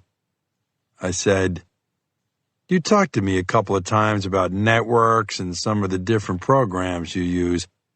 If I had the MAC address of a computer, is there any way to pin down where it shows up on Wi-Fi?" Eddie hesitated. I could see him working the question over in his mind. I said, "This is unofficial, not Dad asking. If you could do it, I really need to find someone. You won't get in trouble, no matter what sketchy website you have to visit for this." Eddie said, "There are different programs out there, or I should say networks that keep track of that kind of stuff. I'm sure there's someone at the police department who knows how to do it." Let's say I was just trying to keep my distance from the office, and that time was a little bit of an issue. If I gave you the MAC address, do you think you could find some leads for me? No questions asked about how you do it. The kids knew that when I told them they wouldn't get in trouble, nothing would happen. Once you start hedging on promises, it's a slippery slope. The kids won't trust you and can't come to you with real problems. Eddie knew this.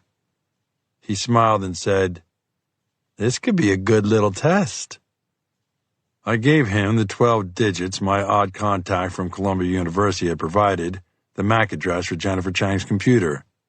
Eddie said, "I might need a while to find this. I have a couple of websites I could look at." "It won't show a name or anything that gets out on the internet, will it?" He just gave me a little condescending laugh. I mostly deserved it. I watched him for a few seconds, then turned to head into the kitchen. Before I made it 5 steps, Eddie said, "Got it." He spent another minute or 2 finding more information. He looked up at me and said, "It looks like this computer regularly signs on to a Wi-Fi network run by a coffee house kind of near Columbia. The place's name is Brew." Chapter 36. I drove a little north from our apartment to the area around Broadway and 123rd to a short street called LaSalle. I had a feeling deep inside me that things were not nearly as they appeared. This case was turning weird fast. The fact that one of the witnesses I needed to find, Tommy Payne, had been murdered made it more immediate. Whatever had happened to Natalie London, I no longer thought she was just a spoiled kid acting out. I'll admit, like any human being, I'd approached this with a little bit of an attitude. Maybe it was because of my feelings for the mayor. Maybe it was experience.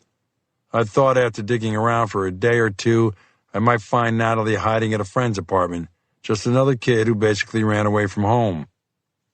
Now, the more I looked into it, the more concerned I became. I'd had some guys from the NYPD Intelligence Bureau see if they could find out anything about her or her friends. So far, it looked like she hung out with mostly computer people, and it looked like some of them didn't follow the rules. That worried me even more. I had to start considering the possibility that she'd been kidnapped. But there had been no ransom demand or any other contact with her parents. That was weird if it was a true kidnapping. I wondered if it had something to do with the mayor's unpopularity. But the fact that he'd approached the police about his daughter made me believe he would have told us about a threat. Add in the element of computers and programs like the one Eddie had used to find this coffee house, and my mind had started to swim. I don't consider myself an old guy, but I was beginning to feel like one. Technology had left me behind. Sure, I could text and send an email, but when Eddie started talking to me about the things he did on the computer, it was like he was speaking another language. I drove past the coffee house.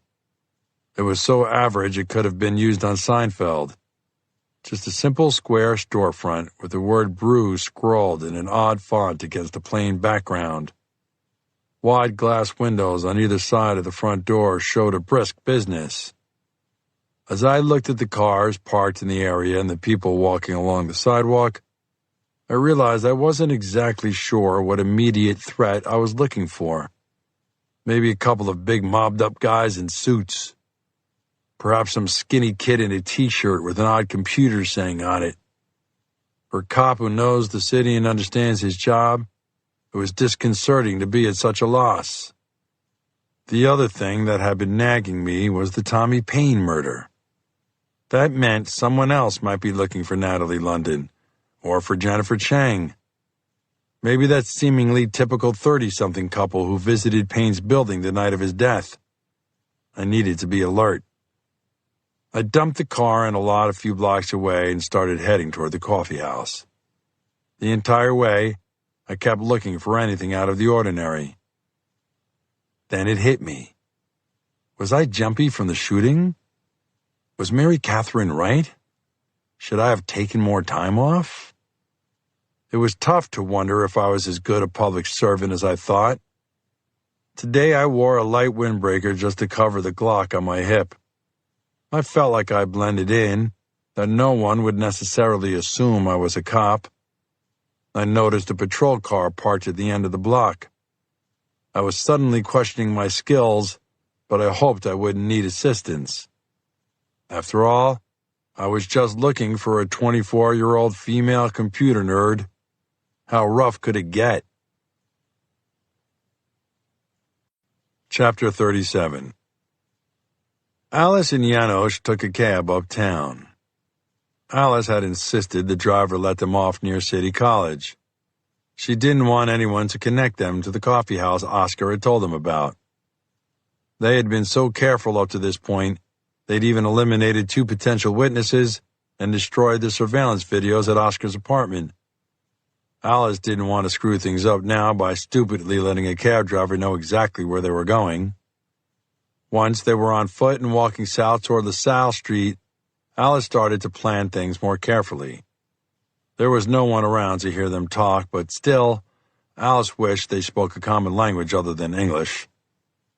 Janos had picked up very little Dutch or French, even with all the time they had spent in those countries. Alice couldn't say much in Janos's language.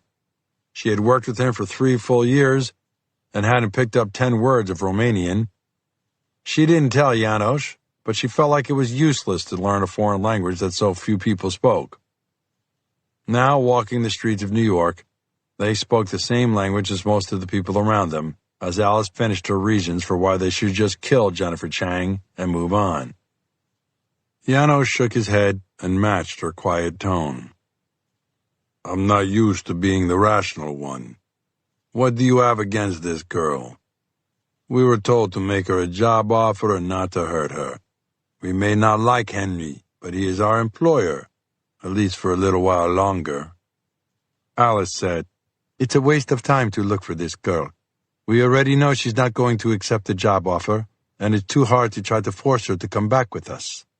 All she'd have to do is let out one loud yelp on a plane, and we'd both be facing armed TSA agents. She knows what we know. Henry's turned into some kind of a monster.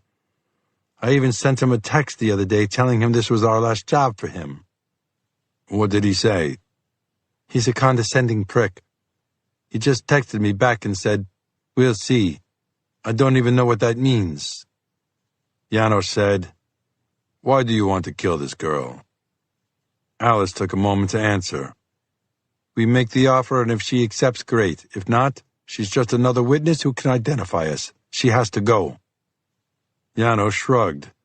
That was his universal sign that he somewhat agreed, or at least it made some sort of sense to him. From Broadway, they turned east onto LaSalle Street. They could see Brew across the street and up a block. Just as she always did, Alice checked her purse to make sure she was ready. The homemade garrote in her hand and a knife she'd bought at a hardware store made her feel more secure and confident. She noticed that Janos reached back to feel the butt of his pistol. He always kept it in his belt line in the small of his back. That way he could wear untucked shirts and the pistol would be hidden and also available to Alice in an emergency. Like that time in Tallinn, when a drug gang had been trying to pressure Henry and Alice and Janos were sent to talk to them. Immediately, it had been clear there was going to be more than talk. While the three drug dealers were looking at Janos, Alice was able to draw the gun from Janos's back. 5 shots later, and Henry had no more problems. He'd given them a huge bonus. That was back when he was still sane. Alice missed that Henry. He had been a good boss then. Chapter 38. I stepped in the front door of the coffee house. I don't know what I had expected would happen. Maybe I thought I was like a sheriff in the Old West, that everything might come to a standstill when I walked through the front door. Then I sprang back to reality. I was in one of thousands of coffee houses in New York City. No one noted my arrival. I took a moment to scan the whole room. There was a counter and about 20 small tables. On the opposite end of the counter was a takeout service with its own door to perhaps an alley in back. That was smart. The counter was nearly full. Most everyone in the place was young. About 10 of them looked like my idea of a stereotypical hacker. Raggedy clothes, long hair, and expensive computers. 2 men at the counter turned and looked me over. They looked like tourists. Definitely not Americans. Their red Zappos and the Kappa logos on the jackets told me that. No one else in Brew stuck out to me. Everyone had their nose buried in a tablet or computer. There was almost no conversation. This was unlike the Starbucks I occasionally frequented near the office, but I still wouldn't walk into our squad bay with a Starbucks cup. Then I saw her, almost in the middle of the room. Jennifer Chang was difficult to miss. Even prettier in person than in the photograph from Columbia. She still had the purple streaks in her hair, but she had the hair tied in a simple ponytail. She had bright eyes that were currently focusing on an iPad in her hands. The diamond stud earrings told me she might have done some of the same lucrative work that paid the high rents Thomas Paine and Natalie both afforded. I considered different ways to approach her. Sometimes you didn't have to use shock and awe. She had no record. She probably had never dealt with the police before. She'd have no idea how to act or what to say. She was only a handful of years older than Juliana. That always seemed to me to be a good approach. Treat younger people like you'd want your kids treated. I needed information, not an arrest. I worked my way through the busy coffee house, careful not to knock anyone's computer off the table. I wasted no time once I was in front of Jennifer Chang's table. I slid out the chair and sat down across from her. Her dark eyes looked over the top of her stylish tortoiseshell glasses, then did a quick scan around the room to see if anyone had noticed me sitting down with her. She didn't look frightened. Her eyes drifted back to her iPad for a moment.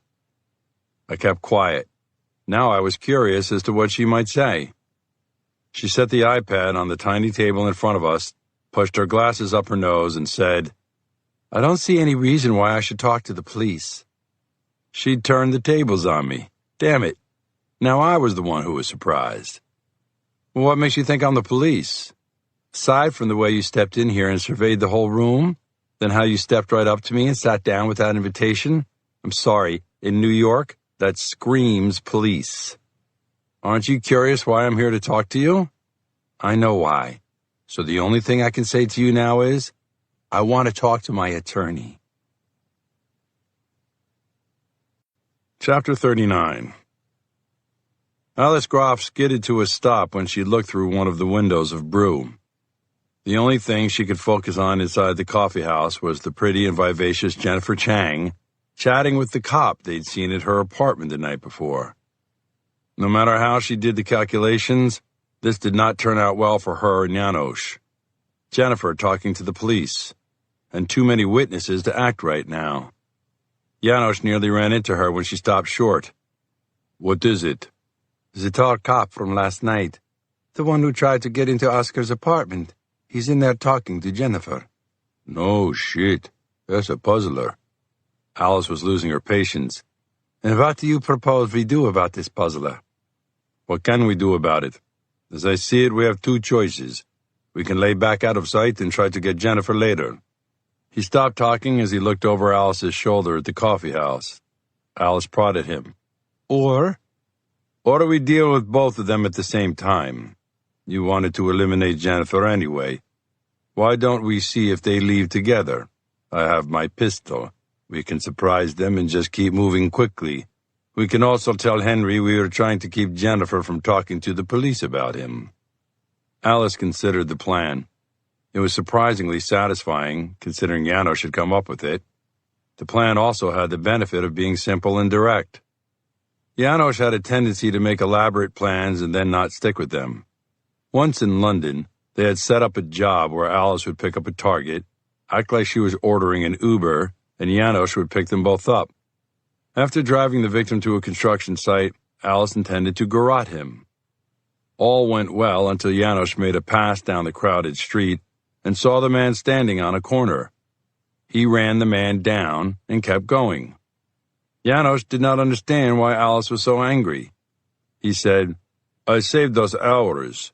No one can pin the stolen car on me. We're still getting paid. What's the problem?"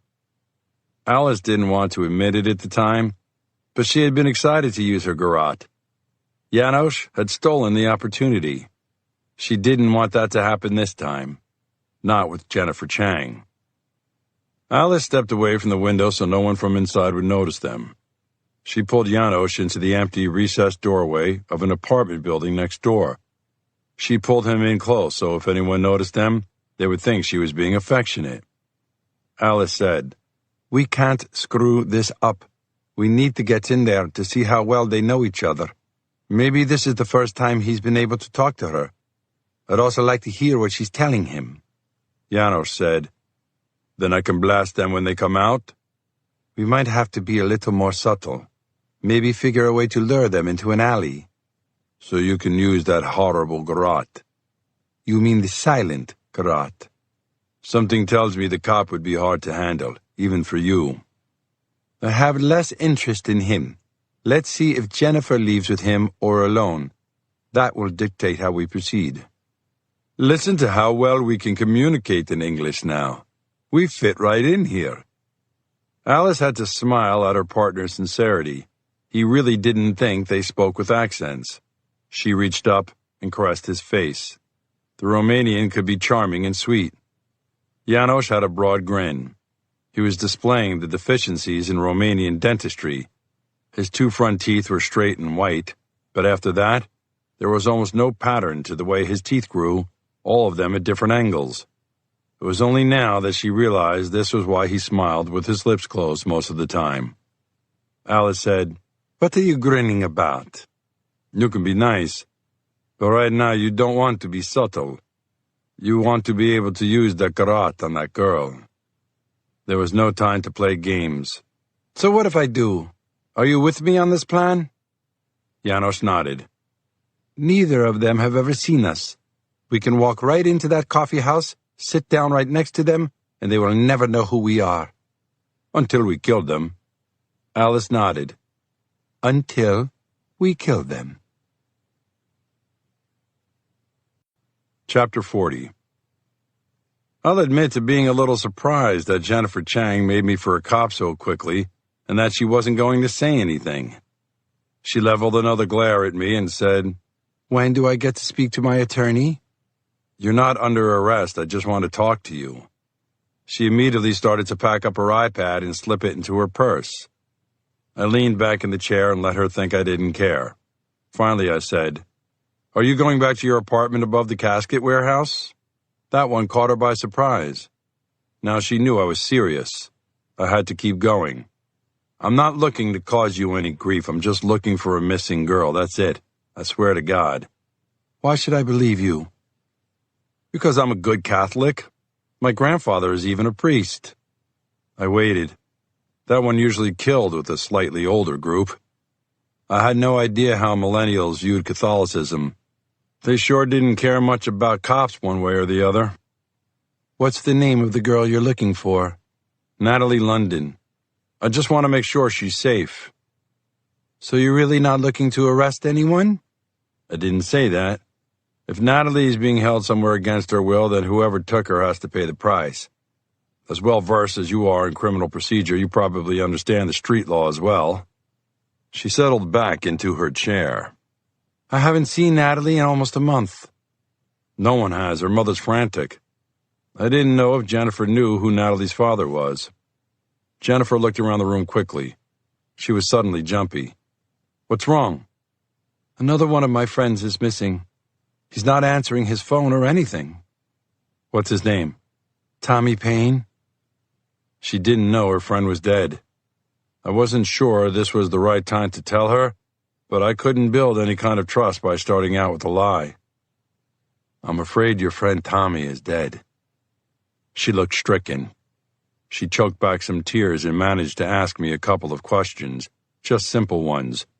The kind a family member of a murder victim usually asks. How? When? Are there any suspects? I answered all of them quickly, and she seemed to handle it reasonably well. I gave her some time to gather her thoughts. She pulled a tissue from her designer purse and blew her nose. She sniffled for a little while until she was ready to talk. Then she leaned in across the table and said in a very clear and determined voice, "Is there anything I can do to help you catch whoever killed Tommy?" "I'm not the detective on the homicide. I'm just looking for Natalie, but I can think of something that will help both me and the homicide detective." "What's that?" "Tell me about Estonia." Chapter 41. I pulled out a small notebook and settled in to hear Jennifer Chang's story. Like most people about to talk to the police, she paused for a moment. She looked around the room as if she was conducting counter-surveillance. She said, "If Natalie's in Estonia, she's with a hacker named Henry." Henry. His real name is Endrik Lahr. Henry's just the anglicized version of his name he prefers. I'm pretty sure he's from Estonia originally. He's there now, at any rate. "Who is he? What's he look like?" Jennifer thought about it for a moment. These computer people didn't just spout off. They considered questions and the best way to answer. Finally, she said, "I guess Henry is about 30. He's a little on the short side, not even 5'8". He used to be as skinny as a rail, but now he's muscular. I mean, absolutely ripped. Part of it is because he trains with some former Olympian from Germany. Part of it is steroids. I think that's what changed his personality. He used to be the typical, funny, nice, young computer guy, but he's changed." "How so?" "It started with his moods. As he brought in more and more money, it was like he realized how much power he had. Then he hired people specifically as enforcers.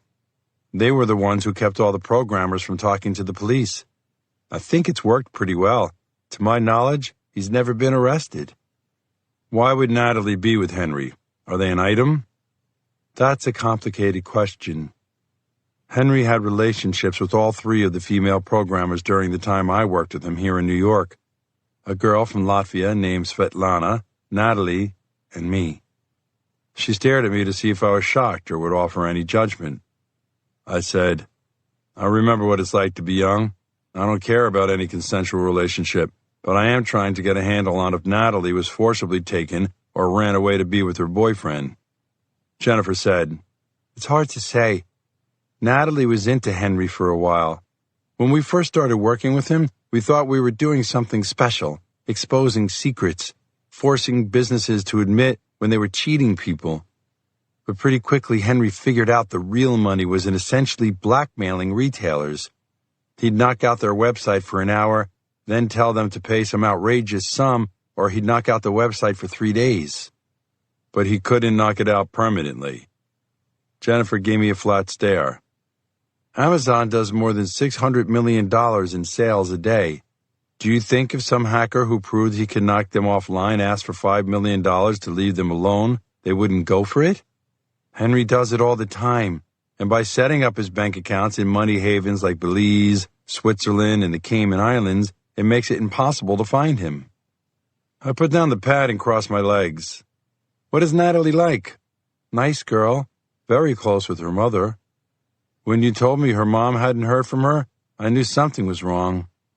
Is she a hacker too? Does she enjoy cracking systems? We all enjoy breaking security systems. She is more into creating the algorithms than actually cracking the systems. She never seemed to care about money either. Do you think she's in trouble? Jennifer didn't have to think about this one. She looked me right in the eye and said, yes. Chapter 42. Alice and Janos stepped through the door of Brew. They didn't try to hide or be subtle. No one knew them. Their rough plan involved waiting until Jennifer and the cop left, and then somehow luring them to a secluded area, eliminate both of them, then flee. What the plan lacked in details it made up for in boldness. Alice said to Janos, you shoot the cop. Don't hesitate once we get him outside. He doesn't look like someone you want to screw with. I'll deal with Jennifer. Now, as she stood by the front door of the coffee house, she took a moment to appreciate Jennifer completely. It wasn't just that she was pretty and stylish. This girl was dead-on smart. Alice would see what all those brains did for her with a wire around her throat. She and the cop looked like they were talking pleasantly. The tiny tables left little room for anything but a cup of coffee. She thought about Henry, too. He shared the same superior attitude as Jennifer. Alice wondered how he'd react once he heard that Jennifer was dead. She had a story to cover herself in Janos. She liked the idea of that Estonian asshole mourning over his lost Asian love. Alice let her eyes scan the rest of the coffee house. It seemed like a lot of students. The place was wedged between City College and Columbia University. There was no shortage of smart young people to frequent a hipster coffee house like this. She noticed everyone had a computer. Most people didn't appear to be casually browsing Facebook either. They had their noses buried in screens and were tapping away at keyboards. Oscar had been right. This place was a hangout for hackers. Alice looked at the line to order next to the counter. She wouldn't mind a cup of tea. She glanced down the counter until her eyes fell on two men. They were both grinning at her. At almost the same time she saw them, Alice heard Janos exclaim, "Oh shit." It was the two crazy Dutchmen who worked for Henry. Her text to Henry must have had more of an effect than she thought. Then she saw both men slip off their stools. A moment later, she saw the guns in their hands. Chapter 43. As I digested Jennifer's words, I looked up, and again I noticed the two men at the counter, the ones dressed like Europeans. One was tall, with his blonde hair tight and neat. Both of them were in decent shape, if dressed a little oddly. I'd noted that their eyes had followed me as I walked in. Now I noticed they were smiling at a couple who'd just stepped in the front door. Something wasn't right about it. I couldn't put my finger on it immediately. The shorter of the two men, a guy about 35 with long, stringy hair, put his hand behind his back. It was a common movement and normally wouldn't draw notice, but I was on alert. And to me, it was the definition of a furtive movement. I took a moment to inspect the couple who had just entered, a man and a woman dressed in dark casual clothes. There was nothing unusual about them except for the fact that an unknown couple had entered Thomas Paine's building the night he was killed and been with him in the train station. I kicked myself for not requesting a copy of the surveillance footage from Ed Aris. Once the two of them noticed the men at the bar, there was a distinct, silent confrontation. Then the men at the counter drew guns. I acted completely out of instinct, as if one of my own children were sitting at the table with me. I dove out of my seat, scooping up Jennifer Chang on the way. We landed hard on the polished floor and slid a few feet into another table. I would have heard the cursing and comments of the people we had bumped into, except the screams of the people near the counter drowned them out. I didn't have to look up to see what was happening. This wasn't the 80s. New Yorkers were not used to guns coming out inside coffee houses. A wave of panic swept over the small place. The screams were completely masked by the sound of the first gunshots. Chapter 44. In that second before Alice could react, but after she'd seen the Dutchman, Christoph and Ollie, she froze. It wasn't fear, it was shock and confusion. There was no reason for those two psychopaths to be here, unless Henry had decided to cancel their contracts permanently. Alice heard János mumble, "What the hell?" She felt him move as he reached for his gun. In an instant, her plan fell apart. She had relied on her plans for almost a decade. Her strength in this business was that she was a planner. Most of the people working for criminals like Henry gave little thought to their jobs. Point them in the right direction, and they killed someone. Now she wondered if plans were worth it. Christoph and Ollie never planned anything, and now they had the drop on her and János. Christoph had some kind of 9mm pistol. Ollie had a machine pistol that looked like an old-style MAC-10. It was funny what raced through her mind in this moment of shock. Of course, it was Ollie who didn't hesitate. He flicked his head to move his stringy hair out of his eyes, something Alice had seen him do 1,000 times. It gave János a moment to step from behind Alice and bring his own pistol into play. As the two men maneuvered to get off their first shot, Alice heard the wave of terror in the coffee house. It started with the cop sweeping Jennifer off her seat and onto the floor. Then people started screaming almost immediately. The distressed reactions began at the counter and seemed to work around the room in a counterclockwise motion. Her ears were already stinging from the screams when Ollie and János fired almost simultaneously. The sound of János's pistol next to her ear was painful. It was probably the closest she'd ever been to a gun going off without any warning. Suddenly, it was as if her head had been plunged underwater. Sounds were muffled and garbled, but she could feel each shot. The concussions jolted her. János's pistol had a deeper, solid report. Ollie's machine pistol had a higher pitch that sounded like a typewriter that never ran out of bullets. At least it felt like that to Alice. It probably felt like that to anyone who'd ever been shot at. Dishes crashed to the floor. There was a mad dash for the takeout door at the end of the counter. Alice felt the limitations of her knife and garrote when everyone else had a gun. For the first time, she noticed a small sign above the register that said, "Gun-free zone. No firearms allowed in this business." A barista in a white T-shirt staggered away from the two Dutch killers. A red splotch spread across his upper chest. At least one of János's bullets flew wide. Alice dove to one side looking for cover.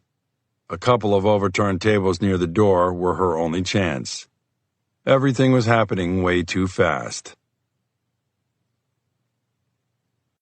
Chapter 45. My head was swimming. That's the feeling I got when I heard gunshots. At least that's what I told myself.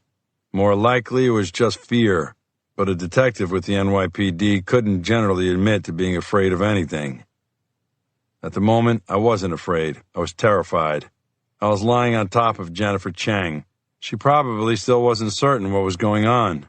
I'm sure she wasn't happy about a large man lying on top of her, but I thought that would be the best way of keeping her from being harmed. Like many gunfights, this one had started with a couple of shots traded back and forth. The difference was that, unlike most gunfights, the trickle of shots had turned into a flood from 3 different guns. Now, everyone around us was panicking. They started to shove and run, knocking over chairs and tables as they rushed for the exit at the other side of the room. I lifted my head, then scooted in front of Jennifer and peeked over our table.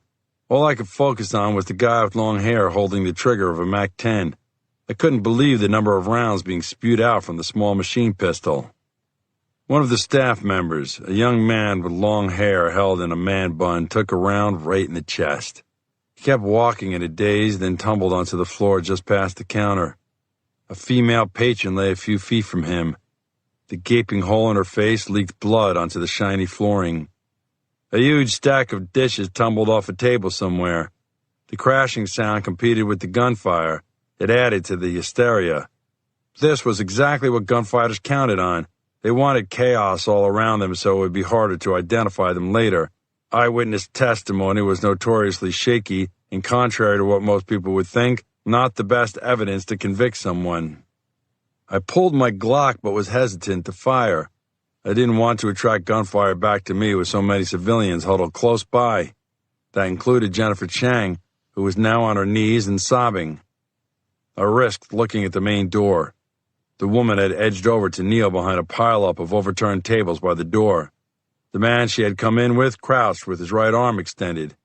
He was actually trying to aim during the exchange of gunfire. It had to be tough with bullets whizzing past him from a machine gun and another pistol. Then the man by the door went down.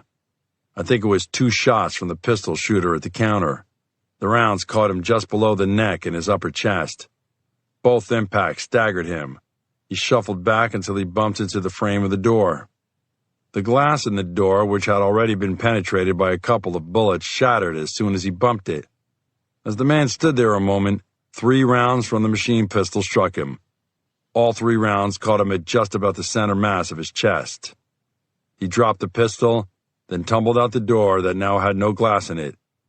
His feet dangled over the bottom of the door, and his body lay on the sidewalk.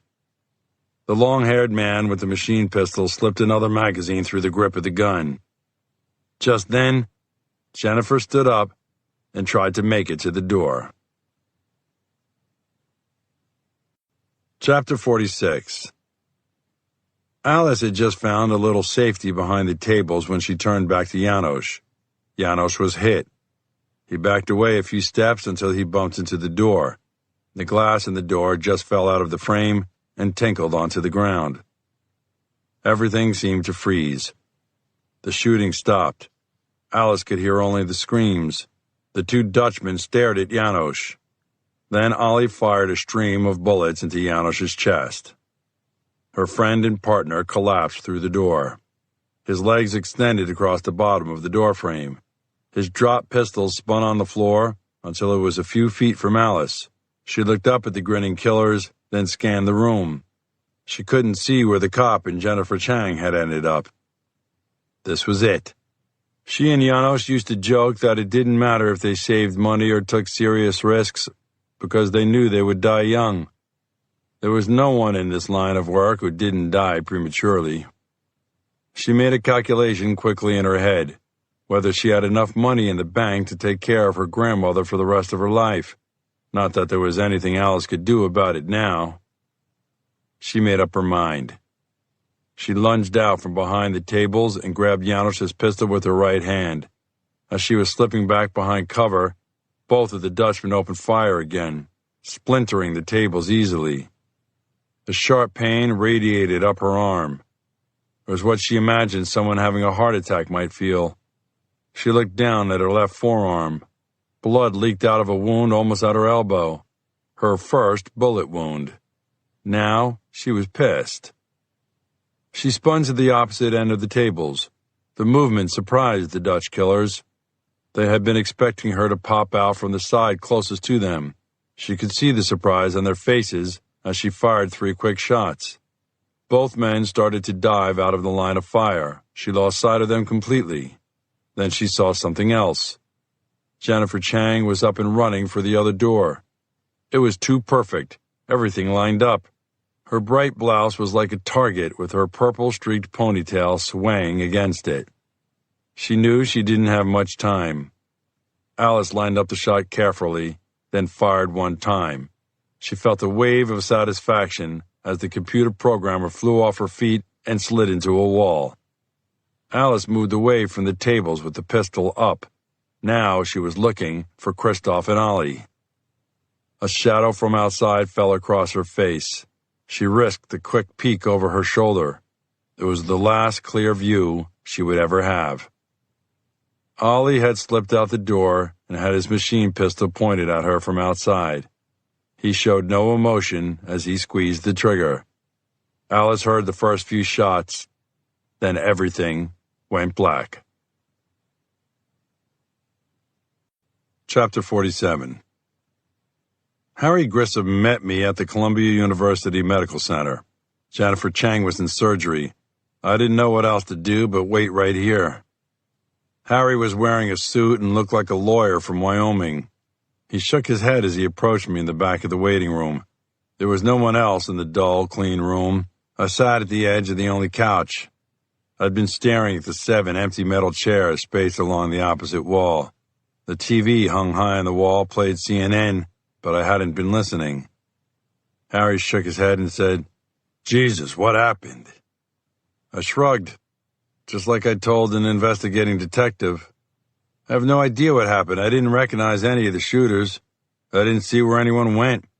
And one person I was trying to keep safe ended up shot in the back. I looked up at my lieutenant and said, "What's it like at the coffee house?" Harry said, "We've got the dead couple who were part of the shootout and 2 dead civilians. We have 4 more with serious wounds." I cringed. People buying coffee shouldn't have to worry about being blasted by a gun. This is crazy. I looked at Harry and said, "It has to be related to the mayor's daughter. The woman aimed at Jennifer as she ran away." Harry said, "And she had a homemade garrote in her purse. Like the one used to kill Tommy Payne near Penn Station? I've already called Ed Aris. We think it's the murder weapon." "Harry, this shit has gone from doing a favor for the mayor to a full-blown conspiracy. We have to do something. We have to find Natalie London. She's in real danger." Harry put his hand on my shoulder. "You need to get some rest. That's all you need to worry about right now. Spend a little time with that beautiful family. Someone will call you as soon as there's news on Jennifer Chang." Reluctantly, I agreed with my friend. I waited until Harry left, then I waited a while longer. I checked with the nurse one more time. I had to fight the feeling that Harry had lost faith in me. I felt like I'd let people down, especially Jennifer Chang. I wondered if anyone would even keep me up to date on the shooting. Technically, I wasn't suspended, but cops rarely like to be seen talking to a detective sent home for any reason. I was sure rumors about me would spread quickly. They'd revolve around some imagined confrontation I had with management. No one would believe that my friend of almost 20 years had suggested I go home and see my family. Instead, I would go home after I was sure Jennifer Chang was out of danger. Chapter 48.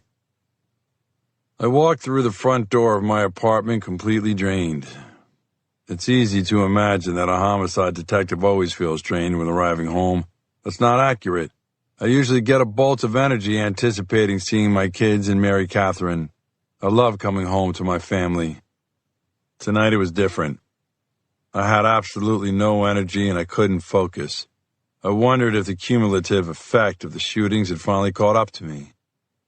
I had lingered at the hospital until I found out Jennifer Chang had made it through surgery and was in recovery. A young surgeon named Susan Jones had come out to talk to me, even though she knew I wasn't family and wasn't the detective on the case involving Jennifer. She was in her scrubs with more than a few blood smears and other stains. Her hair poking out from under her surgical cap was limp with sweat, and wide perspiration stains had seeped from under her arms. No one could ever tell me that surgeons weren't athletes on some level. To stand and concentrate for so many hours without a break takes real determination and stamina. Dr. Jones motioned me to sit down on a couch. I think it was more about her getting off her feet than delivering bad news to me. She said, "I'm very impressed you waited here for her. I heard you tried to shield her from the gunfire. That's brave, even for a cop. Is Jennifer going to recover?" She lost a lot of blood. The bullet entered about 4 inches from her spine, but worked its way through her torso. Her stomach was perforated, and her left lung collapsed. She'll be in the ICU for days, maybe weeks. I sagged in my seat. The doctor touched my arm and said, You've done all you can. There won't be an update for some time. Please go home and get some rest. I don't even know you, and I have to say, you look terrible. Please forgive me." She gave me a weak smile and then was gone. I'm not even sure how I made it back to the apartment. I was on automatic pilot. Now I stood in the doorway and still couldn't shake all of my fears about Natalie London. Whoever she was involved with meant business. I believed she was in Estonia. In fact, I knew it, but I had no idea if she was there by consent or if she'd been forced to go. This was troubling on a number of levels. Having my oldest daughter, Juliana, greet me at the door only emphasized my fears. How would I feel if Juliana disappeared like Natalie? I'd be calling in all the favors I could. I was starting to understand the mayor a little better. I made my rounds in the apartment, greeting each kid individually. I could tell that Mary Catherine was still worried about me. Sometimes I wondered if she and Harry Grissom secretly traded phone calls about my mental state and general health. Eventually, I found myself next to the computer with Eddie. After I caught up on his daily life, school, and basketball, I got to the point. "Eddie, I'm having a little trouble comprehending some kids who are drawn to working with a certain hacker in Estonia. I know the money is pretty good, but is there something else?" Eddie's face positively lit up. "Dad, you have no idea. It's the closest a kid like me will come to having a superpower. Just because I understand computers and most people really don't. Once I found out I understood what hackers were talking about, it was easy. I follow a couple of forums online and read some blogs by hackers. It doesn't surprise me the hacker is based in Estonia. Why's that? Estonia is considered the most wired republic in Europe. The government views access to the internet as a human right. They spent a fortune on infrastructure to attract high-tech companies. Most kids your age don't even know where Estonia is. I'm very impressed. We studied it in history class, how after World War II, the Soviet Union essentially took control of Latvia, Lithuania, and Estonia. That makes their rise as a computer power all the more impressive. I sat for a moment thinking about Holy Name. I knew it was a good school. I've sent all my kids there, but I didn't remember learning anything like that when I was in school. Of course, my interest in history didn't come on until I was in college. Then Eddie explained to me the draw of young people to crack security systems at different companies or government facilities. It was the cyberpunk's version of climbing Mount Everest. Basically, they did it because it was there. I settled back in my chair and said, "Eddie, would you mind showing me some of the forums and blogs that you read?" By the smile on my son's face, you would have thought I'd given him a jet ski. He loved this kind of stuff. Chapter 49. At 8 o'clock, we all gathered around the speakerphone on the breakfast nook counter. I'd bought the phone at Best Buy specifically for these nights. Sure, it was a little crowded with 12 people trying to get close enough to both hear the speaker and be heard when they spoke. This was our weekly call from Brian. It was the one night no one ever argued about what we were going to do. No one wanted to miss even a moment of talking to their brother. Mary Catherine and my grandfather Seamus always sat in two straight-back chairs closest to the phone. At 1 minute after 8, the phone rang, and Seamus hit the button within a second. He looked like a gambler in Las Vegas asking for another card. We settled down to a near silence. After Brian said hello and told us how everything was going, everyone got to say hello and one other thing. It took about 10 minutes to work through the whole family. I was touched to see how excited the kids were to talk to their brother. It meant I'd done something right raising them. 10 kids in a family was difficult enough. If some of them didn't get along, it could be brutal. I found it was easy enough to keep everyone happy if they were busy. Sports, clubs, family play dates, it all added up. And right now, I appreciated that arithmetic. Trent told Brian about basketball and sports. Chrissy told him about our cat, Saki, who is now producing solid poop after a week of diarrhea. I never tried to edit what my kids were going to say. Finally, I got to ask some questions that were important to me. How do you like Fishkill Correctional? Compared to Gowanda, it's great. I'm taking a bunch of classes. I already told you I earned my GED. Now I'm working on getting certified as an air conditioning repair mechanic. They have the population separated by security risk, so I'm in with a bunch of younger, nonviolent offenders. I thought I might cry. He was my oldest son, along with his sister Juliana, my first treasure. A year ago, I was afraid he'd thrown away his whole life because he made some poor choices. Now he was making good choices. More important, he hadn't given up on his life. He just made a detour or two. He had some goals, and I was so proud of him I couldn't speak for a moment. Luckily, plenty of other people were there to fill in. Seamus said, "Hey, what are you doing for fun?" "This place gives us full TV privileges at night. As long as we follow the rules and don't have any marks against us, we can watch whatever we want. I've been reading a lot, too." Jane, our resident super reader, was quick to ask, "Who do you like to read?" Brian didn't hesitate. Elmore Leonard and a newer author named Mark Greene. Can't get enough of either of them. Now I was at a loss for words. I'd never known Brian to read for pleasure, and he sounded excited about his studies. Brian said, "This place is so much better than Gowanda. I can't believe it. But I still miss home. I miss all of you. If I get home, I promise to keep reading, and I'll get a job. I swear." I was quick to say, "Buddy, you don't have to make any promises. We want you home as much as you want to come home." Eddie said, "I'm trying to teach Dad about computers and hacking." Brian laughed like we were playing a prank on him. Then he said, "Really? I'm impressed, Dad. You won't be sorry you picked up a new skill. We even have computers available to us here. One guy from Schenectady got arrested again for stealing credit card numbers using the computer from our class." Mary Catherine took a moment to tell Brian all the meals she would cook for him as soon as he got home. The call ended after our allotted 20 minutes, and we had been forced into quick goodbyes. If anything, it made me consider the mayor's offer of help more seriously. Chapter 50. Detectives at the NYPD have an unusual relationship with one of their own units, known as Intel. The Intelligence Bureau has a mysterious aura about it. Generally, the unit recruits the best and brightest from all the NYPD divisions to provide command staff with intelligence about growing crime trends and potential catastrophes. Since the 9/11 terror attacks, the unit has grown and wields more influence. One thing most people don't realize about it is that it has offices outside New York, too. In fact, the NYPD has offices outside the U.S. Some of those offices are in Europe and the Middle East. It's hard to imagine an NYPD officer roaming the streets of Madrid, but in the new millennium, that's a reality. I learned a long time ago that Intel is an incredible resource for a detective. The staff are smart and helpful and don't care about claiming credit for a case. That cuts down on turf wars.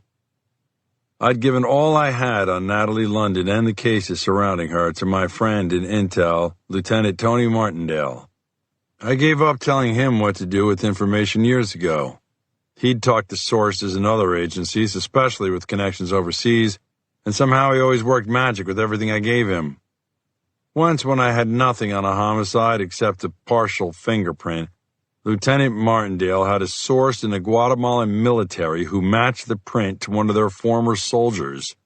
As a result, I made the arrest and also helped narcotics bust up one of the bigger drug-running groups in the city.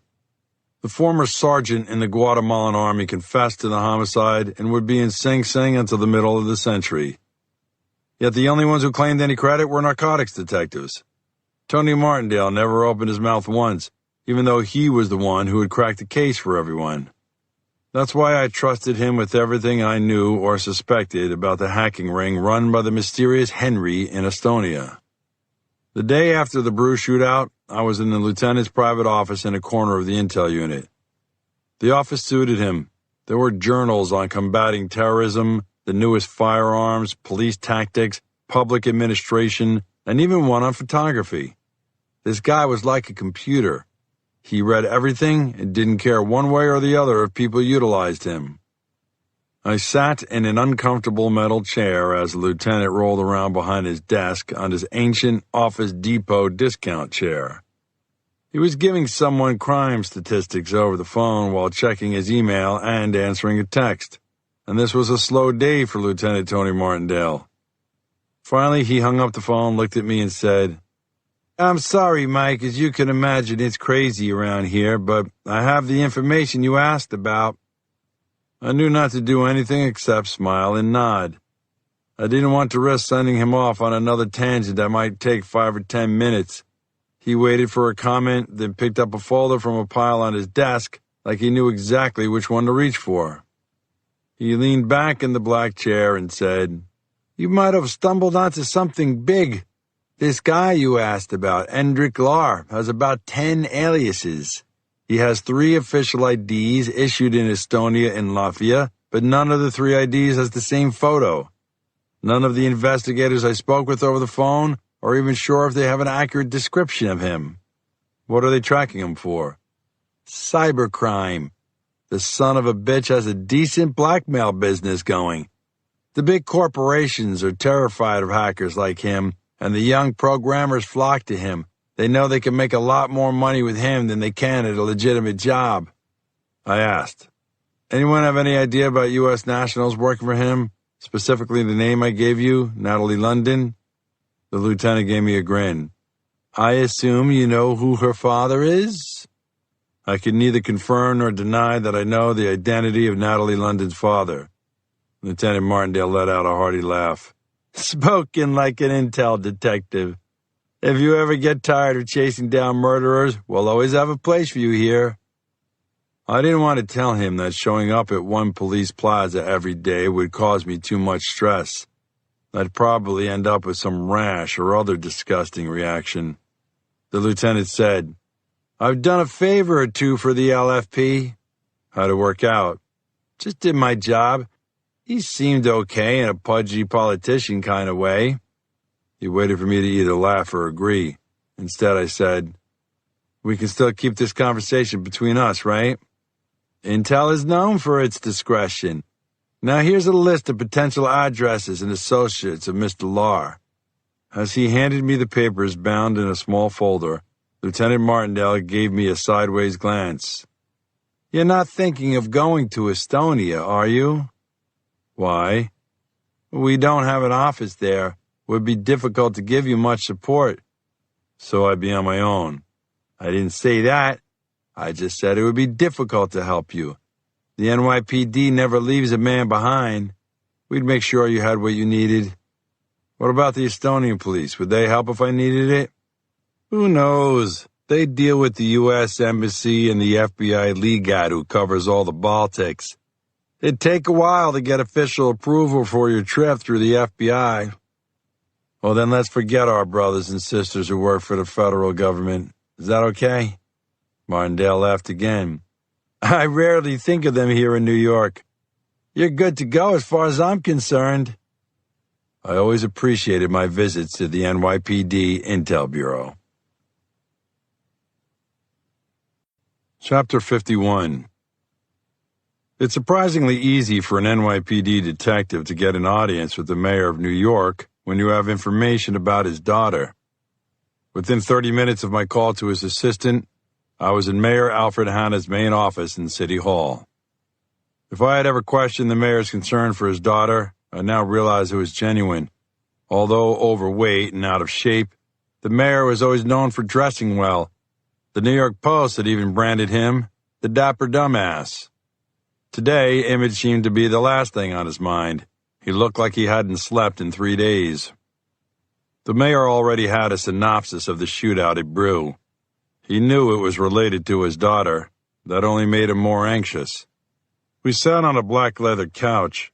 I noticed a photo collage on the wall, images of his daughter from toddlerhood to her graduation from high school. There were other collages of his sons, but this one struck a chord. I wouldn't look any better than him if one of my kids was missing. I didn't know how else to say it, so I got right to the point. "Mayor, everything I've learned points to your daughter being in Tallinn, Estonia. I need to take a trip there to run down more leads. I'm afraid that if your daughter was there of her own free will, she would have been in touch with her mother. Just a phone call, something. That's why I need to travel." The news about his daughter bothered the mayor. For a moment I thought he might cry. Then he looked up at me and said, "I can't authorize travel like that. That kind of expense to find my daughter would cause the press to eviscerate me. There's already been enough coverage of my divorce. That's what drove the wedge between Natalie and me in the first place." From a public employee's perspective, I understood what he was saying. From a father's perspective, I was baffled. I would use everything in my power to find one of my kids. To hell with the media or anyone else. The mayor stared silently out the window for a few moments. Then he turned to face me again. The couch felt like a giant beanbag chair, forcing us to sit close to each other. The mayor said, "I know what you're thinking, Detective. You think all I care about is my political position. That's not correct." Now I heard the weariness in his voice. He was beyond exhausted and just wanted to find his daughter. The mayor continued, "I'm in a catch-22. I can't authorize excessive city funds for a public employee to find my daughter, and I can't use my own money to pay a public employee. I want to find my daughter, but I've also sworn to uphold laws and stick to a code of ethics. You guys at the PD and the people at the fire department may hate my policies about pay raises, but I made them in the best interest of the city. And now I can't send you to find my daughter because it's not in the best interest of the city. In fact, it goes against every position I ran on. Favoritism, funneling resources to the wealthy areas, and corruption within the city government itself." As he talked, his voice got stronger and he almost sounded like he was on the stump.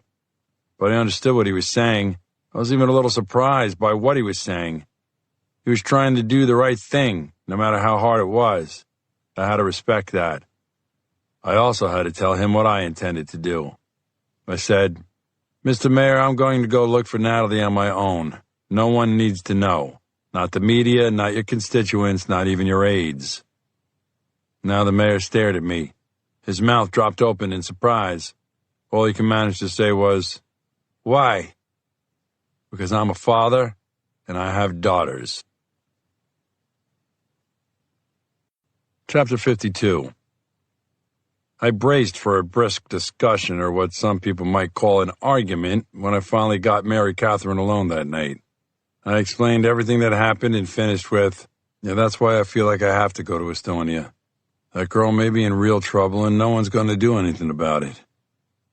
I almost felt like closing my eyes and shying away as I waited for a torrent of Irish anger. Sometimes she used insults I had to look up or ask my grandfather to translate to judge how angry she was. Mary Catherine was constantly concerned about me at work. She understood my sense of duty and the fact that I loved my job, and she maintained that she fell in love with me after I was already a cop. She understood it was part of me. That didn't mean she kept quiet about her concerns. This time she surprised me. As we stood on our balcony listening to the gentle sounds of the city, she leaned across and kissed me on the cheek. Then she slid in close and locked arms with me. She didn't say a word. After a full minute, I had to ask, "Do you have a problem with me traveling to Estonia?" Will I miss you? Yes. Will I worry about you? Yes. Do I understand why you feel you have to go? Once again, I'd have to say yes. Michael, you're nothing if not predictable when it comes to doing the right thing. I gave Mary Catherine a sideways glance. You're being remarkably reasonable about this. Am I walking into a trap? I know how precious your daughters are to you. I just worry for your safety. You can't fix everyone's problems. No, but I might be able to fix this one. Can you count on anyone for help over there? The FBI? Anyone?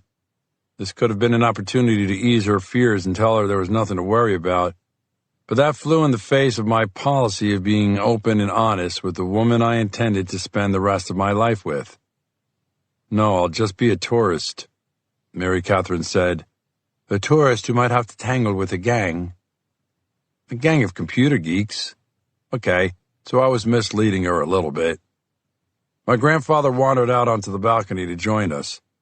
I had filled him in earlier on what I planned to do. Seamus said, I've made a few calls. You'll have some help from the clergy if you should need it. Great, I could use some tough, elderly backup. Maybe they can help me put these boys on the right track and convince them to forget about crime." Seamus didn't even bother with his usual scowl. Mary Catherine said, "I didn't realize the Roman Catholic community was so big in Estonia." Seamus said, "But it's growing all the time. But in this case, I spoke to one of my friends in the Orthodox Church. He understands your situation and is prepared to help. Marty Zlatic is the rector of St. Laszlo's in Tallinn." He handed me a sheet of paper with a confusing phone number. I stared at my grandfather and said, "You never fail to surprise me. I thought you only conned other Catholic priests." The old man smiled. "I have friends across all denominations. You need only ask, and I can find someone to help. We all talk." That seemed to satisfy some of Mary Catherine's concerns, at least for the moment. Chapter 53. As we stood near the TSA line in JFK, I wondered what the European tourists arriving thought of my horde of kids, fiancé, and grandfather all huddled around me. They probably viewed the scene and thought I must be on my way to a combat zone. Chrissy was crying. I was not sure why. Even Trent was a little clingy. He stood right next to me with his arm around my waist.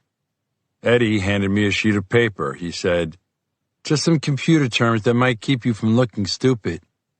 I appreciated his faith in me. I glanced at the sheet and the first term I saw was laptop. How tech illiterate did he think I was? Shauna motioned to me to lean down. She pulled me closer and whispered in my ear, "I love you, Dad. I'll think about you every minute you're away." It was the sweetest thing a little girl could say to her father. It choked me up for a moment while I said goodbye to everyone else. I gave each one an individual hug and kiss. Then I found I needed a giant hug with everyone crammed together. We must have looked like a rugby scrum. This whole weird case had crystallized for me just how much my family meant to me. It sounded sappy to say they were my whole world, but they really were. As we held a hug for a few seconds, I felt the missing Brian like a physical pain. It made me think about a verse from Matthew. I could just get it roughly right in my head. If a shepherd cares for 100 sheep and one wanders off, will he not leave the other 99 to look for that one? Now that verse made more sense than ever before. Mary Catherine sobbed as I gave everyone a last giant squeeze, and she slipped in as the others started to break the hug. She wrapped her arms around my neck and pulled me in for a long kiss. I could taste her salty tears running down her cheeks. I prayed I could slip away without bawling like a little kid myself. She broke the kiss and whispered in my ear, "I love you so much that I know you'll come back to me safe. If you love me the same way, make sure that happens." That was the best challenge I'd ever been given. Seamus was indispensable as he helped break up the crowd around me and held them for a moment as I backed away. A TSA agent who had witnessed our extended goodbye gave me a flat stare as I turned around. I thought I was about to get a touching comment about how beautiful my family was or some earnest words of encouragement. Instead, he cleared his throat and said, "Get in that line," pointing to a winding line of people at the far end of the security area. About 10 minutes after our goodbye, as I stood in line, waiting to take off my shoes and walk through a security scanner, I got a text. It was from Mary Catherine. All it said was, "I love you." Now I started to tear up. That was all the encouragement I needed.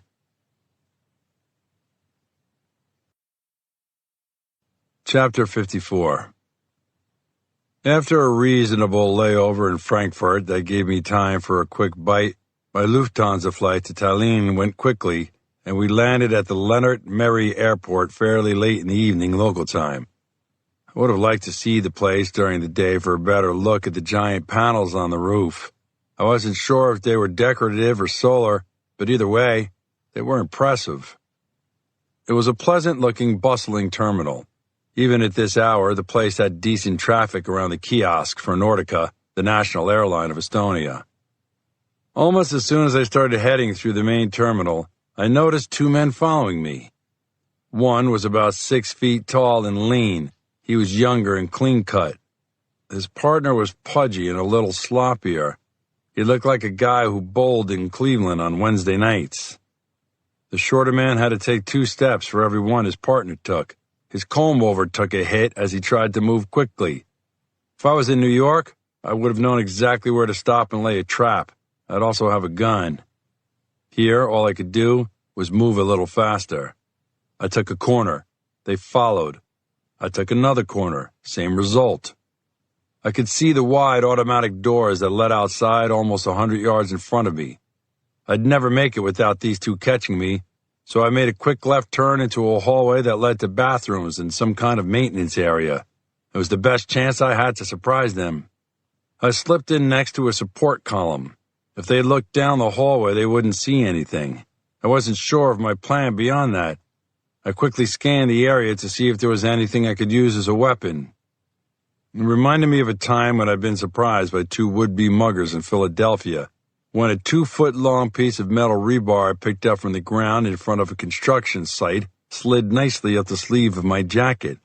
The 2 muggers, who had been following me for 3 blocks, never even noticed me stop. When they caught up to me in front of the convention center near Chinatown, I was ready for a confrontation. Like all bullies, muggers count on fear and intimidation. So when I realized all they had was a knife between them, I let the rebar slip into my hand. It had taken only 1 swing through the air to frighten both of the men into a sprint toward North Broad Street.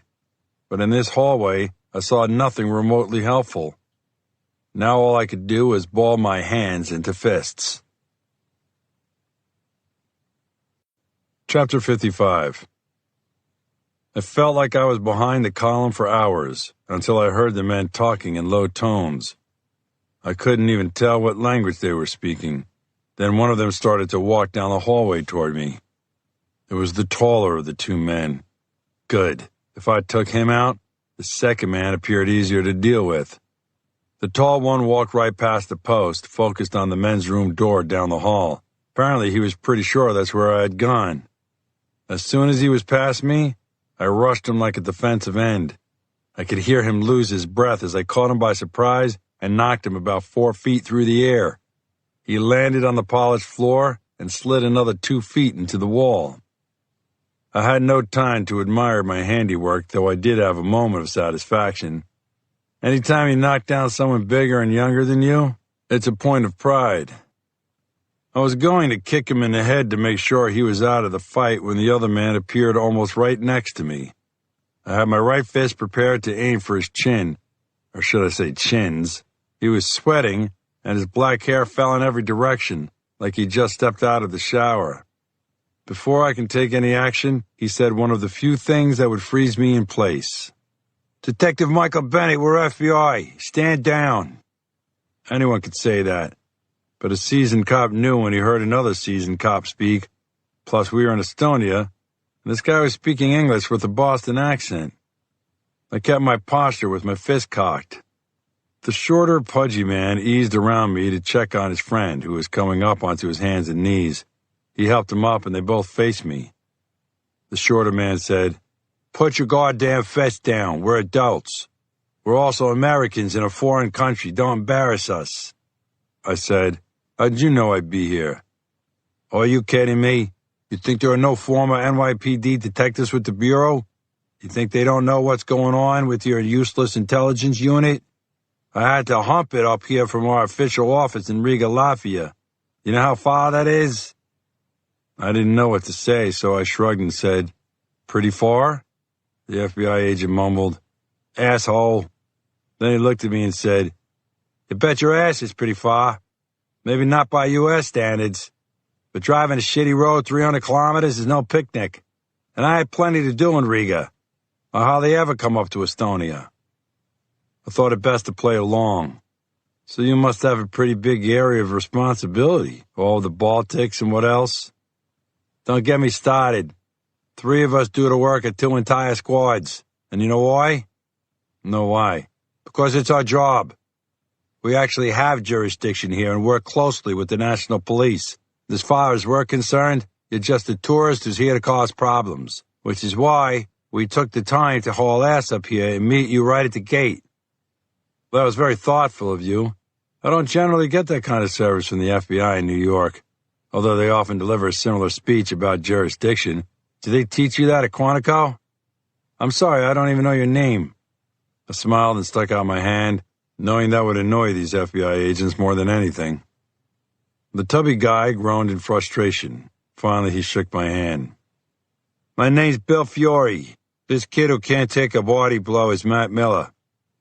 We know you're here on a case, but we'd like to know exactly what you're doing 4,000 miles from home.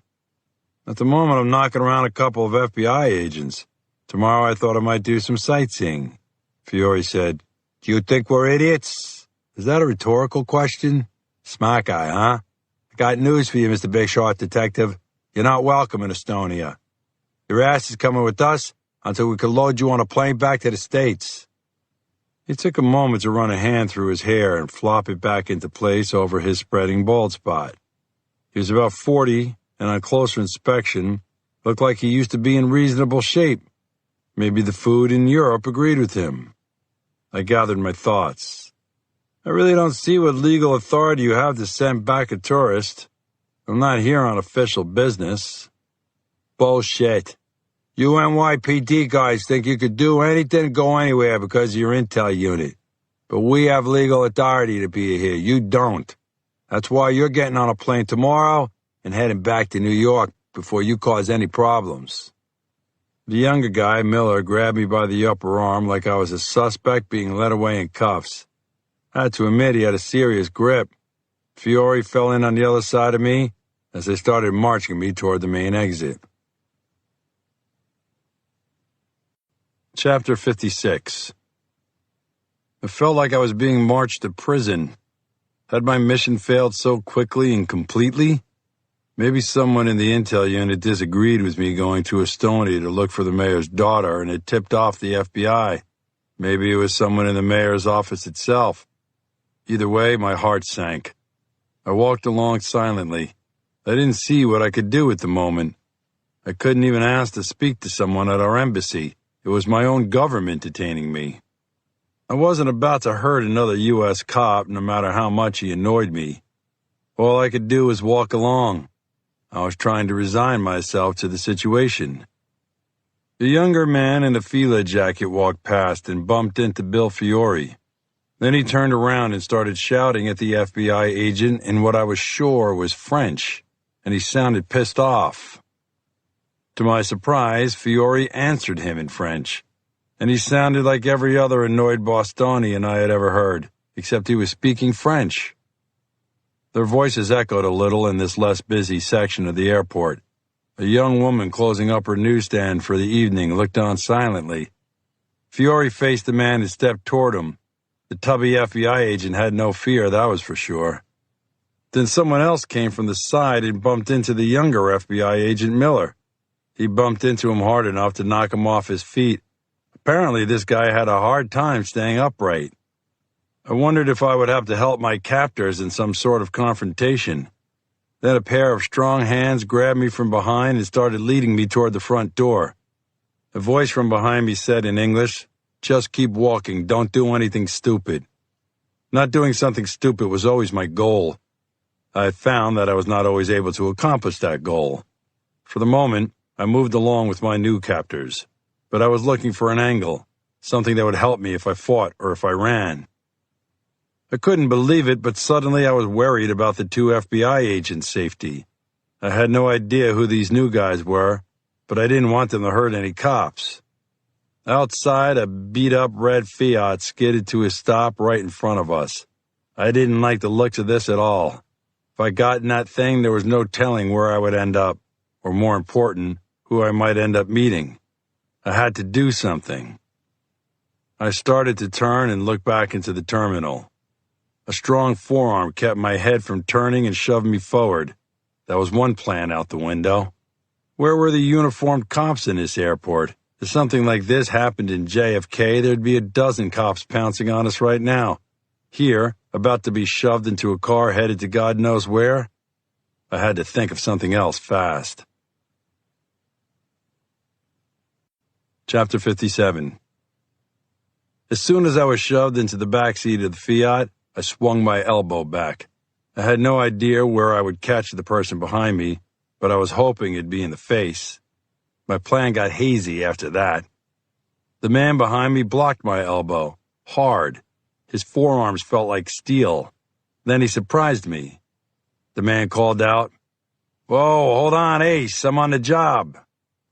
I froze at the combination of a Brooklyn accent and the code for a plainclothes NYPD officer. "I'm on the job" goes back decades. The origin is unclear, but it means I'm a cop. So I listened. The Fiat sputtered away from the curb. The airport building faded from the side view. I glanced out the rear window to see if the FBI agents were following. It looked like we were in the clear, although I had no idea what the FBI would drive in Estonia. In New York, if they weren't in a Crown Vic or a Taurus, they were in some weird seized vehicle like a Land Rover or Cadillac. I sat back in the seat. The man next to me settled down, too, giving me space like a zookeeper would with an agitated animal. He said, "That's better." He stuck out his hand. "I'm Barry Davis, NYPD." He grinned as if he just told a joke. I took his hand and assessed him. He was a powerfully built man, about 45, with a crew cut that had gone gray. I realized my hand was on my elbow where I had tried to strike Davis. It still throbbed a little, but I wasn't going to admit it. I controlled my breathing, then pushed my hair back into place. I was stalling as I accepted my new surroundings and companions. I said, "The driver doesn't speak?" Davis smiled. "He'd rather not be identified, seeing as how we're way out of our home base doing a favor for Lieutenant Martindale." "Well, that's a good partner. The best. And he doesn't want to know why the FBI tried to detain you. You know, plausible deniability and all that shit. We figured they were more worried about their jurisdiction. They hate the NYPD. I asked, "Where are you assigned?" "Paris." "No shit. And you came all the way up here to help me?" "NYPD never leaves a detective behind." He handed me a folded newspaper. Or unarmed. I opened the paper to see a black Beretta 9mm inside. I pulled the slide back a few centimeters to check if a round was in the chamber. It was loaded and ready to go. Davis smiled and said, "In case of emergency." Then he handed me a card with just a phone number. "Any problems you can't handle, call that number. I'll be in Bonn on an unrelated issue. We're off the books. No official engagement at all, but that doesn't mean you're alone." "Thanks. Did Martindale tell you what I was up to?" "Nope, and I don't want to know. Remember, we'll deny everything if you cause a bunch of shit here." I was impressed by Martindale's tight lips. "I won't do anything that reflects poorly on us." Davis laughed. "Me? I was never here. How could it reflect poorly on me?" I smiled. I meant it won't embarrass the NYPD. "Still not an issue I'm worried about. Cops have got enough to worry about. All I care about is that you get home safely." "Thanks. That's my main concern, too." We pulled up to a 4-story hotel on the edge of the city. Davis said, "You're all set up here. Good luck." He handed me my small carry-on bag, which I thought had been lost in the scuffles. Then, they were gone. Chapter 58. Christoph Visser and Ollie van Netta were happy to be back in Amsterdam. Here, the pot was better, they knew plenty of girls, and Christoph was able to stop by his mother's apartment. His mom was always happy to see her engineer. At least that's what he told her he did for a living, a traveling engineer. His fake diploma from Erasmus University in Rotterdam hung on the wall of her living room, along with photos of his late father. Christoph enjoyed playing the role of dutiful and respectful son. He liked seeing his mother happy and proud. And when he visited home, he did everything his mother expected of him. He even attended Mass at Christmas and Easter. Christoph knew this deception would work because for 25 years, his father had worked as a collector for a loan shark. Christoph's mother had believed her husband's lie, that he was an accountant for a private equity firm. The gullible tend to be the happiest. No matter what he told his mother, Christoph wanted to take care of her. She was the only one in his whole life who cared what happened to him. She was the only one he didn't want to disappoint. When he killed someone when he was young, Christoph realized it didn't bother him. That wasn't to say he enjoyed killing. He didn't. He did it to make money. Money he planned to use on a nice house for his mother and a wild apartment for himself. He had, on occasion, appreciated killing someone, like those asses Janos and Alice. He and Ollie had made good money for that one, but it had been fun, too. It had been satisfying. He found Ollie at his favorite coffee house on the edge of the tourist district in Amsterdam. He usually went to a place in Hamburgstraat called Dampkring. Tonight he was in a smaller place down the street that didn't mind when Ollie dozed off in a booth, as long as he spent plenty of money and didn't cause problems. They both had been careful to keep their profession a secret. Since they had met Hendrik Lahr, who liked to be called Henry, their fortunes had seen a serious upturn. They didn't have to seek out work. Henry paid well. And they liked their small, shared apartment in Tallinn, Estonia. In Amsterdam, Christoph maintained his own apartment. He brought home too many women to make sharing an apartment reasonable.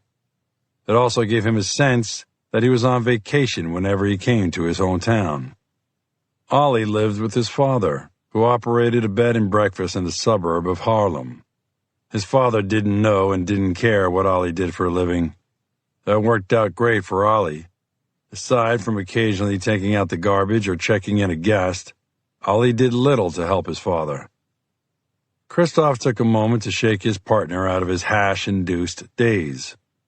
The 38-year-old blinked his eyes a dozen times and sat up straight, as if he'd just heard a fire alarm. He brushed his brown, greasy hair from his eyes and tucked the long strands behind his ears. He looked surprised to see Christoph. "Hello, my brother. What brings you to Nirvana?" Christoph said. "You need to straighten up. Henry has a job for us." "Where?" "I'll give you a hint. Our Nordica flight leaves in 2 hours." "Shit. Back to Estonia?" Christoph said. "It shouldn't be too bad. Henry is going to give us a bonus for going to New York to kill Janos and Alice." "Those assholes had it coming." He scratched his head and looked at Christoph and asked, "Why do you think Alice shot the Asian chick in the back?" "I guess she was just a bitch. We'll never know. And Henry is pissed." Ollie said, "Well, he's been quick to use us lately. He's cutting into our party time. I wonder what he wants done now." Christoph said, "He said something about a cop from New York." Chapter 59.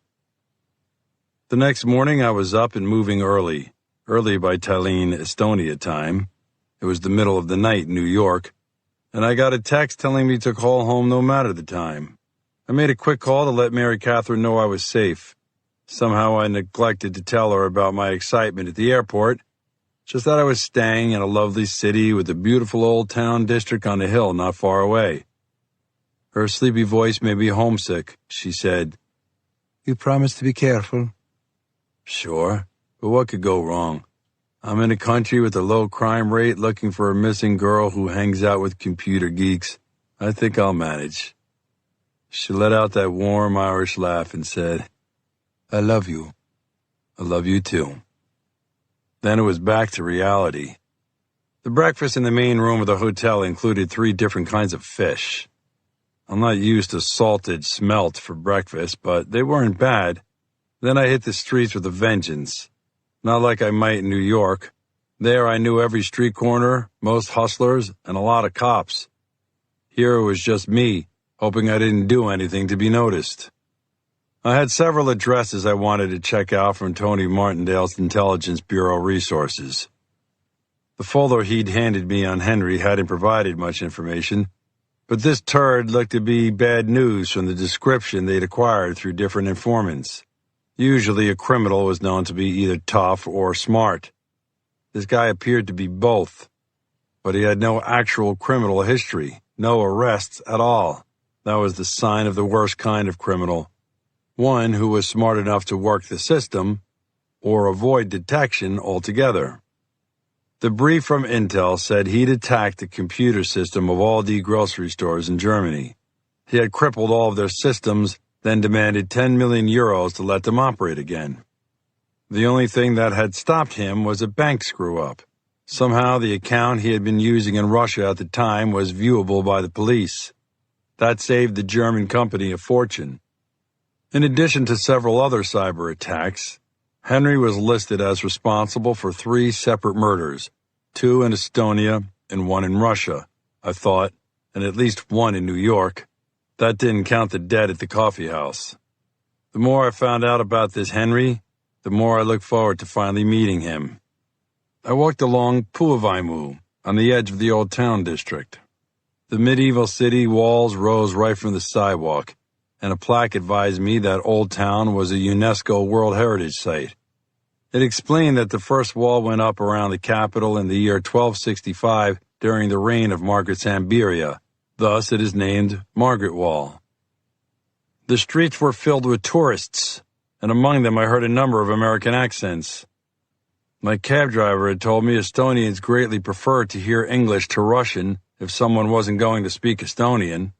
Cruise ships docked at the main port and shuttled busloads of tourists to Old Town to see Tompeia Castle, as well as farther east to see the Kadriorg Palace. At the moment, I was dodging those crowds.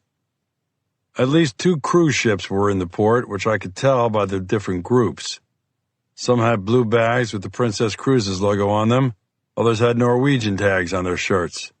Each group shuffled along like the Peanuts gang, all closed in and cramped, trying to hear their guide. I took in the city as I looked for the first address on my list, which turned out to be a warehouse. I could tell by the windows and how clean the interior was that it had been used recently. That fell in with what I knew about cyber criminals. They tended to move from location to location. I inspected the warehouse, hoping to find some clue as to where the operation had moved.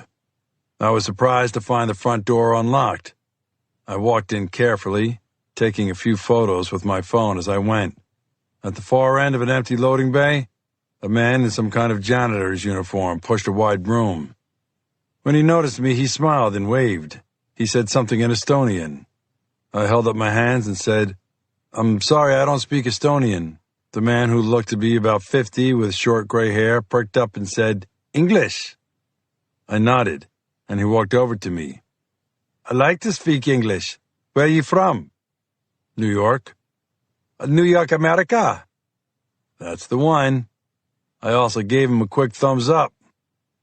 The man was small and a little hunched over. He patted me on the arm in a friendly gesture. "I'm Gunnar." I took a chance and said, "Gunnar, do you know where the company that was here moved?" He gave me a confused stare, then smiled. "Computer company." I nodded. "They have new building on Tortumonte, near Toit City." "What's Toit City?" "Nice cafe. You eat, you like."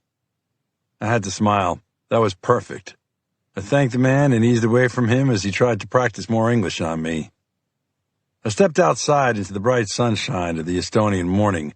As my eyes adjusted, a man in a suit approached me. I could tell by the way he was walking that he was looking specifically for me. The hairs on the back of my neck stood up. I felt for the pistol stuck in my waistband. Now I really appreciated the efforts of the NYPD last night at the airport. I had almost refused the offer of the gun. Now I was glad I had it. The man stopped 10 paces in front of me and immediately held up some kind of government ID. The way he did it and the look of the ID left no question that he was in law enforcement. It was almost a universal method of identification. He spoke English with only a slight accent. He said, "Mr. Bennett, I need to speak with you." I was made. Chapter 60. The cop seemed a little casual as he approached me. Maybe he wasn't used to the same threats American cops faced every day, and like many criminals in the United States, I was armed. I didn't want to be searched and have the pistol discovered, but there was no way I was going to hurt a cop either. He knew me by name. That was disconcerting. It was a little surreal to be on the other end of a police stop. The fact that I was in a foreign country only made it more uncomfortable. He was about my age and fit, maybe 6 feet tall. His eyes scanned me from head to toe.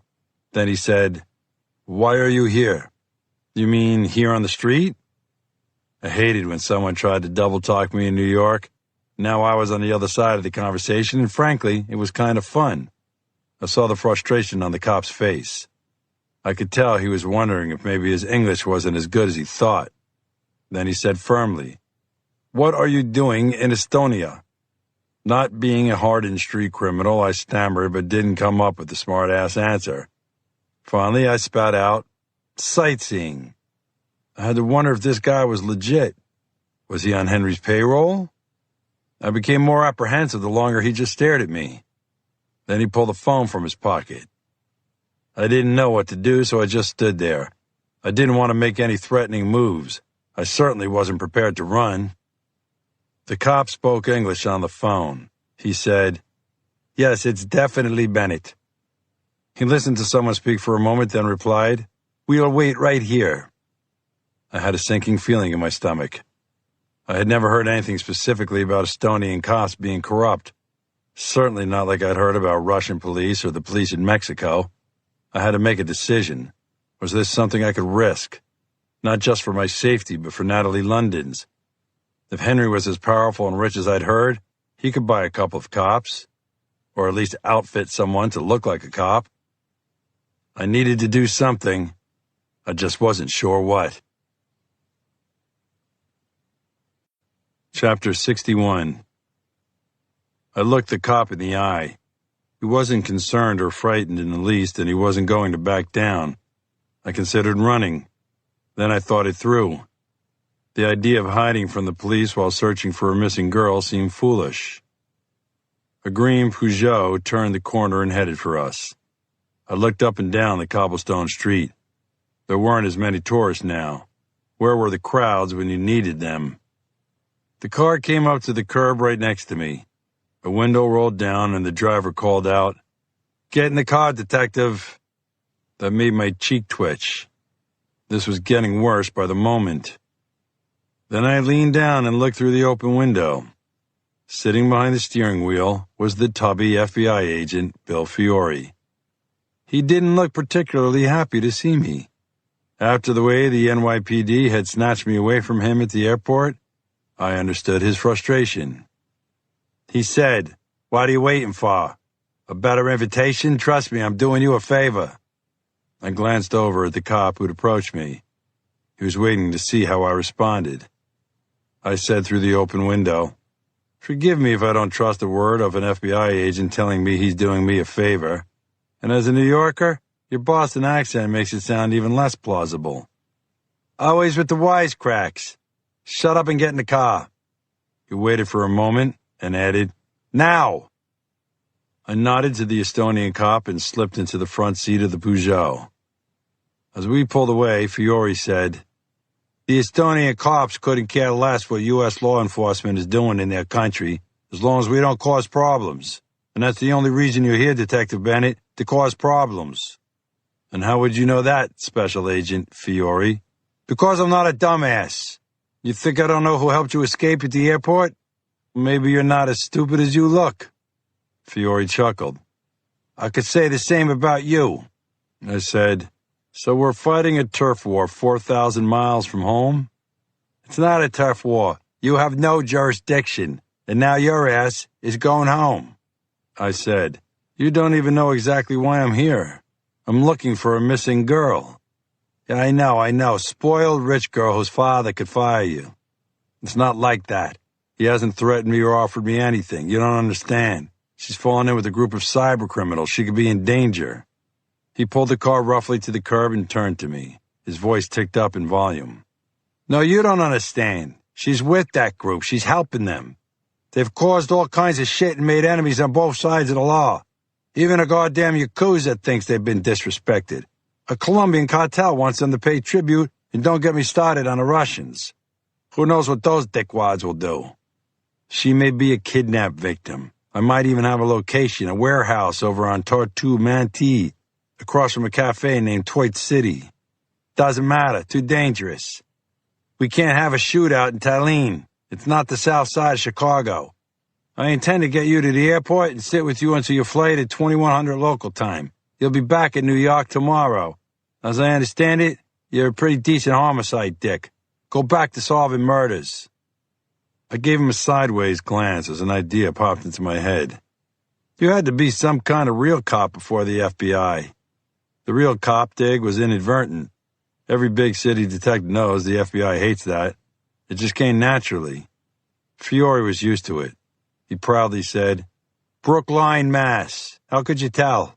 The homicide dick comment. Only an old-school cop would use a term like that. He nodded his agreement. I can't believe a cop would let a missing girl go without any investigation. You've been with the Phoebes too long. Suck it, Mr. NYPD. I'm just following orders. So are the guards at Auschwitz. That's a low blow. I sighed and looked down at my lap. Then I set the trap. I guess you know all about me. More than I care to. So you know my grandfather is a Catholic priest? It's about the only thing redeeming I've heard about you. He asked me to pick up research documents while I'm here. They can't be mailed or shipped. They're at a Russian Orthodox church named St. Laszlo's. Do you know it? Sure, it's not a main tourist attraction like Alexander Nevsky up on the hill, but I passed it a million times. If I leave the country quietly, will you just let me pick up the envelope first? At least I'll accomplish one thing on this trip. Felt a little guilty pulling the Catholic card, but Fiore relented. As long as it only takes a minute. Chapter 62. Christoph and Ollie had wasted no time once their Nordica flight landed early in the morning. Henry had someone meet them at the airport who provided a car and a couple of Czech pistols, but Christoph still had to run by their apartment and pick up his favorite knife. He never knew when he might need it. Ollie had slept only a couple of hours, but he seemed alert and ready to go. Christoph often marveled at his partner's ability to bounce back after a hard night of partying, although he'd seen that hash had less of an effect on Ollie than heroin. They were lucky to catch the American cop just as he walked out of his hotel. They followed the cab and waited for the right moment to strike. Henry had instructed them to capture the detective and bring him back to their current headquarters. As a last resort, they were authorized to shoot him. From the very beginning, Ollie mocked the American cop. He laughed at the way the cop stood in front of the hotel waiting for a cab. He was tall and handsome and looked like a statue. Ollie stuck his hand in his shirt like Napoleon and posed. He said, "Why is an American detective here? Maybe he can scare criminals into surrendering in New York, but does he realize he has no pull here?" Christoph laughed. He didn't know why the American detective was here, or what his interest in Henry was. All he knew was that his boss wanted the cop brought to him, and that Henry paid well. For someone who made his living beating and killing people, it was a pretty simple task.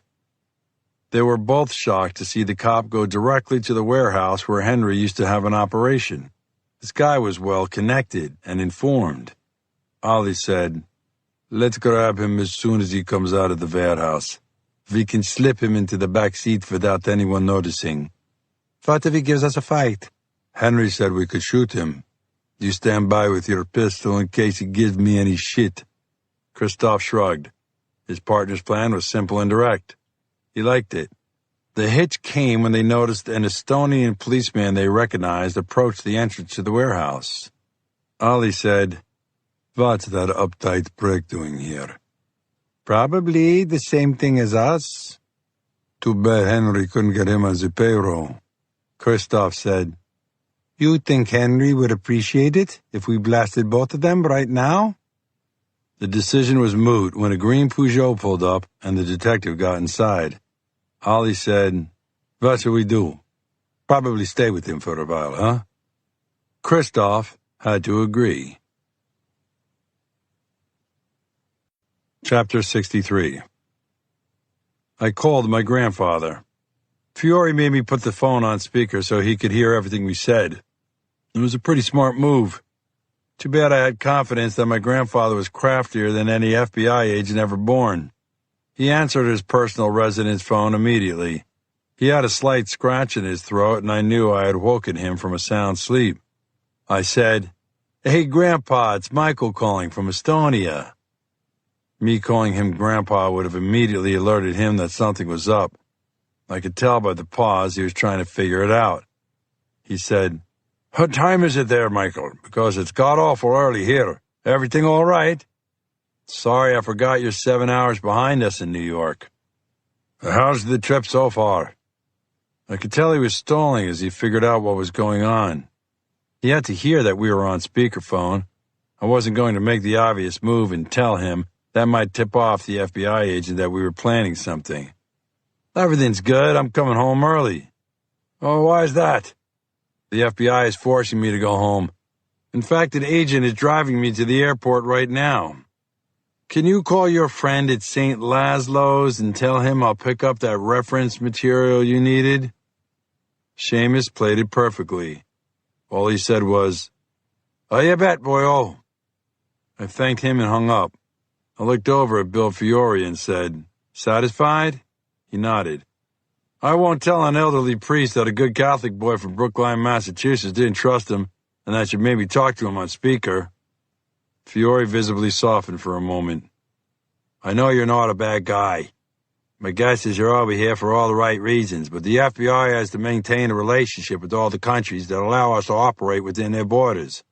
I can't have every hotshot cop in the U.S. coming over here thinking they can do whatever they want. How many cops want to come to Estonia? You have no idea how much cybercrime originates from here. Teenagers with access to high-speed internet are figuring out schemes to bilk old people out of money in the U.S. Every swinging dick in this country has a computer.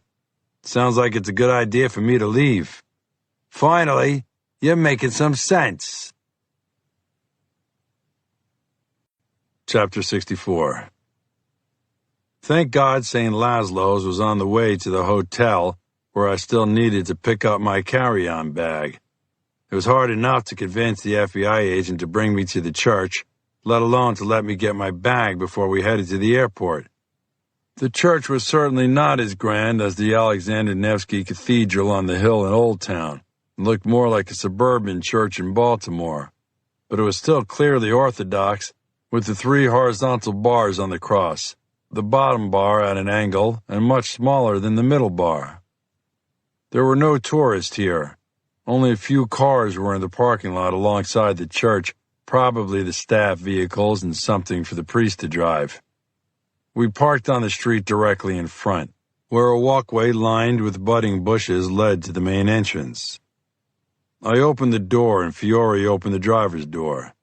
He just looked at me and said, "You think I'm gonna let you just walk away? I'm with you until I see your smiling face walk down the jetway to your plane." This could get tricky. I considered how far I'd be willing to go to escape the FBI's custody. A priest in his clerical cassock stepped out the front door and waved to me. He was nothing like I had expected. I don't know why I had assumed a friend of my grandfather's would also be an elderly man, but this priest was in his early 50s with slightly graying hair. He looked to be in pretty good shape and had clear blue eyes. He hurried down the steps and along the walkway, extending his hand. "You have got to be Seamus's grandson, Michael. I would see the resemblance anywhere." I wasn't sure if that was a compliment, but I shook his hand and thanked him. I said, "This is my—" I paused for a moment, then finished, "friend, Bill Fiore." The priest said, "I am Martin Zlatich, but everyone calls me Marty." His accent was almost unnoticeable. We chatted for a minute about some of the work my grandfather had done and his interest in history. I guess we went on too long because the FBI agent said, "I hate to break this up, but can we grab your grandfather's envelope and get going?" Marty said, "Oh, I'm so sorry. Yes, of course. Follow me, please." If my grandfather had called and tipped Marty off, he was one of the best actors I had ever met. He took a moment to show us the altar, mentioning that his congregation stood during Mass, which explained why there were no pews. I'd thought about some of the sermons I'd sat through in my childhood. That was a long time to stand. I knew the clock was ticking. Whatever this priest had in store for me, I hoped he did it soon. Fiore was getting more impatient by the second and could call this whole thing off. I tried to signal Father Marty with a look, communicating that we were up against a deadline. He led us past the altar into the back corridors. It felt like a maze. I noticed Marty subtly picking up his pace as Bill Fiore started to drift farther back from me. It was right then that I realized this priest wasn't fooling around. He knew exactly what he was doing, and he was exactly the kind of friend I'd expect my grandfather to have. We took one corner, then another, and I swear we were headed back to the altar, but instead we just kept walking. I heard Fiore call out, "Hey, wait up!" He took a wrong turn, and I heard some language that shouldn't be used in a church. Then a more urgent, "Where'd you guys go?" Suddenly, and without warning, Father Marty pressed what looked like a solid wall and shoved me into an opening. I slipped inside just as I heard Fiore yell, "Bennett, you better not leave this church!" I thought I heard the FBI agent running as Marty followed me inside the dark, narrow corridor and set the panel back in place. He said, "There's no time to lose. Come with me." He squeezed past me and nearly jogged down the remarkably constricted hallway. We took a flight of stairs down. I had to hunch over to make it through the next hallway. Then we descended a long staircase that disappeared into the dark. My heart was racing as I wondered what I could accomplish while trying to avoid the FBI. It seemed like it took a full minute, but it probably wasn't nearly that long before Marty opened the last door. The sun hit me right in the face. I looked around and didn't recognize anything. Marty pointed up the hill, and I saw that we'd traveled through some sort of basement and out a back door. We might have been as far as 3 blocks away from where Bill Fiore had parked his car, if you considered the elevation. It was the cleanest getaway I'd ever made. Marty smiled and said, "Old Russian Orthodox churches are full of surprises. I'm glad we could use them to help you on your mission." "My grandfather told you why I'm here? To save a girl who's missing." "I can't tell you how much I appreciate this." The priest frowned and said, "I can delay the FBI agent a few more minutes still. Find this girl." Chapter 65. After hiding out in a tourist welcome center for a while, I hailed a taxi and told them exactly what Gunnar, the janitor, had told me. 20 minutes later, I saw Toit City Cafe and a series of office buildings and warehouses across the street.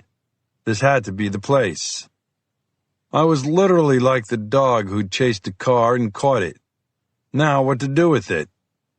I was standing there looking at a likely location for the infamous Endrick Henry Lahr, and only then did I realize I needed backup. Damn. Good luck and a little help from a priest had put me in a position to find Natalie, but I didn't think it was smart to barge in. I did have a gun, but only 16 rounds of 9mm ammo, and there was no telling what was inside the warehouse. I stepped into the cafe.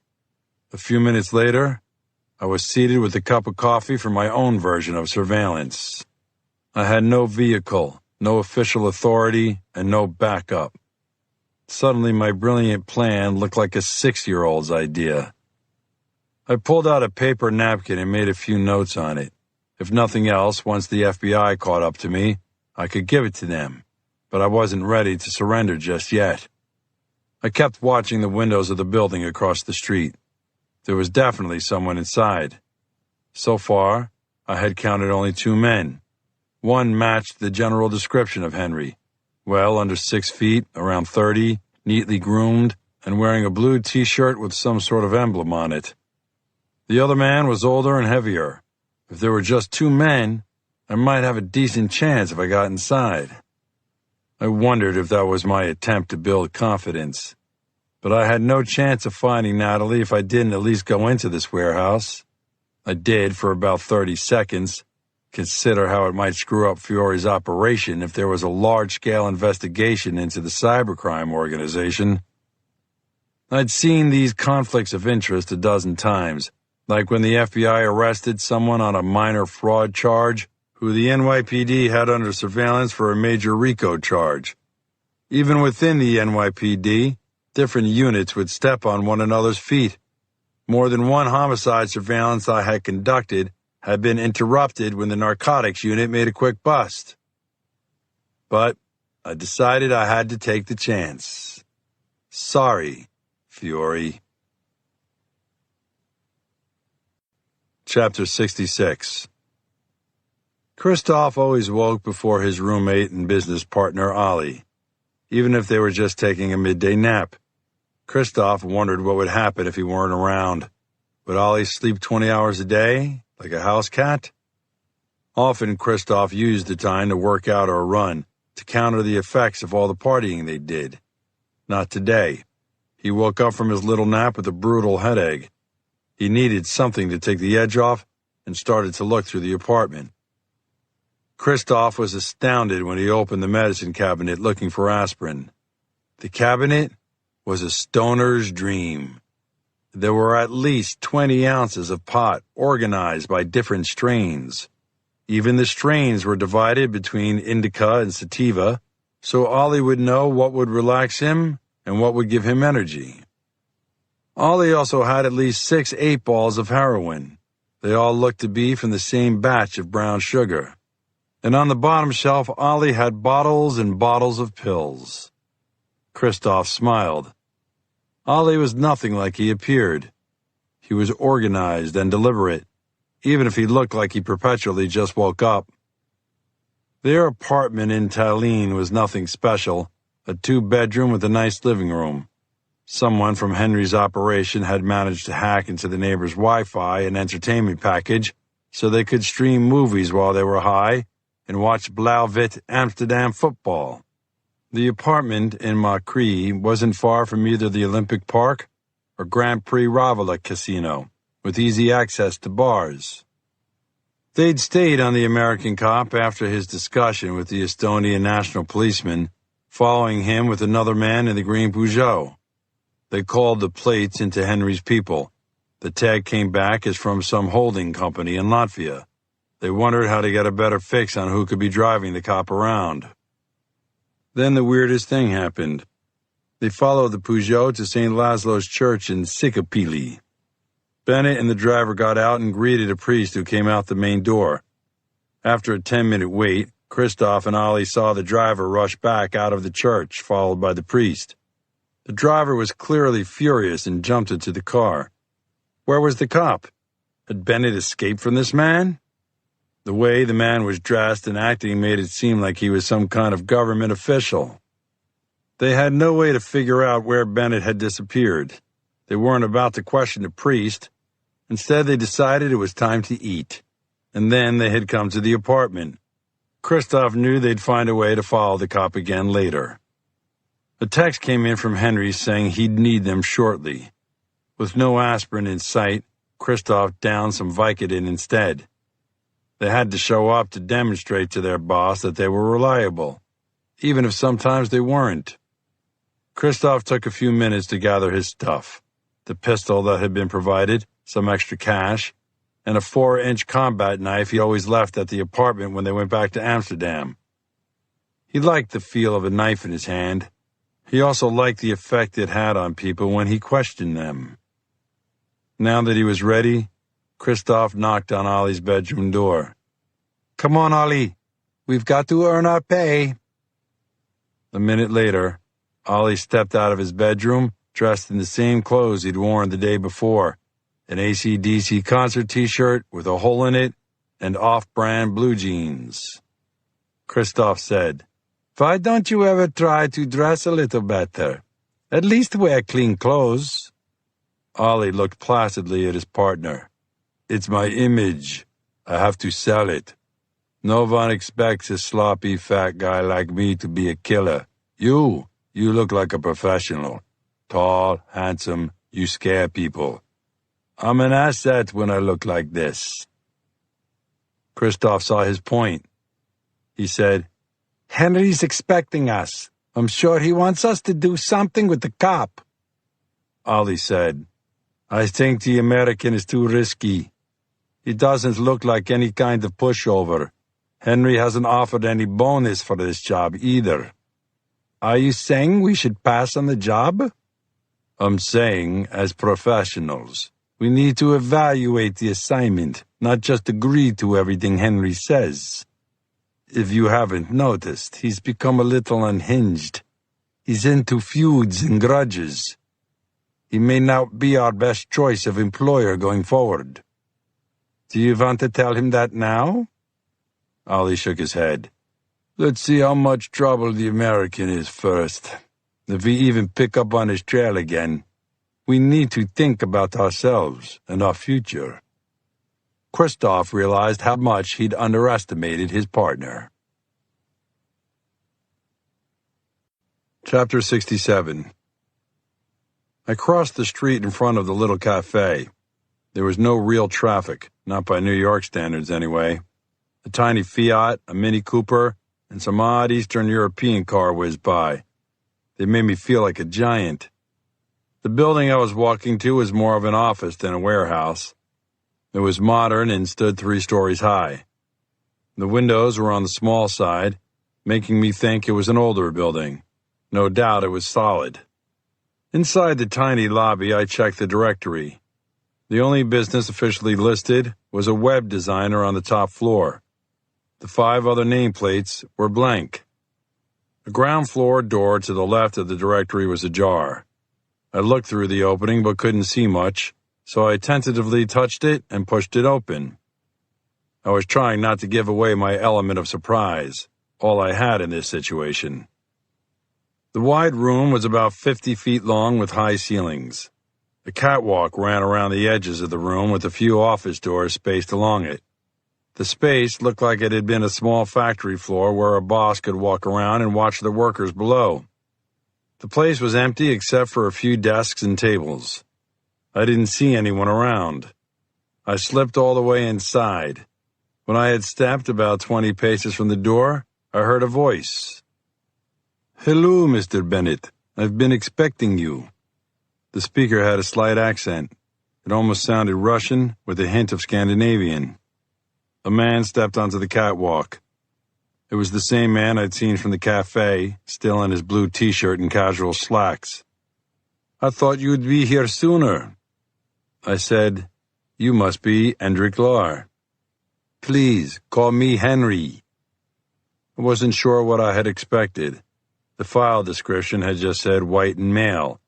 Jennifer Chang had mentioned he was about 30, on the short side and a workout buff, but I guess I hadn't thought of all the variables. He was shorter than I'd imagined, maybe 5'6". He was definitely ripped. The veins in his arms told me he was serious about weights. His whole look screamed steroids. Add in the agitated pacing and I could see why people were afraid of him. Maybe he really was as smart as I'd heard. A mix of smart and crazy was rarely good. I kept my composure when 2 men stepped through the doorway near me. They kept walking until they were positioned on either side of me, about a dozen feet away. They didn't know I had a gun, and I thought I'd save that surprise. Maybe it would teach Henry something as well. Then a man stepped through a doorway across the room from me. It was the janitor from the last warehouse, Gunnar. That surprised me. Henry smiled and said, "I didn't want to take any chances. We thought it would be easier for you to come to us than for us to find you. Gunnar was kind enough to wait for you at our last location and tell you where to go, but then you didn't show up here right away." The gray-haired janitor smiled and said, "And by the way, mate, my English is pretty good. I was raised in Northampton." Son of a bitch. Henry had already made me feel stupid. This was not the first impression I had wanted to make. Chapter 68. Staring up at the master cyber-criminal standing on the catwalk, my mind raced. Even with the surprises Henry was throwing at me, I tried not to show what I was thinking. It was time to get some answers. I decided to treat our conversation like any other interview. Start with easy questions, then move on to the hard ones. Simple. I said, "How'd you know I was in Estonia?" Henry gave me a laugh that sounded fake, practiced. We break corporate security systems. Did you really think we couldn't clone the mayor's phone and hack his email? I've known everything you were going to do. I even know the nasty name the NYPD calls the mayor. And by the way, so does he. Shame on you. LFP indeed. He wagged his finger at me. I no longer thought of the mayor as a little fat prick. Now I realized there were too many people fitting that description. Take out the fat, and Henry was at the top of the list at the moment. I said I'm impressed you could hack the mayor of New York's phone without being detected. It's really quite clever. I chose my words carefully. To Henry, clever would be an insult. Henry said, It seems I could do whatever I want and the authorities will never catch me. It's almost not fun anymore. He flexed his arms when he moved. It must have impressed someone at some time. I laughed aloud, and it wasn't practiced. It was a sincere chuckle. And what's so amusing? I made sure to look Henry in the eye. If I had $1 for every half-assed crook who said something like that, I could retire. I can assure you there is nothing half-assed about me. If you have to tell people, that means you probably are half-assed. It's sort of like when you have to tell people you're in charge. That means you're probably not. That little comment would get under his skin, too. Henry was silent for a moment. Finally, he said, I've read about the great homicide detective. The newspapers say you never give up. I didn't know where this conversation was leading, but it wasn't going anywhere good. I stole a quick look at the men on either side of me. They were both young and fit. They didn't look like computer programmers. One of the men had a blue teardrop tattoo near his right eye. The other was tall and sleek. His shirt almost looked like a uniform with his broad shoulders and narrow waist. He was ready for action right now. I also knew if I went for one, the other would be able to strike me from behind. I didn't think it was time to pull my pistol. I looked up at Henry and said, It's true I'm not known for giving up, but I'll make you a deal right now. I noticed how our voices echoed in the wide, open room. I'm intrigued. Please, go ahead. If you give me Natalie right now, I'll leave and you'll never hear from me again. I won't say a word to any law enforcement entity. All I want is to bring the girl back to her parents. And you leave Estonia? Tonight. I already have a flight. Henry chuckled and clapped his hands together. I was starting to wonder if this asswipe believed he was some sort of supervillain from a James Bond movie. Henry said, the great savior. I'm afraid you're too late to save Natalie from a life of crime and return her to her loving parents. My heart sank. Had this asshole killed her? I stood there in stunned silence. I considered pulling my pistol right then. It would have been a pleasure to show this arrogant prick how smart he really was. Chapter 69. I still hadn't said another word, but the way I turned my body must have alerted Henry's hired thugs. Gunnar and the other two changed positions slightly and looked like they were ready to jump me. The one with the teardrop tattoo worried me.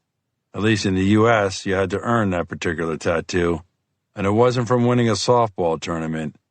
He wouldn't hesitate to pull the trigger. Then a thought flashed through my head. If I was going to die anyway, maybe I really should dispense a little street justice. I wasn't sure what my grandfather would say about something like that, and I knew it wasn't what Jesus would have done, but he was a pretty high standard to live up to. I calculated the shot. There would be no time to aim carefully with the pistol, and it was a pistol I was unfamiliar with. But I reckoned it could be done. I'd have to tune out all the others. That meant I'd be plugged a dozen times before I fired 5 shots. The alternative was to do nothing and get plugged only once, later, while kneeling.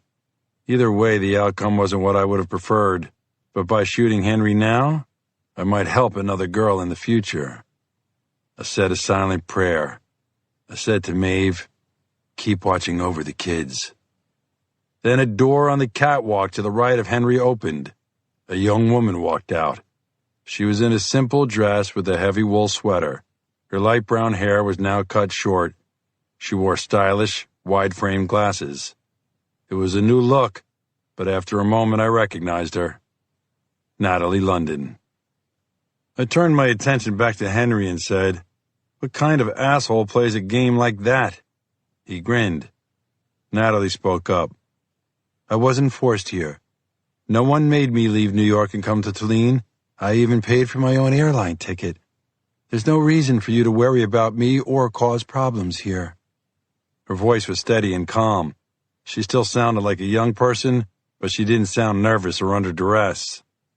I thought of the photo her father had on the wall of his office. She wore a little dress and was about 5 or 6 years old, smiling from ear to ear, holding the mayor's hand. What had happened? I said, "Your dad and mom are worried sick about you." That had the effect I wanted. She looked stricken. Then I threw in, "Why haven't you called them?" She took a moment, then her brown eyes settled on me. "I wouldn't bother my father about anything. He's too tied up trying to save the world and raise his new sons. But I don't want my mom to worry. I've thought about calling her, but I can't risk exposing our operation. We still have a lot of work to do. I'll figure a way to get a message to her tonight." Damned if she didn't sound sincere. I was starting to think I'd wasted a trip. I hoped I hadn't wasted my life. I wasn't here to compel someone to return to the U.S. I was here to save a girl I thought had been forced into doing something she didn't want to do. I knew she was smart, but I'd still been worried about her. When she put her arm around Henry's waist, then dropped her head to his shoulder, I understood the situation. The door behind me opened and closed again. I turned and watched an odd pair of men strut toward the center of the room. One was tall with neat blonde hair. The other looked like a character actor in a cheap stoner movie. His stringy dark hair spread out over his shoulders. The T-shirt from an AC/DC concert drooped over his belly like an awning. Henry stepped up to the railing and leaned over it. He was clearly annoyed.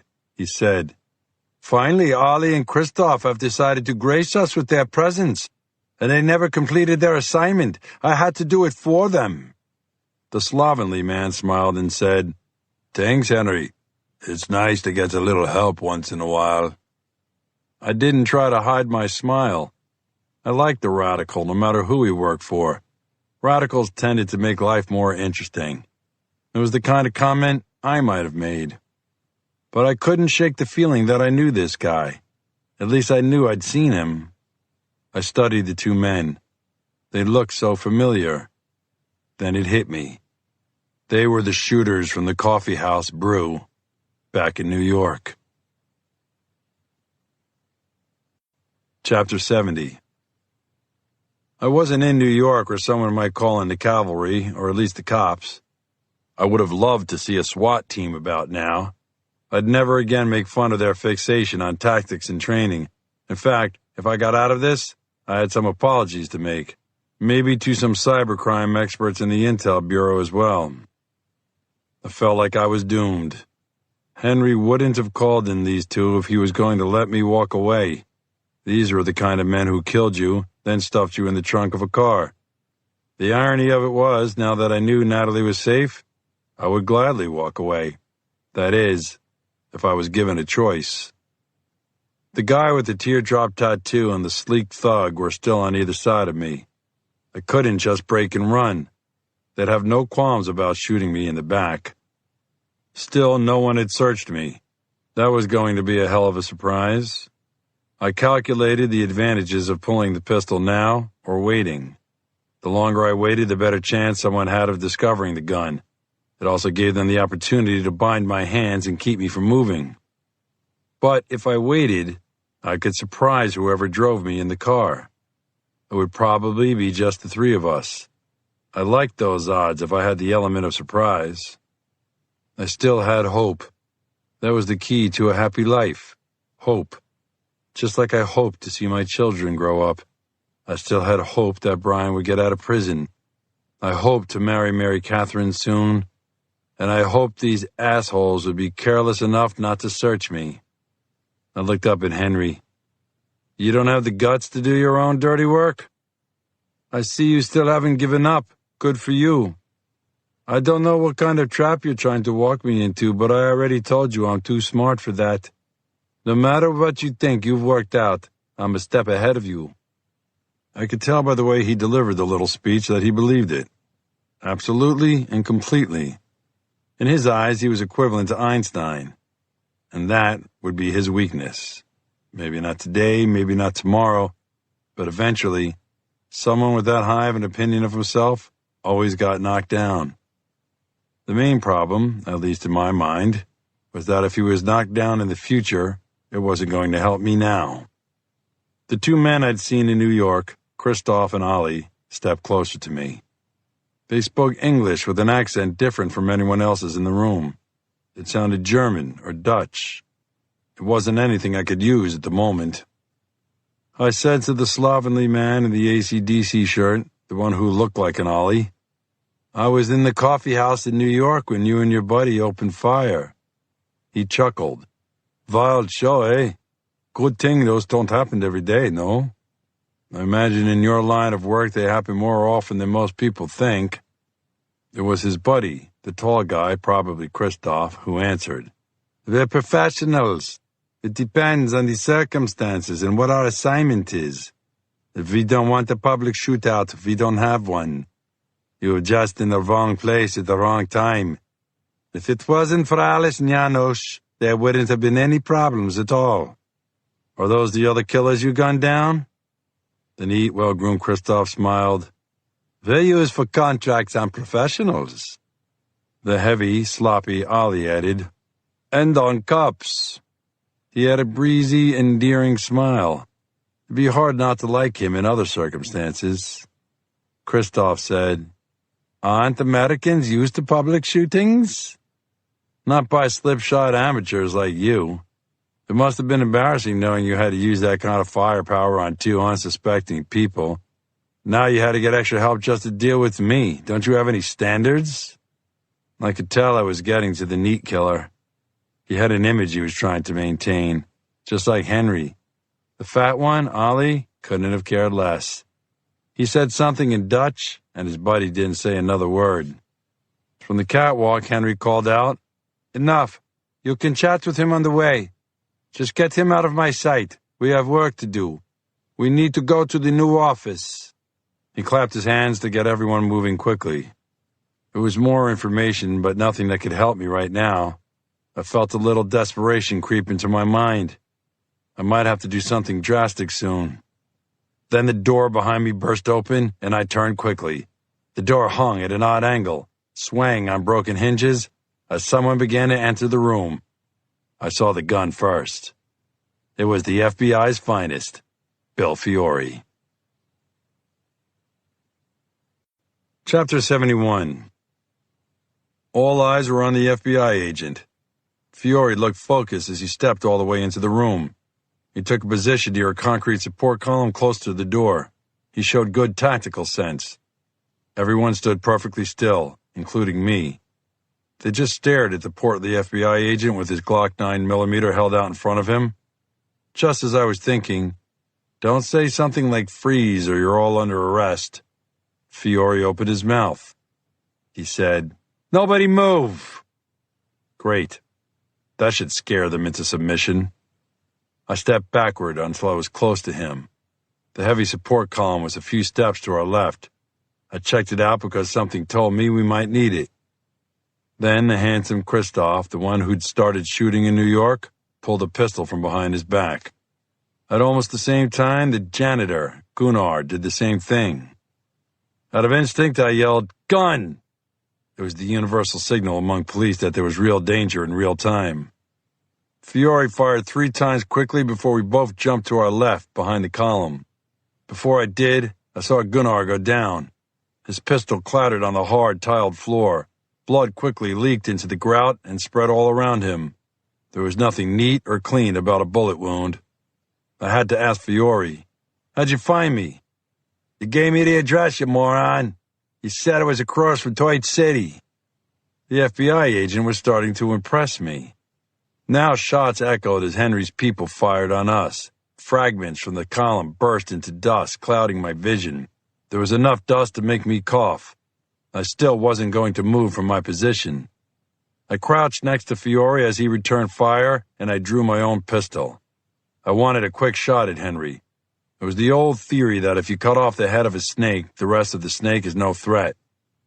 When I popped out from behind the support post, no one was on the catwalk. Henry and Natalie had disappeared. Fiore stopped firing for a moment. I ducked back behind the post. When he looked at me, he was astonished. "Where the hell did you get a gun?" I shrugged and said, "Just picked it up." I heard him mumble something foul about the NYPD. Then he started to shoot again.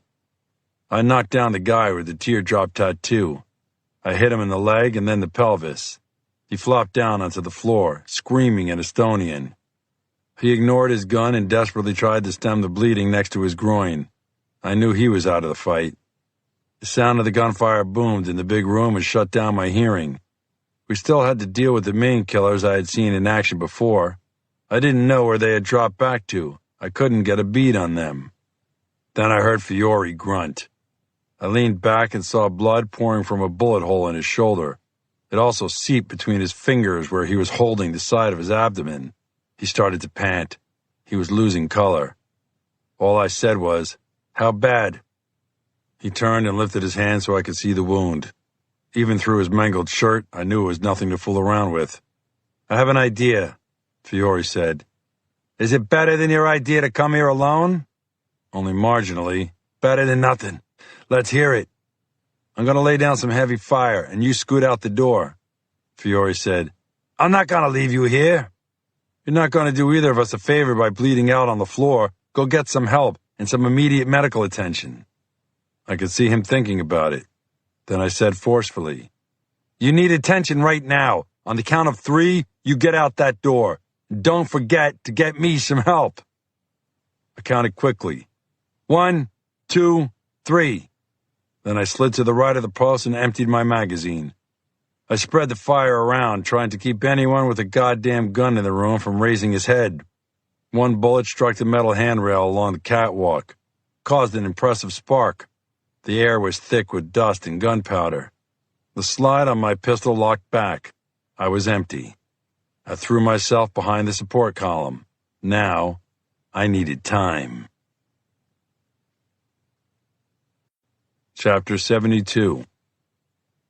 As I crouched behind the post, I said a quick prayer for the FBI man to make it. The ploy had worked. Bill Fiore had slipped out the door while everyone's heads were down.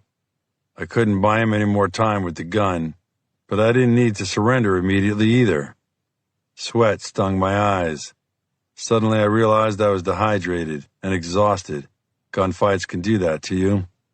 I called out, hang on, can we talk about this?" I was surprised to hear Henry's voice. He was apparently up in one of the offices around the catwalk.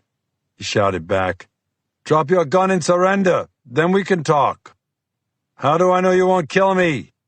"Christoph and Ali will definitely kill you if you don't. Now both of you drop your guns." I smiled at the idea that they thought the wounded FBI agent was still with me. I milked it for as much time as possible. Finally I said, "I don't know what you mean by both of us. I'm the only one here." "Where's your partner?" "I don't have a partner. That was just a guy who had been bothering me before." I heard the slovenly Ollie call out from the other side of the room. "He's telling the truth. He's the only one behind the post." I slid my empty gun across the floor. Then I stepped out from behind the post with my hands up. Gunnar was, of course, still there on the floor. A giant puddle of blood had spread out around him. His eyes stared straight ahead. I guess he'd had more to worry about than closing his eyes when he bled out.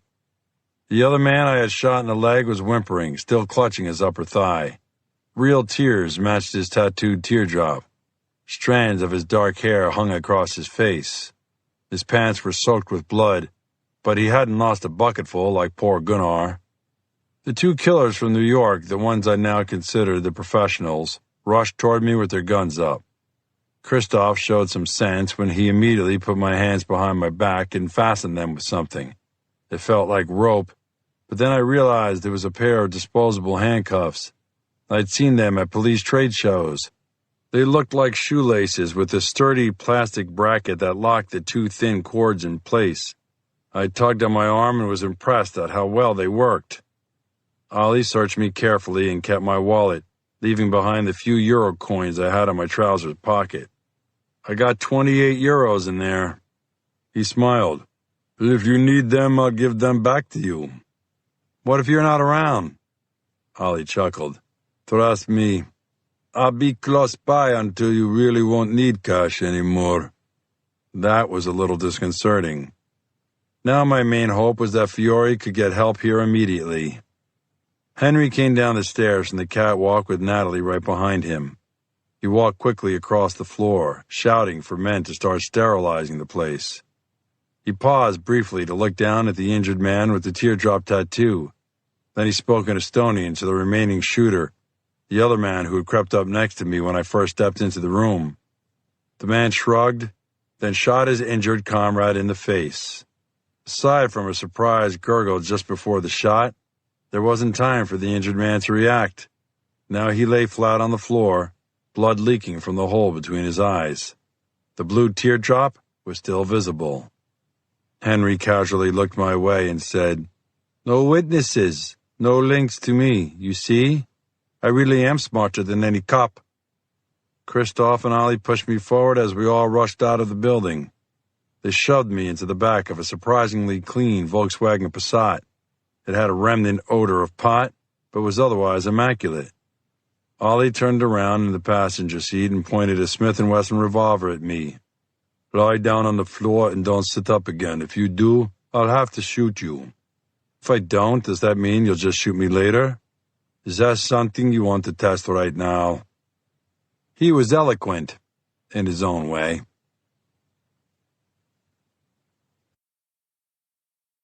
Chapter 73. The ride in the back of the Dutch killer's Volkswagen had been short, probably less than 10 minutes. I'd had a hard time calculating the speed with my face on the floor of the car. I believed Ollie when he said he'd shoot me. After years as a cop, you get a good sense for someone who's full of shit. Ollie was not, even if his look said otherwise. Stuck on the floor with an utter lack of knowledge of Tallinn, Estonia, I was up shit creek. I had no idea where I was or why they had taken me instead of killing me on the spot. Perhaps I'd been spared just because Natalie would have been a witness to Henry ordering it. I might never know. I had gotten a quick glimpse of the street and the fairly nice standalone office building I was rushed into after they stopped the car and hauled me out. Then they shoved me down a flight of stairs to some kind of basement with an empty loading dock area at the back. The building had to be perched on a hill then, the dock at the far end lower than the main entrance. I'd been lucky to stay upright on the hard concrete steps with steel strips embedded along the edges. At the bottom of the stairs, they crammed me into a small room with stained cinder-block walls, sweating tiny beads of water. It wasn't that humid, but basements did weird things all over the world. Dead bug carcasses littered the bare concrete floor with a drain in the center of the room. It was dark and smelled of urine. Not the image I had of a cyber criminal's hideout at all. Not even a decent supervillain lair. This sucked. I had tried to pick up some intel on the ride over, but the men had spoken to each other only in Dutch. I worried about Bill Fiore and his wounds. I hoped he was getting treatment right now. That would mean he'd also alerted the local police to my kidnapping. I wasn't a hopeless case yet. Now I found myself in a room where the only light was a line along the bottom of the door from a bulb at the base of the stairs next to it. I sat on a hard wooden chair, like I was waiting to see the principal at a Catholic school. My hands were still secured by the cord handcuffs, and just like in a holding cell of a police station, there was a bolt in the wall with a ring on the end big enough to tie a rope through. That rope was attached to my handcuffs and kept me in place.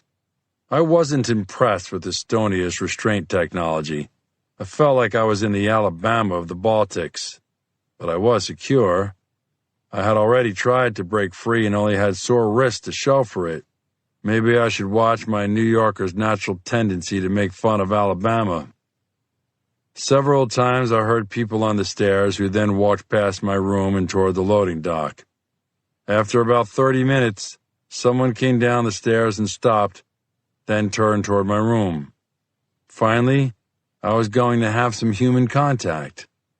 Whoever it was, they hesitated outside the door. After another minute, a head popped into my room, allowing in some dim light. It was Natalie London. She didn't say anything. I think she was shocked by the sight of an American police officer held prisoner in her boyfriend's office building. I managed to say, "Where are we?" She didn't answer. Natalie stepped into the small room and kicked away dead bugs near her feet. "Are they going to torture me?" She shook her head and said, "Henry doesn't do that kind of thing."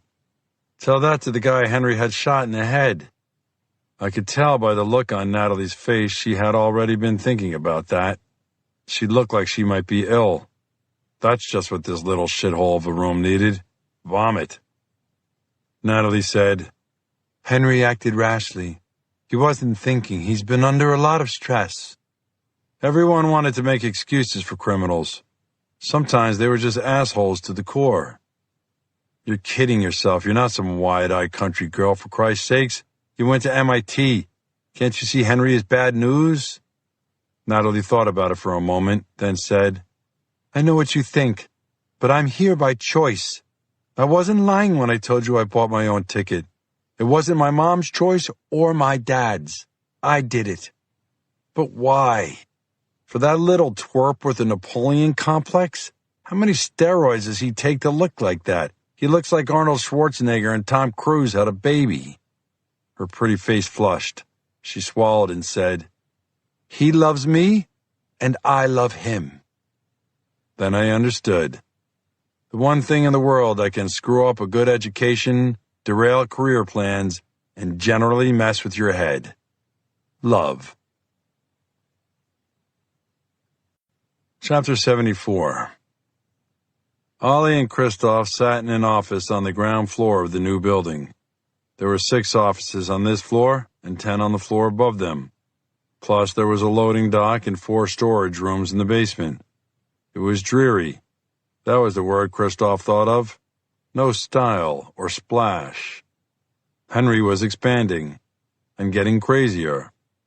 Ollie said, "I can't believe Henry had Joseph shot.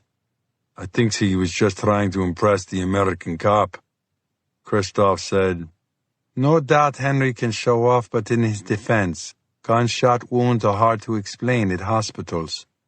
He had his doubts about their employer, but he didn't want to fuel Ollie's growing dissatisfaction. "But it's like he thinks he's some kind of god, ordering death sentences."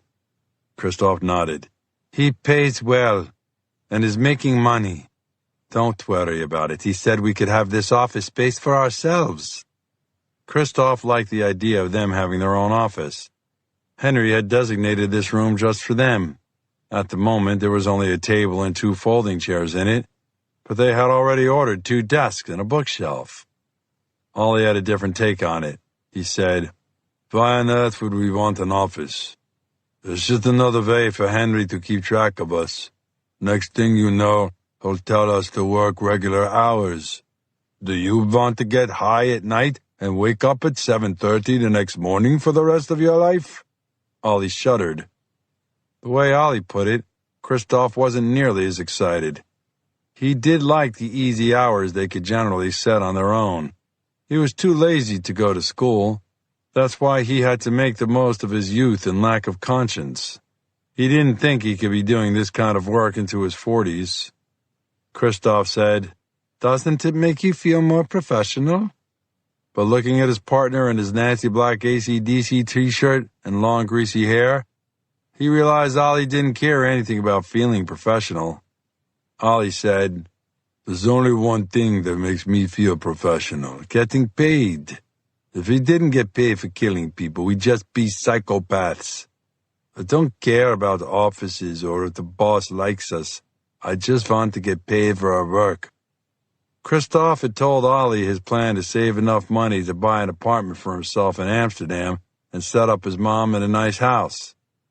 He had about 130,000 euros saved. He needed more. A lot more. The idea of sharing a house with his mom was unattractive, unless he talked her into still doing his laundry. Christoph said, "I don't want to have to find new work. Henry keeps us busy. I need the steady income." Ollie said, "Henry keeps us busy for now. The way he's been acting, who knows how long this job will last. We need to get rid of this cop and start looking for a backup job." He paused, thinking, "For the record, I don't think it's cool to kill an American cop. It could stir up all kinds of shit. I prefer it when we have to kill other criminals. No one cares much about that. We just need to be careful with this cop." Christoph said, "How do you want to do, Bennett?" Ollie pulled out of his pocket a Dutch €2 coin with an engraving of Queen Beatrix on it. "We'll flip this coin. Heads, you get to kill Bennett. Tails, I do." Christoph nodded. Ollie caught the coin in midair, then opened his hand. It showed the head of Queen Beatrix. Ollie looked at him and said, "Gun or knife?" Christoph shrugged. "If we are going to take him out near the port to kill him, I'll try my hand with a knife. I've shot plenty of people. I've only stabbed one." Ollie stared in disbelief, then said, "Who'd you stab?" "Just someone a long time ago, when I was a teenager." "Really? I've never heard this story. I told you about shooting someone when I was 17 over money, but now you're all secrets and lies? You think you're a spy or something?" Christoph thought about it.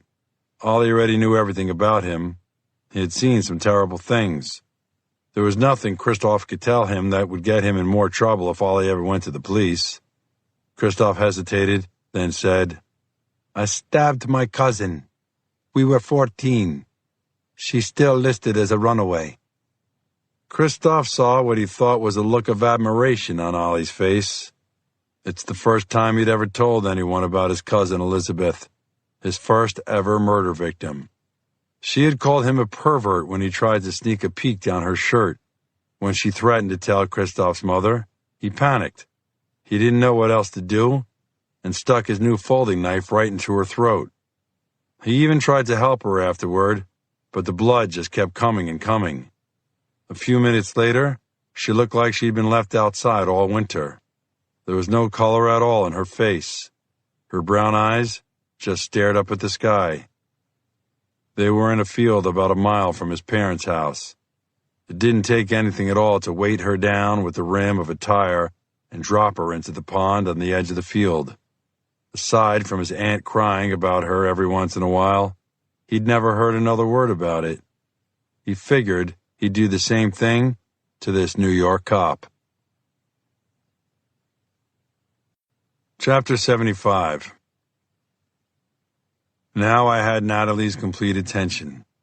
She realized Henry loved the thrill of cracking security systems as much as making money. He'd never love anyone as much as he loved himself. She'd worked her way through an array of emotions, and I knew she was starting to assess how she fit into Henry's plans. Smart people usually catch on when you point out something that's not right. It just takes them a while to see what they don't want to. I said, "Henry is a batshit crazy criminal, that's all." Natalie said, "No, you're wrong. Sure, Henry crosses some lines to make some money from corporations. He supports a lot of people, but he's not a killer. I mean, he doesn't just kill for no reason." "What's the reason that justifies murder?" She stared at me without saying a word. I saw my own children in her face. I knew people made mistakes. This girl wasn't a killer. She probably hadn't done 10 things wrong in her whole life before she met this asshole Henry. She might say she wanted to be here, but I didn't think it was true. I decided to lay it on heavy. I said, "You really think that's the first person Henry's had killed? I've seen his handiwork in New York. I personally witnessed the 2 Dutch guys shoot up a coffee house. They even hit a witness I was talking to, a witness who knows you."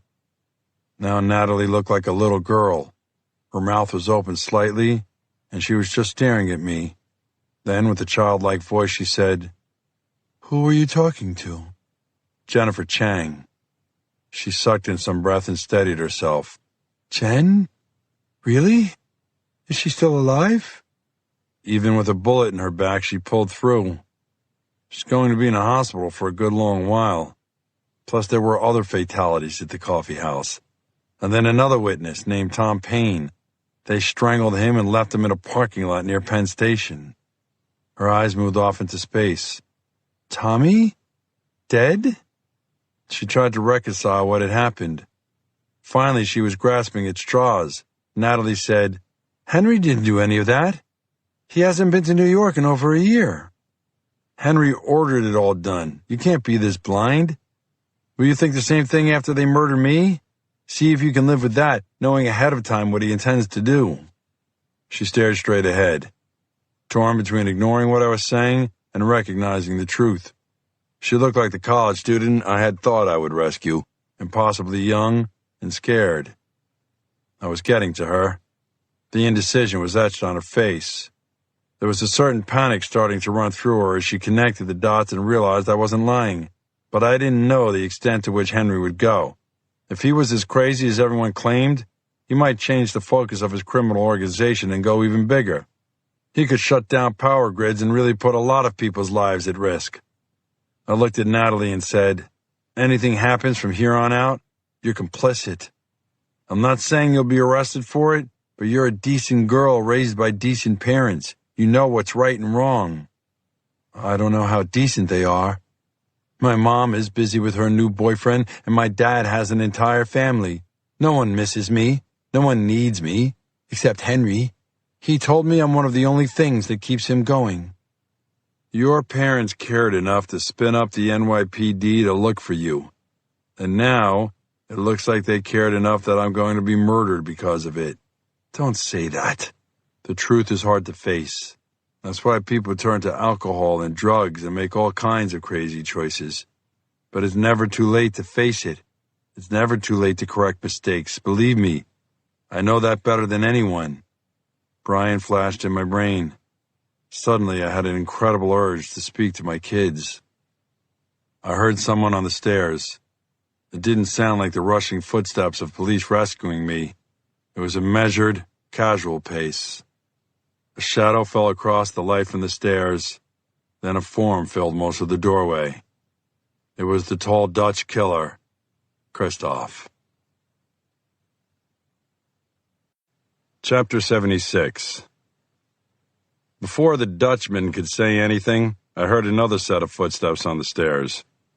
Henry appeared just behind Christoph, stopping on the final step of the staircase, right next to the open door. He had changed clothes. He wore a dark sport coat like he was going to a party. He stood on the stair above Christoph to make himself look taller. I noticed men who did that kind of shit at the PD all the time. Henry said, I hope you have a pleasant trip home, Mr. Bennett. Now that you see Natalie is safe and here of her own free will, maybe her parents will leave us alone. I'm sorry you have to be treated this way. Perhaps if you behave better at other people's businesses, you will be treated better in the future. I gave him the best smile I could. I also sat up straight, at least as straight as I could, with my hands tied to the eye bolts in the wall. Then I said, Who are you trying to fool? The only trip I'm going on is a short one, and I'm certain I won't like the destination. It would have been easier to play along with him, and his killers might be less vigilant if I kept my mouth shut. But I needed Natalie to see who this guy really was. Henry gave a nervous glance toward Natalie. I'm sorry I can't feed into your conspiracies. Christoph and Ollie will drive you to the airport shortly. Natalie looked like she was buying it. She said to me, See, Mr. Bennett, you have nothing to worry about. A smile ran across her pretty face. Have a good flight and tell my dad to leave me alone. She excused herself and darted past Henry and up the stairs. She'd taxed her view of reality enough for one day. Henry said, Excuse me, detective. We've got to get things set up to get back to work quickly. You know how the corporate life can be. Always something. Am I right? I wouldn't know. I've always been in public service. We're busy in different ways. Like looking for young women sick of their parents instead of solving murders. The way Henry said it, I understood why Natalie believed in him. He seemed reasonable and rational. Then again, every good criminal did. No one who was arrested was ever guilty. I said, "You really think I buy into that bullshit?" Now it was just Henry, me, and a known killer. Let's be honest. You're going to kill me, right? Henry chuckled as he brushed unseen dirt off his sport coat. Just a way to move and show off his arms. He didn't look like a computer genius in this setting. He could have been any psycho I'd met over my career. He said, "I don't kill people." He started back up the stairs out of sight. Then he called down, "I order other people to kill." "Good luck, Detective Bennett." Now it was just me and the Dutchman, Christoph. He looked more imposing up close. Thick arms and no hesitation in his movements. He knew exactly what he was going to do. He pulled a steel 4-inch fixed-blade knife from a sheath secured at his waistline. He held it up high so I could see it and his face at the same time. These younger guys raised on action movies loved doing that kind of stuff. Like there was a camera watching their every move. That didn't mean I wasn't unnerved by the knife. That's the main function of a knife in a criminal's hands. Stabbing is a last resort. Besides, it was a combat knife. A Gerber. It wouldn't snap or break when it hit a bone. I shivered at the thought. Every step he took toward me made my stomach tighten. There were few things as frightening as an edged weapon. Every cop remembers the training video they saw in the academy about defending against edged weapons. The testimonials of cops who'd survived stabbings were horrifying. Now I realized why the force toughens us up about potential knife attacks. They just want to keep us from panicking at the sight of a blade intended for stabbing. I wasn't sure how well the training was working right about now. Christoph stopped directly in front of me with the handle of the knife in his right hand. He didn't move or say anything. I stared up at him. I had my feet ready in case I needed a desperate defense. Christoph said, "Well?" "Well, what?" Christoph's accent was more pronounced as he said, "Turn around so I can cut you loose from the metal ring." Oh, I had misread that. I let out the breath I was holding. I turned on my seat and felt some work on one of the ropes behind me. In a moment, I was free of the bolt on the wall. My hands were still cuffed behind me, and I was down a few ounces of sweat. I said, "Can you do me a favor, pal?" "Perhaps." "I'm a little older than you. My shoulders are really bothering me with my hands cuffed behind my back. Can you cuff me in the front?" It was a request I had heard from virtually every person I'd ever arrested. And I always told them, for safety reasons and because I had to follow policy, they would stay cuffed behind their backs. Christoph didn't have the same policies. All he said was, "These little cord handcuffs cost €3 each." "Well, I've got maybe €10 in my pocket. I'll give it to you." "That's okay. We're going to keep anything in your wallet or pockets anyway." He paused for a moment, then added with a smile, "It doesn't bother me too much that your shoulders hurt." A Bronx beat cop couldn't have said it better. Chapter 77. This was it. The Dutch killer Christoph had me secured. I could barely move my arms, and his little cord handcuffs were strong. He kept a hand on my right arm and stood behind me where I couldn't get a decent kick at him. We walked out of the room and turned down the hallway, aiming for the loading dock at the back of the building, where his partner, Ollie, could presumably shove me back into their car and drive me to God knows where. I needed some kind of plan, like right now. My best chance would be to face only one of the killers at a time. I'd been watching them both carefully. The other guy, Ollie, looked like a slob. No one gave him credit, but I could see he was the brains of the operation. Really smart people try not to let others realize just how smart they are. His partner, Christoph, didn't notice that Ollie allowed him to make decisions while guiding him to it. There was something unsettling about Ollie. It was probably his appearance and the fact that he did everything to hide who he really was. This was the guy I wanted to escape from. Christoph might give me that opening. The way he held my arm and stood just behind me and to the side was textbook NYPD. I knew veteran cops who didn't transport prisoners as safely. I wondered if he'd learned it from being walked by the police himself. I tried chatting with him to maybe distract him. I said, "Is this something you really want to do? Think about it. You want this on your conscience?" He slowed his walk and looked at me. "Those are separate questions. No, I don't want to do this, but I need to be paid, as far as my conscience goes. This is business. It has nothing to do with my conscience." Great. I couldn't tell if he was a psycho who lived in a little fantasy world or an actual professional hitman. Hitmen for the mob in New York mostly lived seemingly normal lives, with wives and kids. That wasn't this guy. I said, "Keep telling yourself it's just business. Maybe it'll keep you from going crazy as you get older. I've seen a lot of killers in my career. Most of them don't live particularly long. And the ones who do don't have much left between their ears." "Good to know. Thank you for your advice. Now I would ask you to stay quiet. It will go easy on all of us if you do that. Not to contradict you, but I have a feeling it's going to go the same way for me no matter what I say or do." Christoph just shrugged his broad shoulders. He didn't seem concerned about my feelings. I find that common among killers. Nothing I said could distract him enough to give me a reasonable chance to escape. As we approached an archway at the end of the hall that led into the loading dock area, he stepped in front of me to lead me through. On the other side of the archway, a fast blur of movement caught my eye. It took me a second to register the movement and the loud thwack sound that accompanied it. Natalie London had hit Christoph square in the face with the 2x4.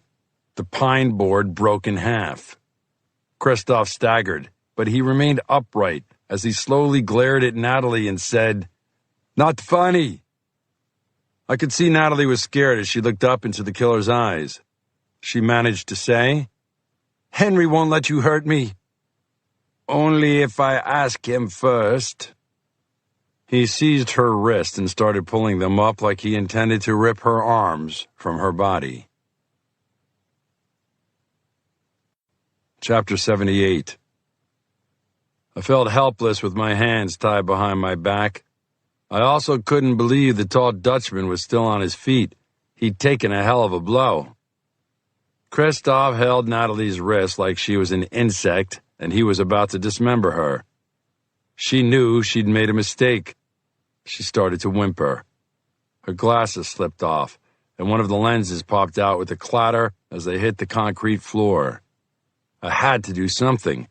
I couldn't just watch Natalie be murdered. Christoph was focused on her. This might be the best chance I got.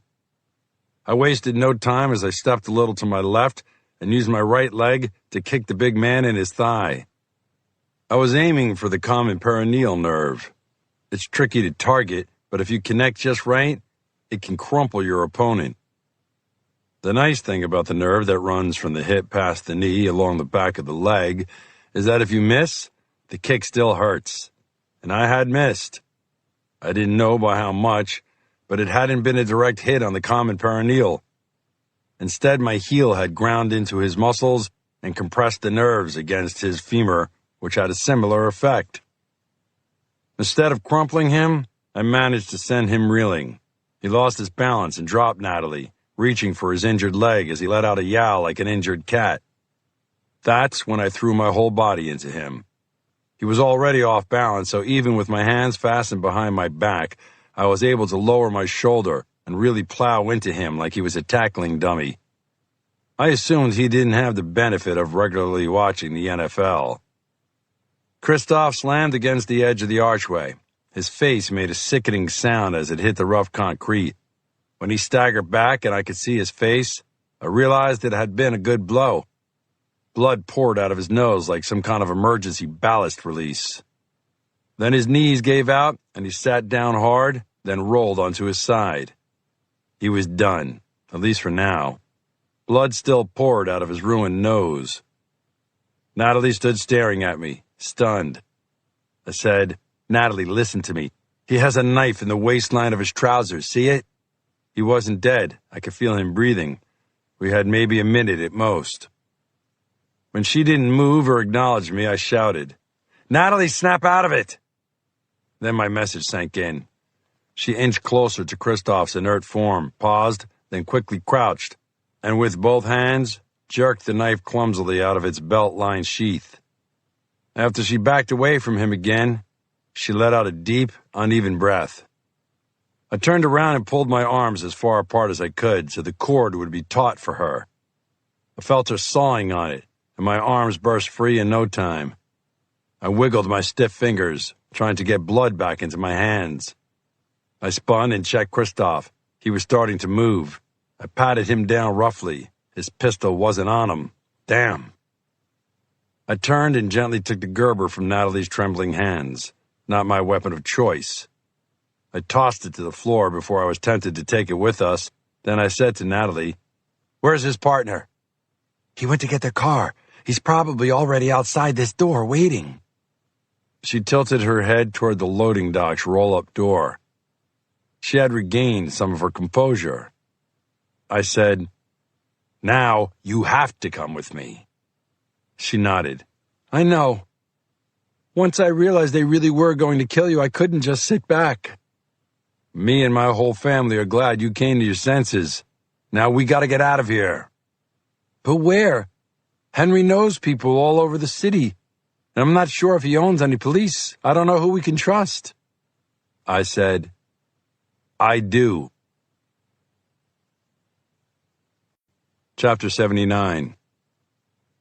Christoph panicked for a moment when he snapped out of the pain-induced blackout. His eyes wouldn't focus. He wasn't even certain where he was or what had happened. Then it came back to him in a rush. He didn't think he'd been unconscious for long, but it was still going to take some time to get going. Then the light bulb in the middle of the ceiling above the loading dock came into focus. He blinked a couple of times as he lay on his back, assessing his injuries. His head throbbed like the bass from Smoke on the Water. Then he moved his leg and it hurt so badly he forgot about his head. He rose onto his hands and knees and thought he might be sick. The splash of blood on the floor made him lift his fingers to his face. Blood was still trickling out of his nose. His beautiful, straight nose, which was now broken. Badly. It was so flat, it felt like he just had two holes in the middle of his face. He was startled when a new sound ripped through his brain. He was worried he might be having a seizure. Then he realized it was Ollie knocking on the steel loading dock door. Slowly he managed to make it to his feet. He felt his face again and thought, "That son of a bitch really clobbered me." And Natalie had been part of it. The pounding resumed in his head. Christoph stumbled over to the wall where the control for the door was at chest level. He had to lean against the wall and focus just to hit the right button. Then he heard the slow pulse of the motor pulling up the door. The rattle of the steel felt like someone running their fingernails over a chalkboard. As the door rose at its glacial pace, Christoph tried to wipe the blood from his face. Now he noticed his eye was tender. His nose, his eye, his leg. That cop was going to suffer. So was Natalie. He needed his knife. He spotted it on the floor. The door was finally up, and the gray Volkswagen Passat sat puttering beside the loading bay. Ollie shook his head and said, "What happened to you, brother?" He tried to hide his shock at the sight of his partner. "It was a combination of Natalie and that cop. She ambushed me, and he caught me while I was distracted." Christoph limped over to the knife and scooped it up with no small amount of dizziness. Ollie thought for a moment and said, "If you want to do something to Natalie, it's probably best we leave without talking to Henry. He still pays the bills." Christoph clutched the handle of the Gerber tightly. I'm going to use my knife on both of them. Slowly. Another reason we should wait to talk to Henry. I say we jump in the car and start looking for them. We'll call Henry and tell him to do some of his computer magic and see if he can find anything. But we don't call him until we're already out of here, just in case he has one of his fits and tells one of the locals to shoot us. Ollie ran up the short flight of steps next to the loading dock and found a rag on a workbench inside, then used it to clean up Christoph. He wiped his partner's face like a mother cleaning up a 3-year-old. Blood sloughed off the rag onto the floor. Ollie said, "Hopefully people will think the blood on your shirt is a design." Christoph shoved his knife into its sheath. He was in no mood to listen to his partner. He wanted blood for blood. They had a brief discussion about who was going to drive. Christoph wasn't interested in debate. Finally, he said, "I'm driving," and pushed past Ollie. The two Dutchmen got into the car and scanned the sidewalks for Bennett and the girl as they drove. It was early evening and there weren't that many people on the street. Eventually, Ollie pulled out his phone and dialed Henry. He put the phone on speaker in case Christoph wanted to add anything. Henry answered the phone with an impatient, "What now?" Ollie started with the touchy subject first. "Your girlfriend attacked Christoph and helped Bennett escape." After a long silence, Henry said, "Is Natalie still here, or are they both missing?" They both fled." "Are you certain Natalie helped him?" "Absolutely. She hit Christoph with a board and shattered his nose." "Her phone is still here. Too bad. That would have made finding her much easier." Ollie said, "Sorry, Henry. I'm really disappointed in you two." Ollie said, "So are our families." Always with the smart answer. Ollie let the silence hang there for a moment, then said, "We'll keep searching and let you know if we find them. Let me see what I can do on this end. I'll call out some more help since you two morons can't seem to handle anything yourselves. If I hear anything, I'll send you to their location." Ollie cut off the call. "He sounds pissed." Christoph said, "He always sounds pissed. That's how crazy people sound." "Exactly why I'm not sure we should even waste time looking for Bennett and Natalie." "What? Have you lost your mind as well? Look what they did to me." Ollie thought for a moment. "Well, this is still business. We need profit, not problems." "Then I'll finish this alone." "Wait. No, I'm serious. This has to get done." Ollie said, "All right, we'll finish this. But then we walk away from Henry. This is getting to be a pain. I don't care how well he pays. You get your revenge, we collect our pay, and head straight back to Amsterdam." Christoph smiled. That's all he wanted. A chance for some revenge.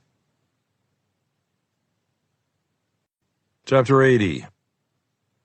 Without a soul noticing, Natalie and I had slipped back upstairs in the building to what seemed like an empty ground floor and out the front entrance. Then we ran, trying to stay off the main roads. Neither of us was hurt. Natalie squinted at the street signs, and I remembered that Christoph had knocked her glasses off. You can still find your way around town, right? It went without saying that I was a tourist. Most of my travels around this town had been out to St. Laszlo's with Fiore driving, and on the floor in the back of Christoph and Ollie's car where I couldn't see anything. As we trotted down an alley, I said, "Do you have any money? Anything we can use to get a ride?" "I have a few euros, that's it." "Well, I don't know if that's going to help us much." I found the euro coins in my pocket that I told Christoph about, which I doubted amounted to enough for a cab. When Natalie stood on a street corner looking for an approaching bus, I snapped at her. "Keep off the street, they'll be looking for us." Natalie turned and frowned at me. "Sorry, I've never been on the run before. How about cutting me a little slack?" After a few moments, she said, "Where are we running to anyway?" "Do you know St. Laszlo's Church?" Yeah, but it's on the other side of the city. The Alexander Nevsky Cathedral is nicer and a lot closer. I'm not going there for Mass. I know someone at St. Laszlo's who can help us. Natalie led me through an alley and then over a few blocks where we caught a bus. We transferred after a few minutes. The second bus seemed to stop every 2 blocks. Natalie said, "I can walk faster than this." "Go ahead. I'll meet you at St. Laszlo's." I was done with whining. As long as we were moving and on the bus, we were relatively safe. I would gladly ride it all night long. About 40 minutes later, I recognized the neighborhood and soon saw the lighted cupolas of the Orthodox Church. I hoped we weren't too late to catch Father Marty at the office. When I raced into the building, Natalie followed me through the door. Almost immediately, we ran into Father Marty. He smiled and clapped his hands. "You found her. Good for you." He looked at Natalie and said, "I prayed for you, my dear." She mumbled her thanks, and I gave him a quick rundown of what had happened. I left out some of the bloodier details, but he now knew the facts. I ended by asking if he had heard about the shootout near Tartu Monti. Father Marty said, "No, I haven't heard anything about a shootout in Tallinn. The FBI agent who was chasing me was injured trying to save us." "Oh dear, and you don't know how Mr. Fiore is doing?" "No, Father, I don't. As soon as I make sure Natalie's safe, I want to check on him." He saved I paused for a moment, then came up with, "life. Mr. Fiore was quite angry at me after I helped you escape. I told him I followed my heart." "And what did he say to that?" "He had another suggestion on showing my love for myself." The priest smiled. I hid my own smile as I imagined the exchange. I said, "I'm sorry, Father." "No one needs a diverse experience. It's sometimes nice to hear new phrases." And in his defense, he did appear to be a dedicated law enforcement officer. "He absolutely is, and I hope he's safe." Father Marty said, "I can have a car here in an hour. A man I know can drive you down to Riga in Latvia. I think that's the safest course of action. It will be easy to arrange a flight back to the U.S. from Riga." Natalie said, "Can I send a quick email to my mom? I left my phone back at Henry's building." "Of course, my dear. Use my office. There are some drinks in the little refrigerator if you need them." I plopped down in an overstuffed chair. Suddenly, the events of the last few hours hit me in a wave. I dozed off before I even realized how comfortable I was. Chapter 81. Christoph was behind the wheel of the Volkswagen Passat. He hated this car. It didn't fit his image. Ollie had tried his best to talk his partner out of driving. With blood still leaking out of Christoph's nose and his face turning a dark purple, Ollie had thought it would be best if he drove. The debate had lasted almost a minute, until Ollie had relented. Now, as Christoph's vision blurred, he wasn't about to say anything to his partner. He blinked harder to get a better view of the streets of Tallinn. A woman, walking hand in hand with a little girl on the edge of the street, had to spring out of the way as Christoph swerved. Ollie turned quickly to see the woman on the curb holding the girl and cursing them. Christoph thought the vision issues might have more to do with his feelings than a physical injury.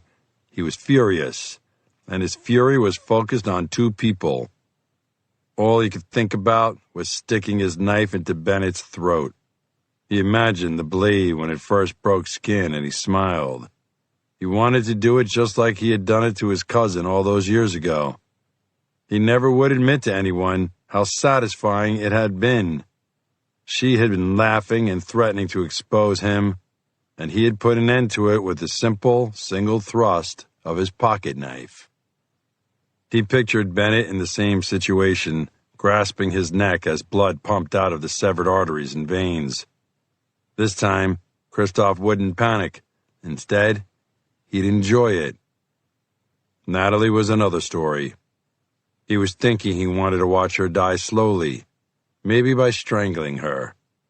He could picture that pretty face staring up at him as he choked the last breath out of her. Her brains wouldn't count for shit when that happened. Natalie had brought this on herself. To Christoph, she was just another of Henry's many girlfriends, until she'd hit him in the face. Now she was a target. Henry hadn't given him explicit permission to kill Natalie, but as far as Christoph was concerned, it was implied. Henry was hard to figure. He never confided in anyone, but there was no doubt he was a business genius. The operation ran flawlessly, and they raked in a lot of cash. To Henry's credit, he generally wasn't shy about spreading the money around. On the downside, he could lose his temper and order one of his hired thugs to kill anyone at any time. The perfect example was Janos and Alice in New York. They had apparently questioned his authority. Now everyone knew he was the king, even if the king was a little crazy. Christoph had known Henry since the beginning. The computer geek never would admit it, but he had changed. Some people speculated it happened when he got into weightlifting and using steroids. But Christoph had seen his dark, murderous side even before that. The first killing Henry had ordered them to commit was a programmer who'd stolen some of Henry's ideas and applied them to businesses in his native Canada. They had flown first class to Toronto, rented a car, and driven for what seemed like days just to shoot the young man in the head at his parents' house. Now it was absolutely personal for Christoph. He didn't care if Henry even paid them for these killings. They were going to happen. Ollie said, "What happens once we catch them?" Christoph tried not to show his anger in his voice. "We already spent too much time and blood on this. Once we find the cop and the girl, I know exactly what I want to do. We take them to our favorite dumping ground in Copley Leanid. With all the new construction there, no one will notice a couple of bodies stuck in the foundation of one of the new houses." Ollie was quiet. Finally, he said, "Maybe we let this one go. We could find other jobs." Christoph flared. "No way! Not these two." "Perhaps we should talk to Henry first." "He's busy. He's got other problems." Ollie said, "I'm worried about the fat guy who escaped. He has details about us." "You worry about things too far ahead of time. We need to live for today. And today, we are going to kill Bennett and Natalie." "That's the kind of shit Janos used to say. Look where it got him and Alice. I like looking into the future. I enjoy life too much to waste it. The fat guy could give the police everything. Maybe we'd be better off to end this and head back to Amsterdam right now." Before Christoph could rebut his partner's logic, Ollie's phone rang. It was Henry. Ollie put it on speaker. Henry's agitated voice was scratchy on the tiny phone speaker. He said, "Looks like Natalie accessed her email on a Wi-Fi network." Ollie asked, "Do you know where the network is physically located?" "St. Laszlo's Church." Christoph said, "Damn. We followed him there yesterday. He must be friends with the priest. We'll call you when we're done." He ended the phone call before Henry could say anything else, just in case their fearless leader had second thoughts about his girlfriend. Chapter 82. I came awake suddenly when a hand gently shook me. Father Marty and Natalie were standing over me, smiling. The giant chair still felt like a wide, soft pillow, and the remnants of a dream stuck in my head. I was marrying Mary Catherine. My grandfather was officiating, and Brian was with us. Pretty nice dream. But now it was back to a rougher reality. Father Marty said, "It's impressive you can fall asleep so quickly." How long was I out? "About an hour. Your car is out front. Natalie told her mother she's safe, and my colleagues in Latvia are expecting you." I said, "Thanks. Sorry we're tying up one of your people." Father Marty waved me off. Lucky was driving to Riga anyway. He's our IT manager for the entire region. The Orthodox priest smiled. "It's an old church with new ways. We find that social media keeps us up to date on what people are worried about. A red Volkswagen sedan sat in front of the church. The young man standing next to it smiled and introduced himself. He was tall and a little awkward, with thick glasses and shaggy hair. He couldn't look Natalie in the eye. He looked like an IT character in a TV show, only a lot taller. A box of files sat on the front passenger seat. Natalie and I slid into the comfortable back seat. We made our goodbyes, and our driver waved to Father Marty. He looked over his shoulder and said in accented English, "Make sure of seat belts. We're going on some bigger roads. If police check, the fine is unbelievable." Natalie said, "You make this drive often?" He hesitated. It looked like he was screwing up his courage. It must have worked as he turned and looked directly at Natalie. "Once every 2 weeks. How do you say in English? Semi-weekly." I had to think about that one for a moment. I was pretty sure he was looking for bi-weekly. I wanted to get moving.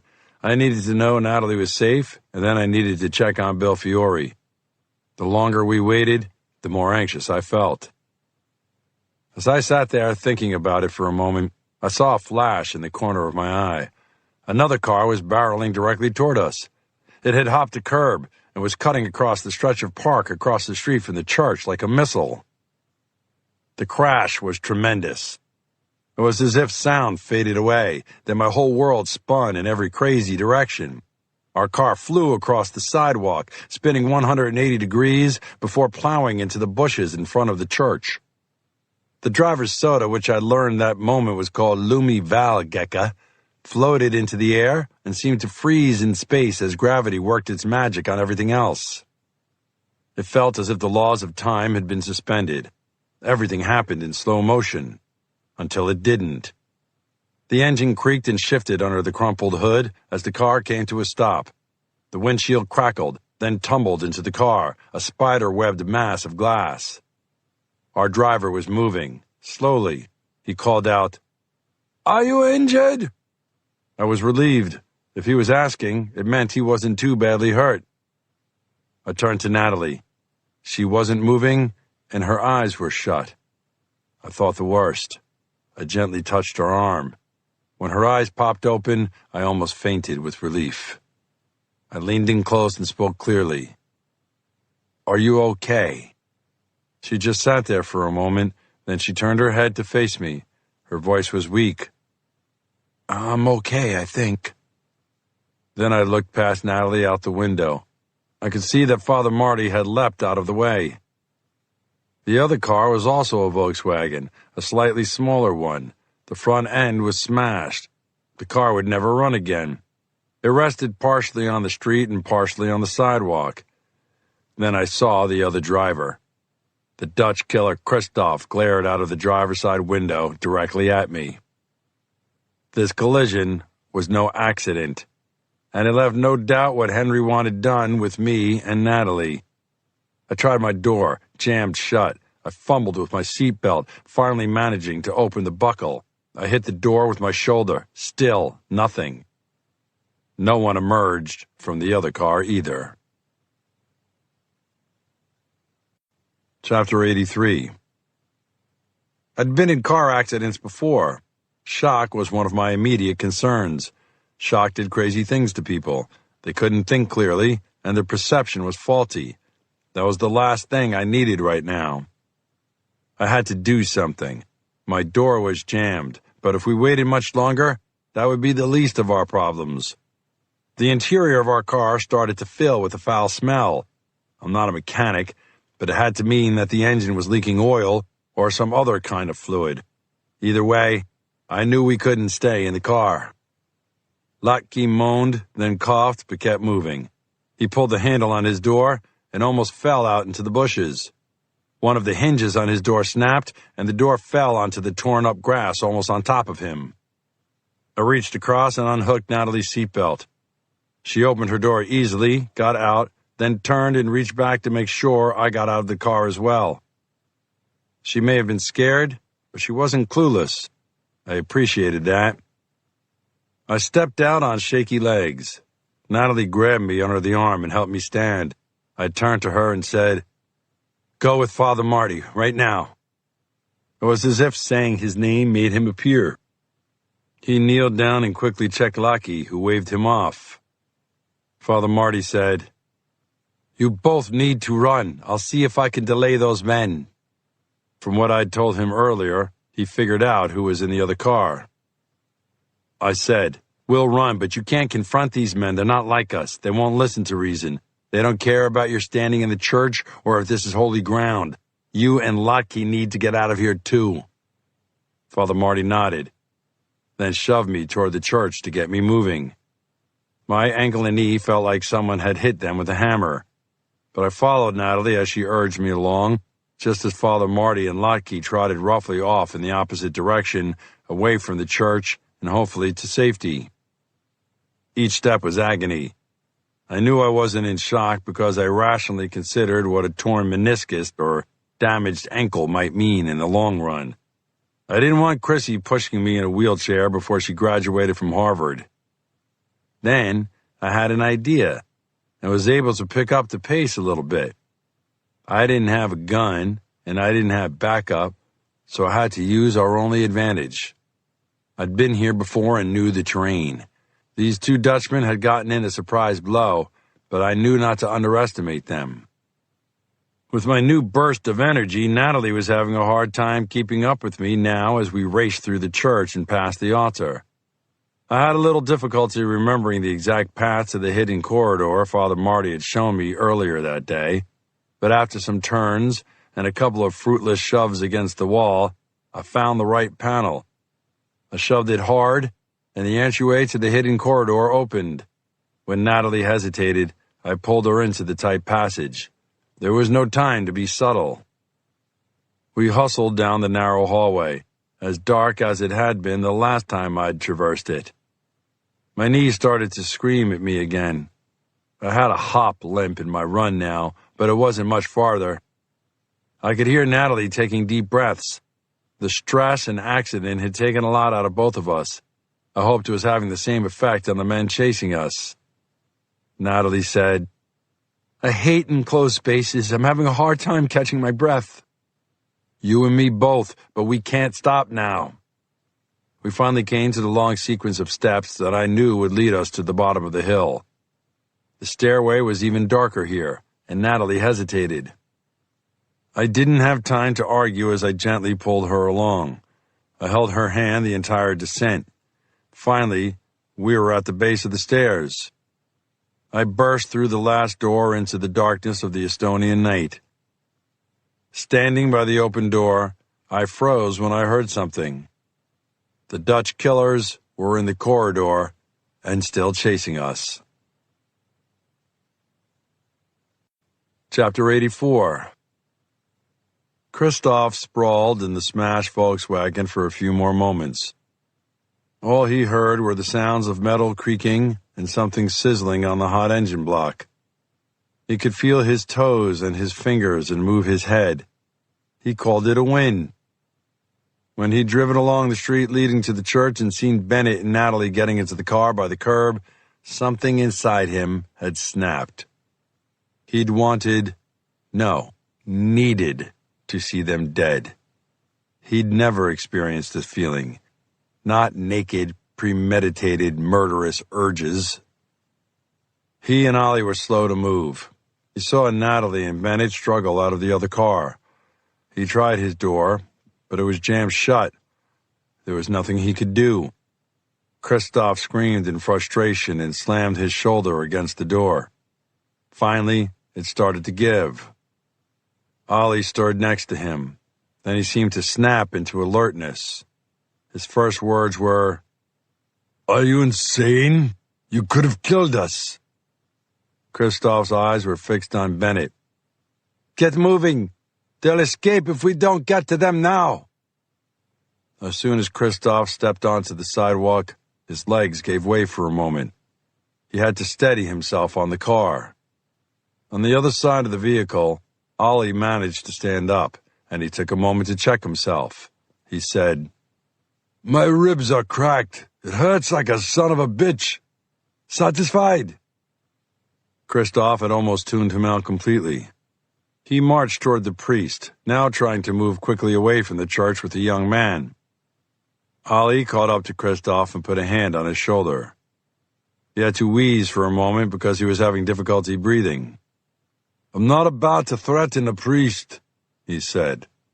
"We know they're in the church. We'll figure out where they went." With some effort, Ollie managed to turn him toward the front door of the church. Inside, without any pews to look under, they were quickly able to tell that no one was inside the nave. Ollie, walking slowly because of his injuries, said, "Back here and toward the offices." Christoph followed his partner down a long hallway. Ollie mumbled, "This place is built on a hill. I bet there's a way to get downstairs and out the back." Christoph grumbled and pulled out his knife. He didn't want to be surprised by this cop again. Chapter 85. There was almost no light at the bottom of the hill behind the church. I was startled when I looked straight up and saw the night filled with stars. It wasn't easy to see any constellations in New York. On the other hand, I would know where to get help in New York, help I could trust. We were outside, but not safe. When we reached a narrow road, we broke into a jog. I kept looking over my shoulder at the church sitting up on the hill. I didn't know what to expect. Someone shooting at us from the top or someone chasing us along the road. We had to walk back up 2 flights of concrete stairs built into the hillside to get to the main streets of the surrounding neighborhood. This was our best chance to disappear. Natalie said, "I recognize the area. We're in Sikupili. Is that good or bad?" "I just know where we are. There's a lake and a park just over there. There should be some thick bushes, somewhere we can hide." I liked the way she was thinking. At the top of the stairs, I didn't see a park. I didn't see much of anything except a few houses. There was almost no traffic at this time of night. I hurried Natalie along, desperately looking for the park or any place else we could hide. I was ready to hunker down for the night and see if we couldn't find some help in the light of day. Then Natalie pointed. "Over there, Paya Park, and look, Paya Yarv." She was excited now. I said, "What does Yarv mean?" "It means lake. There's a big lake in the park. See that bridge? If we cross it, there should be plenty of places to hide." I studied the bridge for a moment. It was about 25 feet off the water and built for pedestrian traffic. We'd come this far. It was as good a plan as any.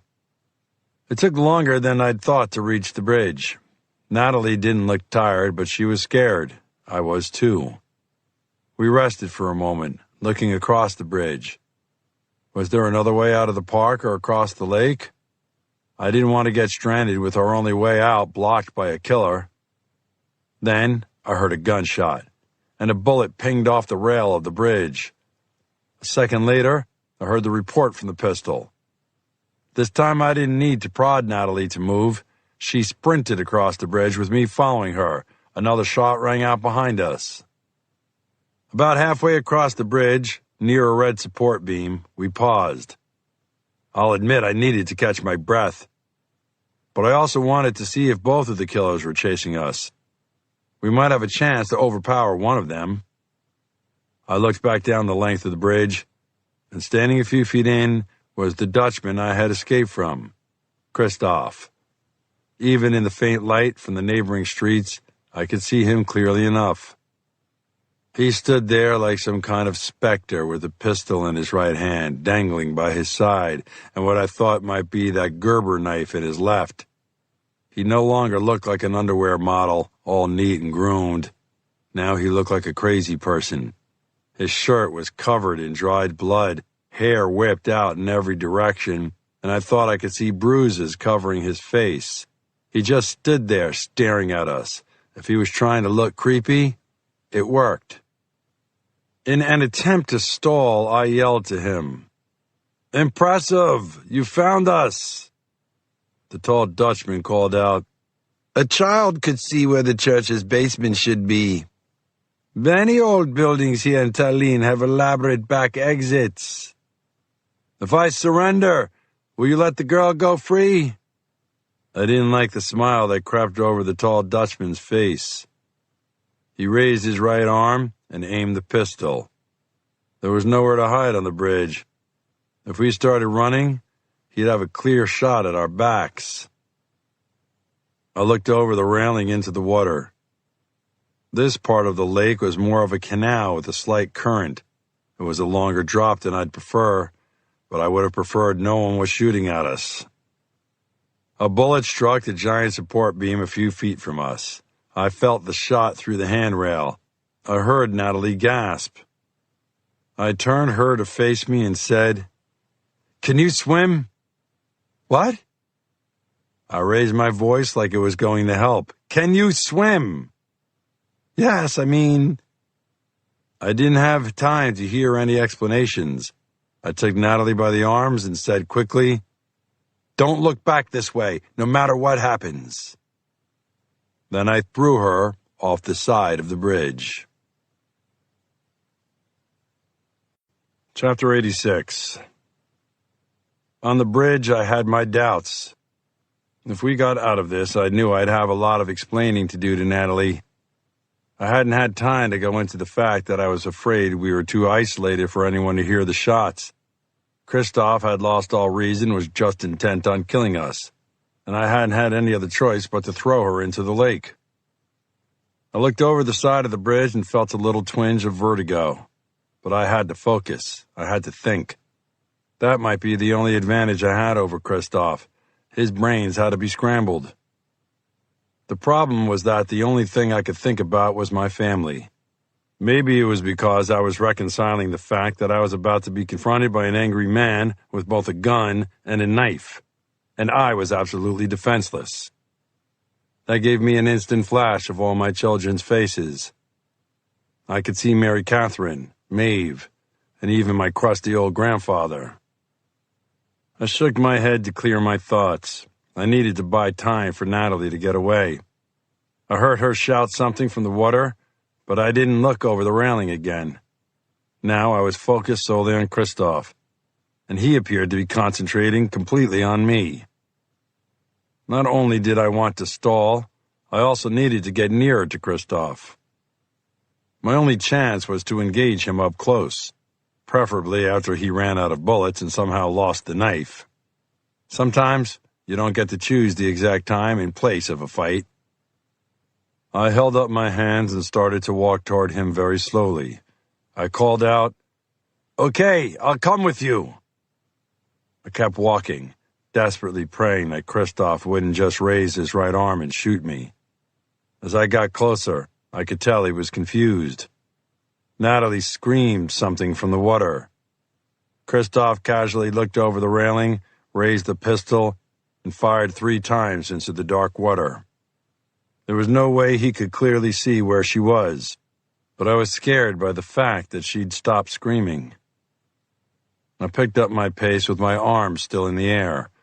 The thought of that girl being shot by this jerk infuriated me. I'd like to say that I had been counting his shots. The best I could think was he had fired 6 times, but I couldn't be sure exactly how many rounds his pistol held. If it was a single-stack 9mm, he'd be down to at best 2 shots now, at worst 5.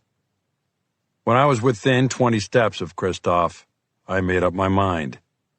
This was going to be a fight. I didn't care if I ended up with 5 bullets in me. I was going to stop this asshole. Ollie shouted from a field near the approach to the bridge. Christoph answered him in Dutch. I didn't follow it exactly. Then I saw Ollie sprint toward the banks of the lake. Christoph had told him to get Natalie. Ollie's gait was off. It almost looked like he was skipping the way he moved, favoring his left side.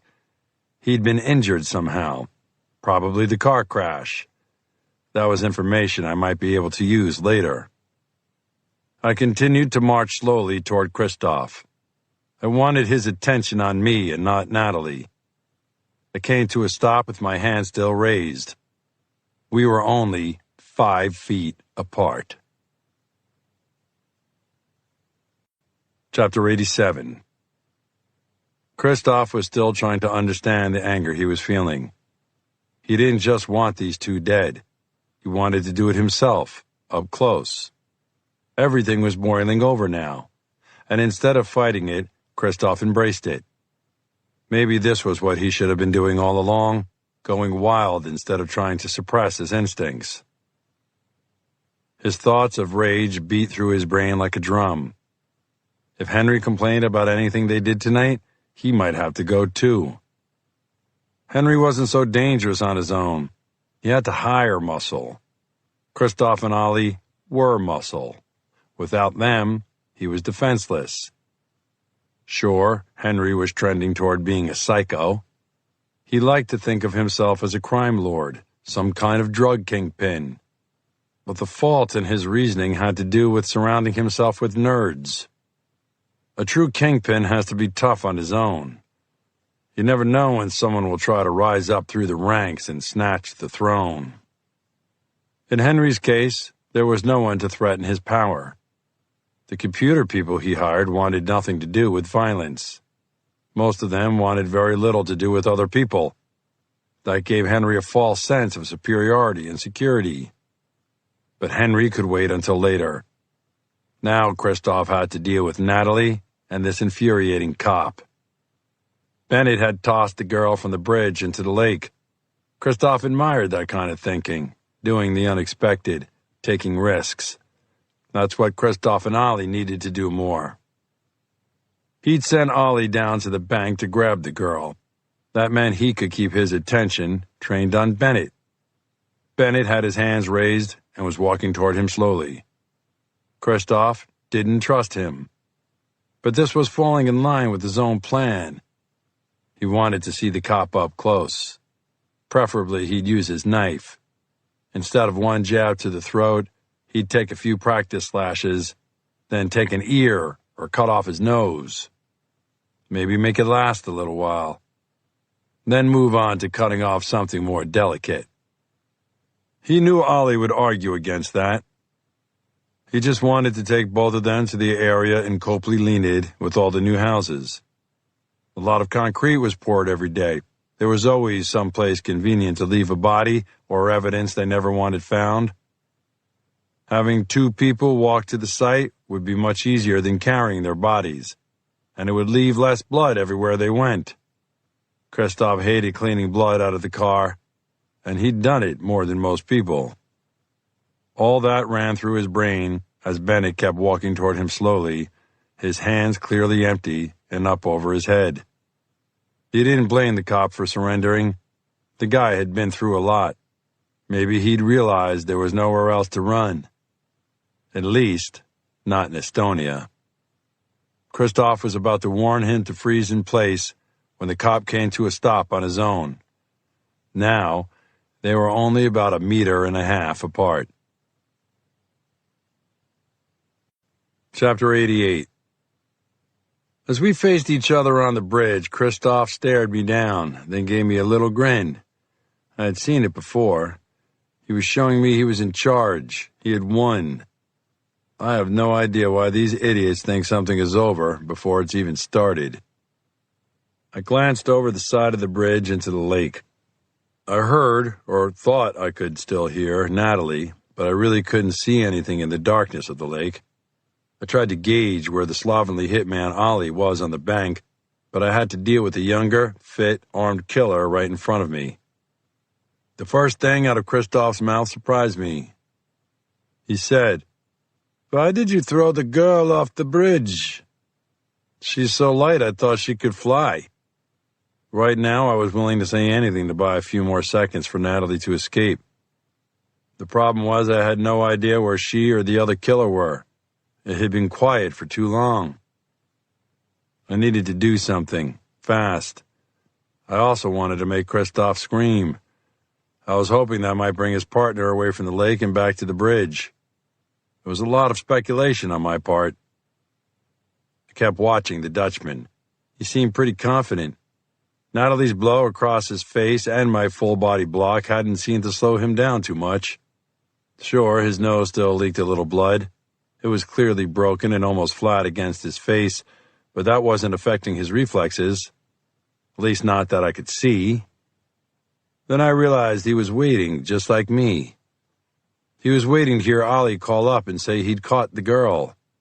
That wasn't going to fly with me. I'd taken all the abuse I wanted to take. Christoph finally turned his head and looked toward the bank, hoping to see his partner. His gun was still in front of him, pointed right at my stomach, and the knife was gripped at the ready by his hip. It wasn't a long look, but it was enough. I made my move.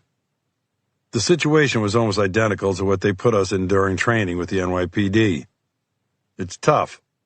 A gun is extended toward you, the shooter's reaction is slower than the captive's action, and you have no other choice. Though there was the added complication of that knife. My hands and feet moved at almost the same time. My hands came down, one arm swinging to knock the knife out of his left hand almost too easily, just as I stepped forward and closed the distance. My other arm swung toward Christoph's gun hand a fraction of a second later. Then, the gun went off. Chapter 89. I heard the roar of the gun as soon as my body had cleared the path of Christoph's pistol. It echoed along the dark banks of the lake. The heat from the blast penetrated my shirt. That's how close it was. The smell of gunpowder crowded my nose. The bullet missed me on its way to God knew where. As soon as he fired, the slide from the pistol automatically rocked back from the gases in the cartridge. It sliced the top of my left hand, which was holding Christoph's wrist. That kept the slide from slamming forward again. While the gun was useless, I used my right hand, which was closer to the pistol, to reach down and press the magazine release. I didn't know the make of the pistol, but there are two main methods for dropping a pistol magazine. Thank God the button for the magazine was near the trigger.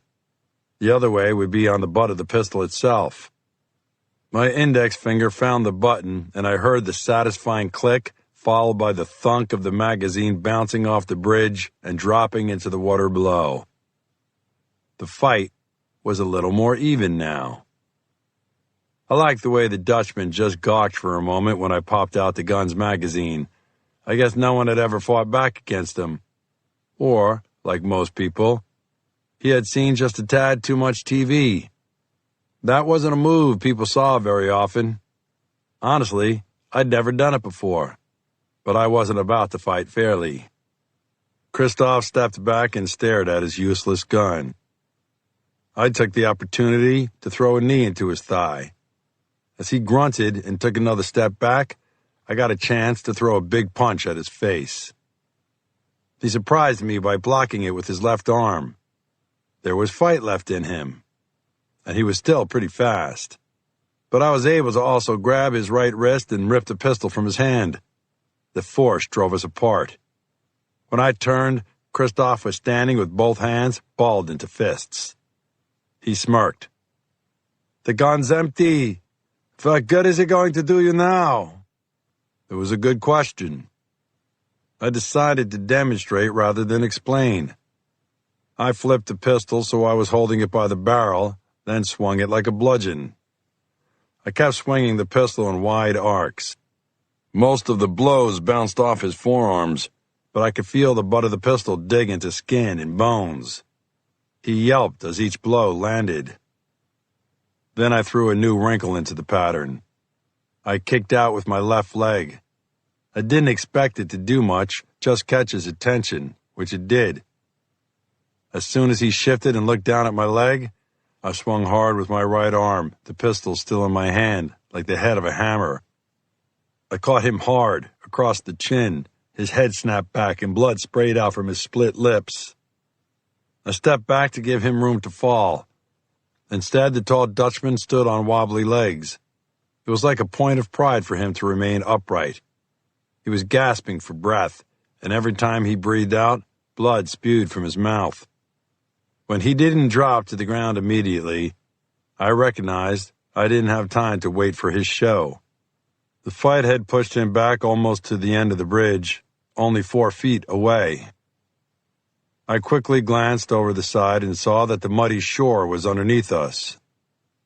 I couldn't see or hear Natalie or the other killer.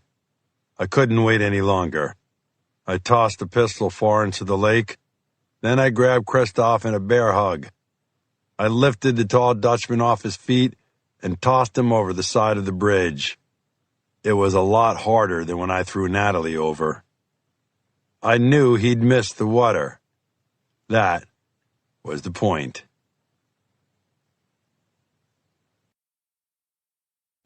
Chapter 90.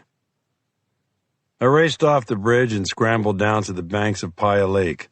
Christoph had landed almost exactly like I needed him to. He was stuck in the mud up to his shoulders. His left arm was pinned under him in the dark muck that surrounded the lake. Just his head and right arm had escaped the gooey prison. He looked like an alien from a cheap science fiction movie. But he was conscious and appeared to be unharmed. He looked at me and screamed, "Get me out of here!" The disembodied head turning frantically to see how close the water was. I wondered if there were tides in the lake. That would be terrifying in Christoph's position. "You're going to pay for this," yelled the Dutchman. "Defiant to the end. Good for you." "I'm going to kill you." There was an edge of panic in his voice. I wondered if he had a phobia. Although, to be fair, I'd be a little freaked out stuck in the mud like that. As long as he wasn't sinking past his nose, I shifted my attention to the lake itself. I started running from the bridge and the half-buried killer to search for Natalie. But I hadn't forgotten about the other killer, Ollie. I sprinted as fast as I could away from the bridge. The bank proved to be slick and littered with boulders and drain pipes. This was not the place to run with no light at all shining on the ground. I skidded to a stop 50 yards away from the bridge. I thought I'd heard something. I balled my hands into fists in case I stumbled into Ollie. Then I heard it again. A faint cry and water splashing. I screamed, "Natalie!" I heard a response, I thought, and I just caught a glimpse of the water moving 20 yards offshore just ahead of me. I couldn't wait to ensure the other killer wasn't nearby. Natalie was in trouble. I dove in, shocked by how cold the water was. I knew that whatever I did, it had to be fast. If I'd known beforehand how cold the water was, I probably wouldn't have thrown Natalie into it. But at the time, I hadn't had a choice. I had a hard time distinguishing the splashing sounds I was making in the water from the sounds I heard. There was very little light on the lake, and I couldn't see anything past a few feet. I knew I sounded panicked when I yelled, "Natalie! Natalie!" on an almost unending loop. Then I saw something just break the surface of the water a few feet in front of me. I kicked hard in the water and closed the distance in a couple of seconds. There was nothing there. I frantically moved my hands under the water and felt something brush my leg. I ducked underwater and followed its path. My hand closed around something. It was a wrist. Oh my God, it was Natalie. I pulled with all my might, kicking my legs to counterbalance the force of pulling Natalie up. It felt like it took forever. It could have been wet cement I was pulling her through. Progress was so slow, it hurt me physically. Finally, I had her head above water. I waited for that first big gasp to suck in air. It didn't come. Her face was ice cold, and her eyes were closed. I had to get her to shore to give her CPR. It was her only chance. I swam hard with Natalie hooked under one arm. I hadn't done a water rescue since I was a patrolman and dove in for a kid who had fallen into the East River. When I brought him back to the seawall, there were a dozen people who helped us out of the water. That wasn't going to happen tonight. Chapter 91. We thrashed in the water as Natalie drifted in and out of consciousness. She'd wake up in panic, elbowing me and kicking wildly. Then she'd pass out and be dead weight. It was exhausting. Murky water splashed into my mouth, and I kept swallowing it. My legs and lungs started to burn as I swam. It took me a minute to realize that in the darkness, I hadn't gone in the right direction. I had been swimming parallel to the shore. Wasting precious energy wasn't something I could afford to do right now. Finally, I got my bearings. The tiny red light flashed in the distance and gave me a focal point. I kept heading toward the tiny light until my feet brushed the sandy bottom of the lake. I lifted Natalie out of the water as I trudged toward shore. It took longer than I had expected, but I pulled Natalie onto the shore and wasted no more time. I stripped off the wool sweater that had weighted her down. I fell right into the training I'd received over and over again from the NYPD. I shook her to make sure she wasn't responding. I checked her pulse, then cleared her mouth with my finger. There was nothing in her mouth, and she gave no reaction. Water rescues are no fun and dangerous, but CPR in a situation like this was positively terrifying. I pinched her nose with 2 fingers. Since she was ice cold, I wondered if some of her problems were related to hypothermia. I sealed my lips over hers and started my first rescue breath. It was longer and deeper than I intended. As I raised my head slightly to take in more air, I felt Natalie move. At least I think I did. Just as I was about to give another serious rescue breath, she coughed. Gurgled is more accurate. I'd seen it a dozen times. I knew just what to do. Jump out of the way. She sat up quickly and turned to one side. Water cascaded out of her mouth as she coughed and vomited. She cleared her throat several times and coughed up more water. It felt like she'd been in the lake for hours, but maybe it'd been only minutes. As long as she was coughing, she was breathing. That was a win. I sat by her and put my hand on her shoulder. After almost a full minute, she turned and looked at me. Then she threw her arms around my neck and gave me a hug.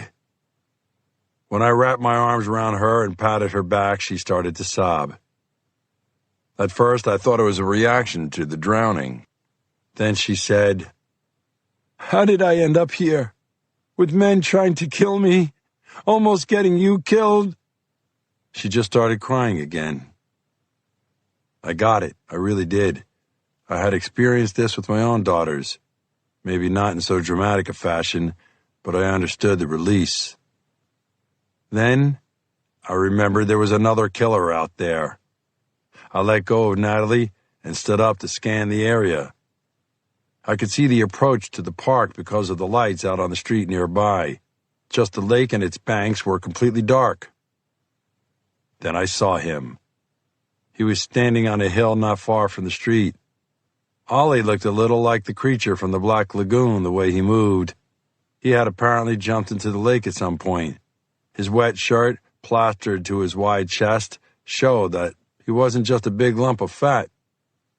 He turned and faced me. It was pretty far for a pistol shot. I didn't know what I was going to do if he started shambling back toward us with that stiff-legged gait both the wet pants and the earlier car crash had given him. But he stayed right where he was. Then he did something to surprise me. Ollie gave me a casual salute. He called down to me in English. "You're both too much trouble. As a professional, I have to know when to cut my losses. Good luck." He turned quickly and disappeared across the street. Then I heard faint sirens. That's what had scared him off. I helped Natalie over to where Christoph was stuck in the mud. He screamed, "Dig me out of this! You're just trying to torture me! Get me out right now!" I figured it was a job for a local fire rescue team. Natalie and Christoph both looked like they'd just survived the worst day of their lives. I hoped this really was the worst day Natalie ever had. I knew Christoph was going to have many that would be worse. Chapter 92. Natalie and I were checked for injuries at East Tallinn Central Hospital. There weren't a ton of hospitals in Estonia's capital, at least not by New York standards, and I was glad to find it was the same hospital where Bill Fiore was recovering from his gunshot wounds. I was anxious to see the crusty FBI man, but first I needed to make sure Natalie was okay. I sat on a hard plastic chair in the hallway outside an examination room. It was mid-morning. I'd been up more than 24 hours, and the bright lights of the hospital were brutal on my tired eyes. No one seemed to notice me. I wore surgical scrubs someone had given me and a pair of tennis shoes that were a size too tight. But I wasn't going to complain. I was alive. Natalie was alive, and we were both safe. All that was left now was the plane ride home. Somehow I'd resisted calling Mary Catherine once we were safe. It would have been the middle of the night in New York. She would be just as happy to hear about my success and return after a full night's sleep. I found the FBI agent's room on the 5th floor. None of the nurses gave me a second look. I guess it was the surgical scrubs that confused them. Or maybe they just didn't care as much in Estonia if you had extra visitors. There was an Estonian police officer sitting on a stool outside Fiore's room. Luckily, he had met me earlier when I shared everything I knew with him and another police officer. He motioned me into the room without any fanfare. I nodded to him. The police were clearly concerned about the security measures. Maybe Henry hadn't been pulling my chain when he told me what a badass he was. He hadn't yet been picked up, but I'd given the Estonian police and anyone else who would listen all I had on the cybercriminal. The cops had been impressed by the way I'd managed to stick the Dutch killer, Christoph, in the mud. Apparently there were John Doe warrants for him in the Netherlands, Belgium, and Latvia. New York would throw some more warrants in for him and his former partner, Ollie. It could have been a hospital room anywhere in the States. White, clinical, dull, with a TV anchored to the wall. The only thing that surprised me in the room was Father Marty Zlatic, sitting on the far side of the bed, chatting with the silent Bill Fiore. The FBI man was sitting up, with the bed elevated. He had tubes in his nose and 2 IVs in his right arm, with one of them bandaged into his hand. Fiore turned his head as I walked in. Father Marty let a huge smile spread across his face as he stood up to greet me. He came around the bed and embraced me. I felt Agent Fiore deserved some extra attention from me, especially after you told me how he saved your life. God surely guided him into our lives. It all worked out for the best, Father. You had us so worried last night. Sorry to cause you all this trouble, Father. The priest laughed. Trouble? This is the most interesting week I've had in years. I wouldn't trade this experience for anything, especially since you rescued the girl. I've been filling in Agent Fiore on everything. He is most impressed. I couldn't help but smile when I looked toward the FBI agent. No employee of the Federal Bureau of Investigation was ever going to admit he was impressed by the NYPD, especially in another country. Fiore motioned me over to his bed with a movement of his left hand. I came closer, but he couldn't speak clearly. He was weak and had too many tubes. He motioned me closer. I lowered my ear toward his mouth in case he wanted to speak. I knew it would be hard for him to admit I had done the right thing saving Natalie. I didn't intend to rub it in his face. Much. As I leaned over, he tried to form a word. At first, it was just air brushing over his vocal cords without much response. Finally, after great effort, he managed to make his word clear. I steadied myself on the bed, my head just above his mouth. Then he said, "Asshole." I started to guffaw. It was hard not to. A man who had risked his life, been shot twice, barely out of the operating room, and he still managed to summon enough strength to call me a name. I loved it. It completely restored my faith in the FBI. I wouldn't repeat to Father Marty what he'd said, even after the priest asked. I looked down, and Fiore managed to smile under the tubes. I said, "I agree with you. If someone had come into my jurisdiction and ignored every reasonable warning I gave them, I would have choice words as well." I patted the FBI man on his unbandaged shoulder. Let me say it clearly in front of a witness. You saved my ass. I quickly looked up at the priest, ready to change ass to life. Father Marty motioned me to continue. I'm going to tell you something I've never told an FBI agent. I like the look of anticipation Fiore managed, even under these difficult circumstances. I sucked in a breath of air and said, You are one hell of a cop.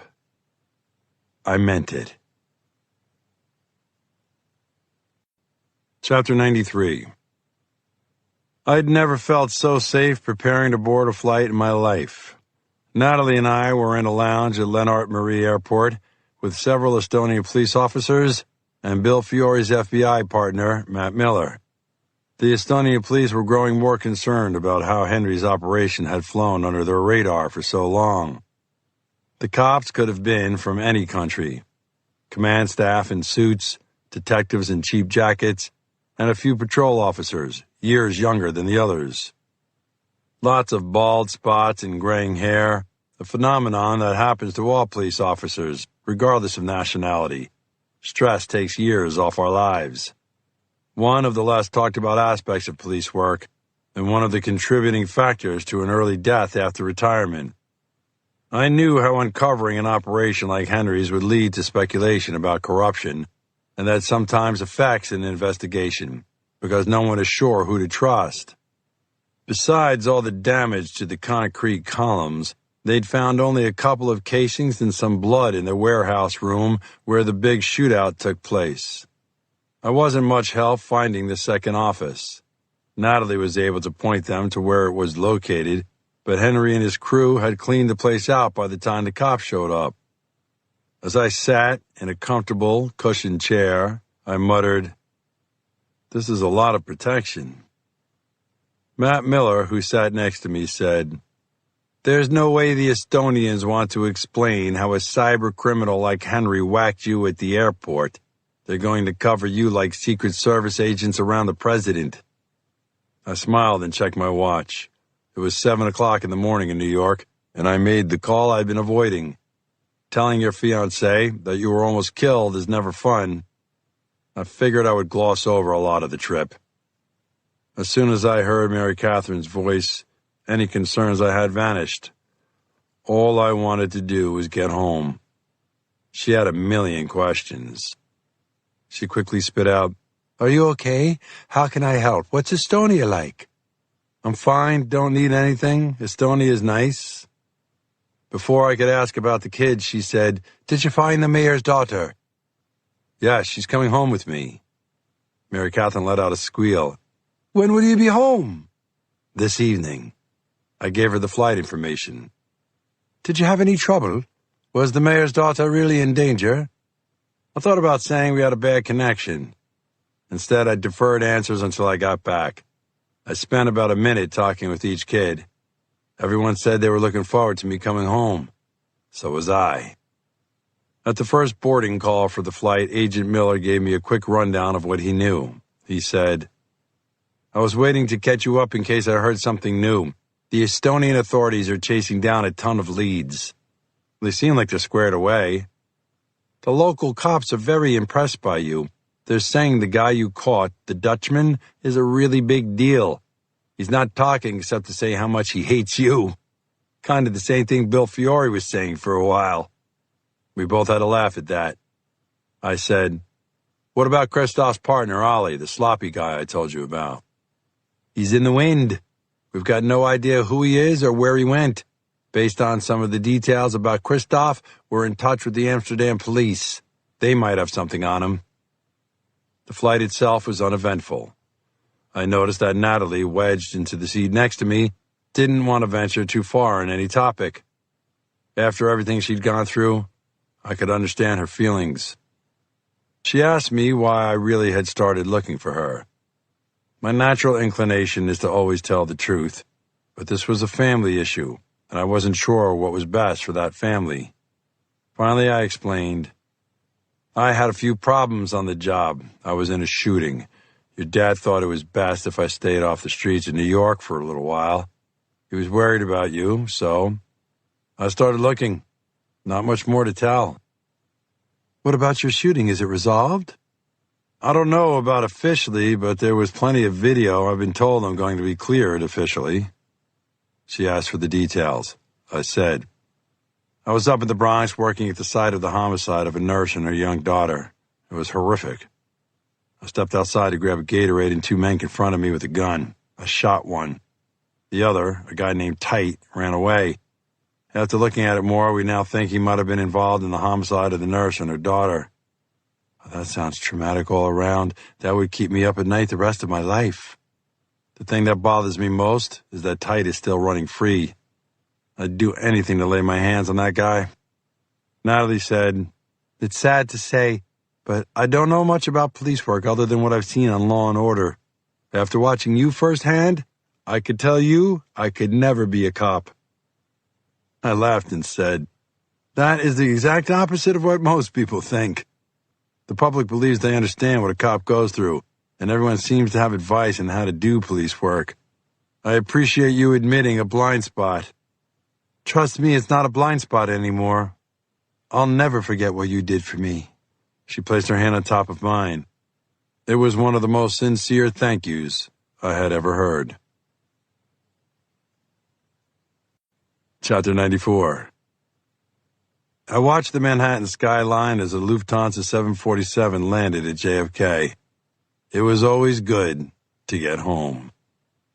20 minutes later, Natalie and I hurried down the jetway to the main terminal. I'm sure she never would have admitted it, but I could tell the young computer genius was excited about seeing her parents. I was just as excited to see my family. I noticed a group of official-looking people not far from the gate. They had a uniformed NYPD officer with them, probably to help them slip through security. Before we had even cleared the gate, an attractive woman in a smart pantsuit rushed forward and embraced Natalie. I hesitated, not wanting to intrude on the touching reunion. Natalie and her mother started to cry. As I continued to walk, Natalie reached out and grabbed me by the arm. She broke her embrace with her mother and said, This is the man who saved me. You have no idea what he risked looking for me in Estonia. We have to tell Dad about it right away. The look on her mother's face told me everything I needed to know about the mayor at that moment. She turned to her daughter and said in a soft voice, It'll have to wait. Your dad had an event he couldn't miss. He also didn't want to turn this into a media circus. We're all going to meet for dinner. Now I felt like giving Natalie a hug. She looked more like a lost little girl at that moment than at any time during this investigation. Even after all of her talk about not caring what her father thought, she was devastated he hadn't come to the airport to welcome her home. She looked at her mother and said, Dad didn't want a media circus because he doesn't want anyone to know about the mayor's wild daughter. She started to cry, but buried her face in her mother's shoulder. Her mother looked at me as she patted her daughter's head. She said quietly, I don't know how we can ever thank you. Before I could even acknowledge her words, I heard a shriek and had just enough time to look up and prepare for Chrissy coming at me like a guided missile. As I suspected, she was followed in short order by Shauna, Trent, and Fiona. I was lucky to stay on my feet. Before I could give these four the hugs they deserved, Mary Catherine appeared out of the crowd. She started to cry as she kissed me on the lips and wrapped her arms around my neck. I was enveloped by a giant hug from all of them. Shauna started to cry. That was unusual. I picked her up, which is not as easy as I remembered. I brushed a tear off her beautiful face. What's wrong, sweetheart? It's okay. I'm home now. She sniffled. I'm sorry, Dad. I had dreams, bad dreams, about what you were doing in Estonia. I'm just so glad to see you. She hugged me around the neck and kissed me on the cheek. I had to wipe a tear away from my cheek after such a touching admission. All I wanted now was to get home. Thankfully, the NYPD told me I could hold off on a debriefing until I got back in the office. They knew the story. The FBI would have already produced a detailed report. No doubt the mayor had told everyone not to bother me too much. I could live with that. I spent the ride from the airport to our apartment catching up on all the kids' adventures and achievements while I was gone. Bridget had started an arts and crafts club at Holy Name. She was very excited that she already had 4 members besides herself, 5 if you counted her twin, Fiona. Jane had absolutely killed an AP World History exam.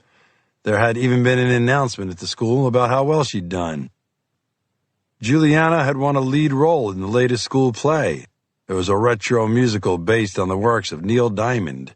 They were still working out the copyright issues and realized they might have to change the names of some of the songs. I couldn't imagine what Sweet Karen or I Am, I Declared, might sound like. Once we were home, I couldn't believe how relieved I was to embrace my grandfather. He, of course, had talked to Father Marty Zlotich and knew the whole story. He looked me right in the eye and said, "I know I don't say it often, but you make me very proud every day." Often? You've never told me that. In words. In any form of communication, verbal or nonverbal, written or in any other form. How's that for being specific? It just makes me more proud. Damn. I do love that old man. Chapter 95. Later in the evening, after I tried to spend a little time with each of the kids, we waited for a special phone call from Brian.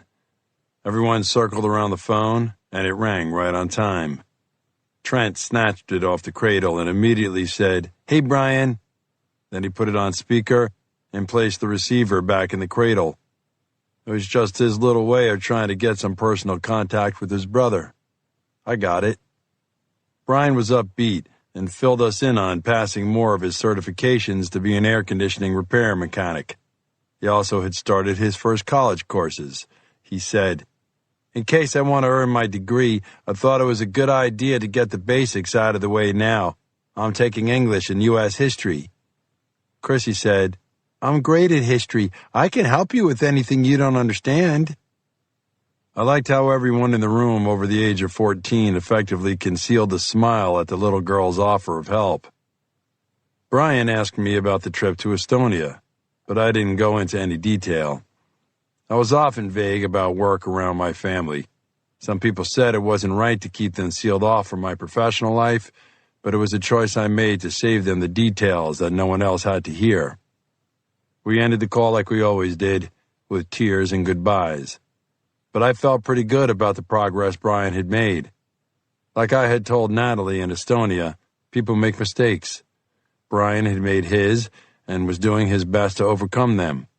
I was proud of him, and I told him that, frequently. Sometimes in front of my grandfather, just to make a point. After the call, I sat down next to Eddie at the computer. He was working on some sort of programming problem they'd given him in the special class at Columbia he and Trent were enrolled in. He turned to me and said, "I have to say, Dad, that I've been looking at a number of the hacker forums I like to read, and some of them are talking about you." "Me? Not by name? But they make you sound like Bruce Willis. How you stormed into Estonia and took down the biggest, baddest cyber criminal in the world." "You mean the biggest, baddest cyber criminal under 5 feet 6 inches named Henry. That's the best I'll give that little twerp." Eddie laughed out loud. "Although," I corrected, "we haven't quite brought him down yet. Just have him on the run." "It's amazing you did everything you did without knowing computers very well. You didn't have to clone any phones or crack the security on any systems, the things cybercriminals do every day." "I just did what I do every day, simple police work." "You know about cloning phones?" "Only in theory. I've never tried it." "Relax, this isn't an interrogation." I listened as he explained several complicated high-tech processes. I had to wonder where this kid got his brains. Finally, I said, "Thanks for the insight. It would have helped me in Estonia, and I appreciate the compliments, but I did what any good cop would do." Either way, I've seen more than one person talk about the American cop who dismantled a major hacker. I guess it was even on the news in Estonia. I don't think it takes much to get on the local news in Tallinn. It's just a nice town with nice people, mostly nice people. Eddie turned from the computer and gave me a hug. That was somewhat un-Eddie-like. He was more reserved than most of the kids. He said, "I'm just glad you're back. I missed you." "I missed you too. And from what I've read, you were lucky. That guy from Estonia, Henry, sounds like a really bad guy." "I don't want to give him that much credit. I'm just glad to be home and with you guys." And that was the God's honest truth. Chapter 96. The next day I went to my office on the 6th floor of an unmarked building on the Upper West Side. I wasn't built to sit around my apartment and wait for things to happen. The kids were in school and Mary Catherine was busy, so I decided to go in and get back to my real life. I hadn't gotten official approval to return to my normal job, and I hoped no one would shout at me as I walked through the door. But everyone welcomed me back, even my lieutenant, Harry Grissom. If someone was going to tell me to get lost and take more time off, it was going to be Harry. His first concern was how well the squad operated. I'd trust him with my life, but if he thought I was going to be a detriment in any way, he'd send me home in a heartbeat. Detective Terry Hernandez was in the building, checking whether any information had developed on the suspect in her homicide. Tight. She surprised me with a hug. I stepped back and looked at her. "You could pass for a college student." "That's the idea, Slick." I laughed and we caught up on what had happened since I left. The long and the short of her investigation was that she had no other leads except for the guy I'd met, Tight. The media had kept up a pretty good pace of coverage for 3 or 4 days after the murders. A young nurse and her daughter being killed in their own apartment captured people's attention for a little longer than most stories. But now interest had ebbed in what was quickly becoming a cold homicide. Terry looked down. She was one of the most dedicated detectives I'd ever met. She checked in on the victim's family for months after a homicide, filling them in on progress. She looked at every murder as a personal quest to be solved, and she excelled in public service because she really cared. I said, "We'll catch a break. This one won't haunt you." "They all haunt me, even the ones we've solved. They're murders. I think God wants them to haunt us." "That's a good point, and you're right. We shouldn't get callous toward homicides. It's too easy to start taking shortcuts if we do." I checked in with Harry and spent most of the day at my desk. In the mid-afternoon, my phone buzzed, telling me I had a text. I looked down and saw it was from the mayor's mobile phone. It said, "I'm sending a car. Meet it at Riverside and 132nd Street, just a few blocks from your office. Don't say anything to anyone. The little fat prick." I had to smile at his sense of humor. I started to make my way out and nodded at Harry Grissom as I walked past his office. I took a leisurely stroll, actually looking in storefronts for a change. I saw a rented Lincoln stretch limo right where the text said it would be. It was a little gaudy and obnoxious, but I didn't get to ride in the back of a limo very often. The driver didn't get out to meet me, so I leaned down and waved to him. He gave me a thumbs up, and I crawled into the back. I was not the only passenger. Chapter 97. I eased into the seat and made a quick assessment of the giant passenger compartment of the limo. There was even a wet bar. Too bad I was on duty. The driver lowered the glass partition, turned his head, and said, "Hello, Detective. It was lucky you two were in the same area. As soon as Natalie said she was nearby, the mayor said I could get you both at the same time." The young woman's Yankees baseball cap and big sunglasses made her look like a celebrity trying to keep a low profile. A little of her hair had popped out from under the ball cap. She looked relaxed, but didn't say anything. I said, "Hey, Natalie, you doing okay?" She nodded and said quietly, "Not thrilled about seeing my dad." I noticed the driver was eavesdropping. "I'm sure it'll be fine. You just have to give him a chance." "Like the chance to greet me at the airport?" That was disappointing. She grunted, but kept quiet after that. The driver was still listening, I knew. I asked him, "Do you work in the mayor's office?" The tubby man with slicked back, light brown hair had a slight accent. He said, "No, sir. I helped the mayor in his unofficial life. In other words, he contracted me. I guess His Honor wants this meeting to be low profile." It seems like he feels that way about most meetings. I sat back and enjoyed the ride. At this time of day with traffic, it was going to take a while to get to City Hall.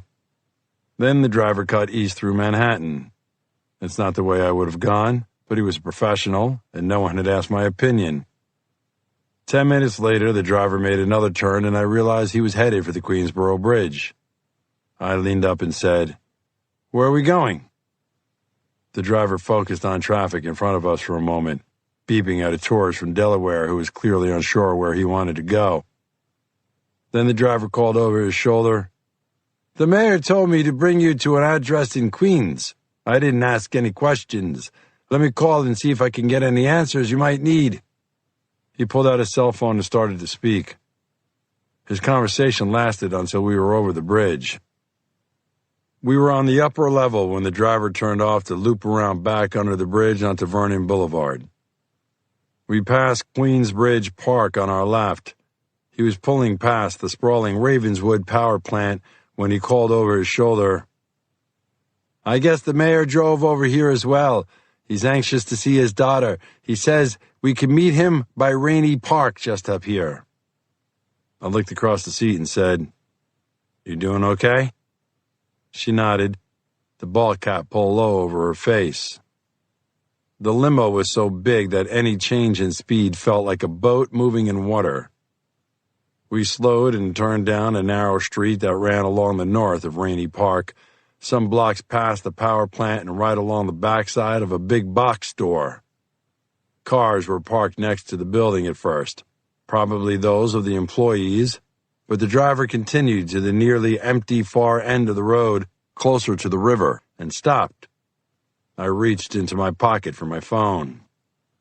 As we came to a stop, the driver looked in the rearview mirror and said, "Please, sir, no calls." "What?" "I'm sorry, I need to check in with my office." "I don't think so." When I looked up from my phone to see what would make the driver say something so crazy, I froze. He had turned around and held a small semi-automatic pistol in his left hand, pointed at my head. Without the man saying a word, I knew to hand over my own pistol. I reached to my right hip and slowly unholstered my Glock. I handed it over the seat to the driver. The driver said, "Phone, 2." I sighed as I tossed my phone over the seat as well. The driver added, "And Natalie's purse." She handed the purse to the driver. I felt like I was back in Estonia, staring at the barrel of another gun. When was this shit gonna end? Chapter 98. As I continued to sit in the rear seat of the limo, staring at the gun, I took a moment to look at the driver more closely. He was about 40 with the smooth face of someone who hasn't worked outdoors much their whole life. He had an accent, but I couldn't tell where he was from. In New York, you just rolled with any sort of accent. As long as you could make out the general meaning of what someone was trying to say, everyone was happy. This guy worked for Henry. He hadn't said so in words, but someone holding a gun conveys a lot with just a look. I was in deep shit. The driver kept the gun on me as he opened his door, stepped outside, and opened my door. He said, "Come on, out of the car, Detective Bennett." When I was standing with him on the asphalt, he reached into the car and raised the privacy glass. Then he hit a button that locked the doors. Before he shut my door, he leaned into the car and said, "Natalie, you sit tight for a little while. Don't even try to slip out of the car." Now, it was just the two of us. I knew that wasn't going to last for long. I asked the driver, whose head didn't come up to my nose, "What exactly is this bullshit?" The driver said, "Henry isn't finished with you yet. He thought it was rude the way you left him in Estonia.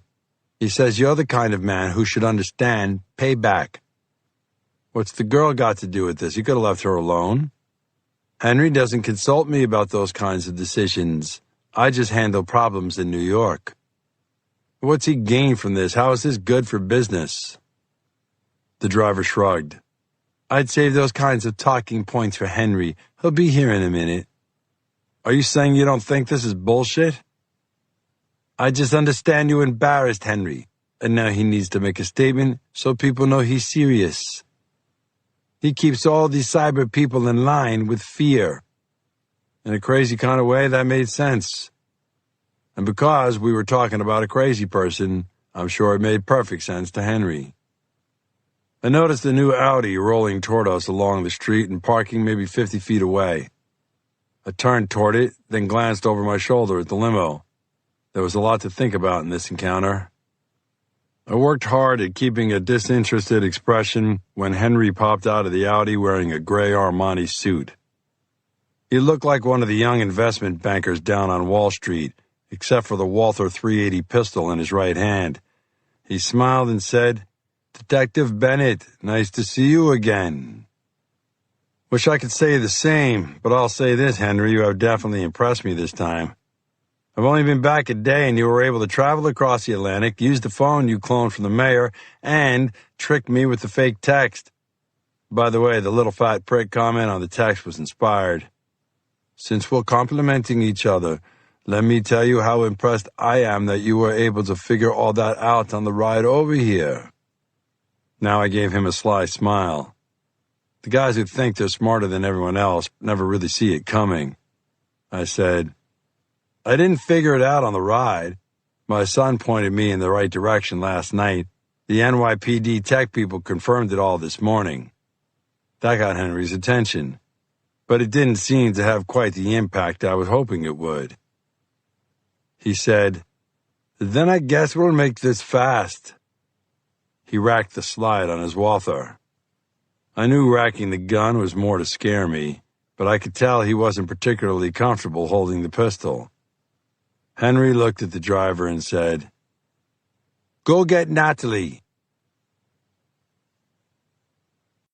Chapter 99. Henry and I stood in the wide gap between the two vehicles in the middle of the road, with the sun on us but the park's large trees masking us somewhat from any afternoon runners or dog walkers. A gunshot might change all that, of course. A few cars trickled by on Vernon Boulevard several hundred yards back, too far away to see what was going on down here. And probably no one from the store came back here. Plus, Henry would have easily disabled any CCTV cameras on the building. In short, it was perfect for Henry and whatever his crazy plan was. I was waiting for the driver. I'd know when it was time to act. Henry said to me, I don't know how you convinced Natalie to betray me, but it ruined a pretty good thing. Oh, did she break your heart? I enjoyed watching him change colors like some kind of screwed-up chameleon. He went from his normal flesh tone to a dark red, then a purple. After a few seconds, his color returned to normal. In a much sharper tone than usual, he said, You'll learn. How do you Americans say it? Not to run your mouth? When? Today. When he smiled, I realized he was back to his usual pompous self. Good. That made things more enjoyable and interesting. That also made me throw in, what if I don't learn? Henry shook his head and mumbled, It won't matter. Henry, I've been around a lot of criminals in my life. The successful ones are all business. How does this help your business? What's the point of being as successful as me if I can't do things that make me feel better? This will make me feel better. In fact, I'm already enjoying it. I wish I could slip you back to Estonia so I could make it last. I smiled. I don't see you having the stomach to torture anyone, even me. I don't have to torture anyone. I could just let you watch as your family suffers and destroys itself while you're away. You don't know my family. They're resilient. Even if I ruined your credit and drained your bank accounts? What about if I add things to your son's record and he doesn't get out of jail for 10 more years? I tried to hide the fact that this asshole had just hit a nerve. I didn't do a very good job. Henry chuckled. See, everyone has a weakness. Virtually all weaknesses can be exploited by something online. That's where I rule. This isn't the internet. It's real life. Yes, this is real. Sometimes that's more satisfying. He looked past me and said, Here comes our other contestant. I turned my head and had to smile at the way the driver kept a couple of feet away from his prisoner. They stopped a few steps from us. The look on Henry's face was spectacular. He stared silently for a moment. I hoped he might change colors again. Henry said, Who the hell is that? The confused driver held up his hands and said, It's the mayor's daughter. She was waiting right where you told me she would be. Henry walked over and ripped off the Yankees cap. Dark hair flopped out from under it and spread out across her shoulders. I let out a laugh. It was partially to distract the two men, but there was a genuine element to it as well. I said, I thought you were too smart to be tricked by anyone. You fell for this like an 8-year-old. Allow me to introduce you to NYPD Detective Terry Hernandez. She looks a little like Natalie, in a general way, right? Your driver fell for it. Henry worked his jaw for a moment as he backed away a few paces and then said, You forgot something, Detective. What's that? I still have a gun. He raised it next to his face like he was showing it to us for the first time. This time, it was Terry Hernandez who let out a laugh. She said, So what? Your driver has a pistol too. Henry said, Why do you find that so funny, Detective? She kept a smile on her pretty face. Then she threw me a wink. She said, You think I wasn't ready for that? Without any warning, she stepped right next to the driver and hit the trigger of a taser she had hidden under her dress. She used it like an old-style stun gun by jamming it into the driver's side and pulling the trigger. He let out a squawk and immediately dropped to the ground. His pistol skidded away from his outstretched arms. He convulsed for a few seconds, drawing everyone's attention. A thin line of spit dribbled out of his open mouth. His eyes rolled back, giving him the look of a quivering zombie. Henry was distracted for a moment. Most people have never seen a taser deployed. It's an interesting show. Then he regained his common sense and faced me with the pistol once again. Chapter 100. The afternoon sun was over my shoulder now and in Henry's eyes. Good. I needed any advantage. I wasn't about to let Henry point that gun at me again. Before he'd even brought it on target, I stepped closer and slapped it out of his hand. I have to admit my initial response was to punch him in the face, but at the last second, I realized I needed to eliminate the pistol from the equation. I wasn't worried about Terry Hernandez. She was as smart and as tough as any cop I had ever met. She was also impressively efficient. She was on top of the stunned driver even before I'd slapped the pistol away from Henry. I did something I never do. I gave a prisoner a chance to fight his way into an escape. I faced off against Henry and let him see that my hands were empty. It's not a smart tactical move and not what a cop should do. But this little son of a bitch had caused me a lot of heartache, and I'd let him run his mouth on 2 different continents. Now, it was time that he learned a lesson. We squared off. I was going to give this young Estonian a chance to show me just how his showy beach muscles would help him in a fight. Big biceps had never helped in a street fight. Henry raised both of his hands and balled them into fists. Then he started to dance like a boxer. He was loose and casual. It looked pretty good. He danced and circled away from me a few feet, throwing a quick left jab out into space. I turned and adjusted to close the distance between us. He danced a little farther. Then I lunged at him. I used my long legs to really cover some distance, but Henry easily skipped backward, and somehow now there was even more room between us. Terry Hernandez shouted something at me. She sounded muffled and far away, but I couldn't take my attention off the feisty young Estonian. For another 20 seconds, all of it spent in frustration, Henry kept dancing just outside the range of my fists. We covered the majority of what was left of the road, and now the East River was not far from me. I was close enough to smell it. I also had sweat trickling into my eyes. This was turning into a regular workout. The only problem was that Henry didn't look like he was working as hard as me. Henry planted his feet, and right at that moment, I realized the joke was on me. He had purposely led me away from any backup. I realized immediately that Terry Hernandez had shouted for me to keep close just in case. I was an idiot, and Henry's smug smile didn't make me feel any better. Now he cracked his knuckles and peeked over my shoulder to make sure we were far enough away from Terry. Then Henry said, "I love so many things about America." He almost shouted it. He was showing me he wasn't nervous.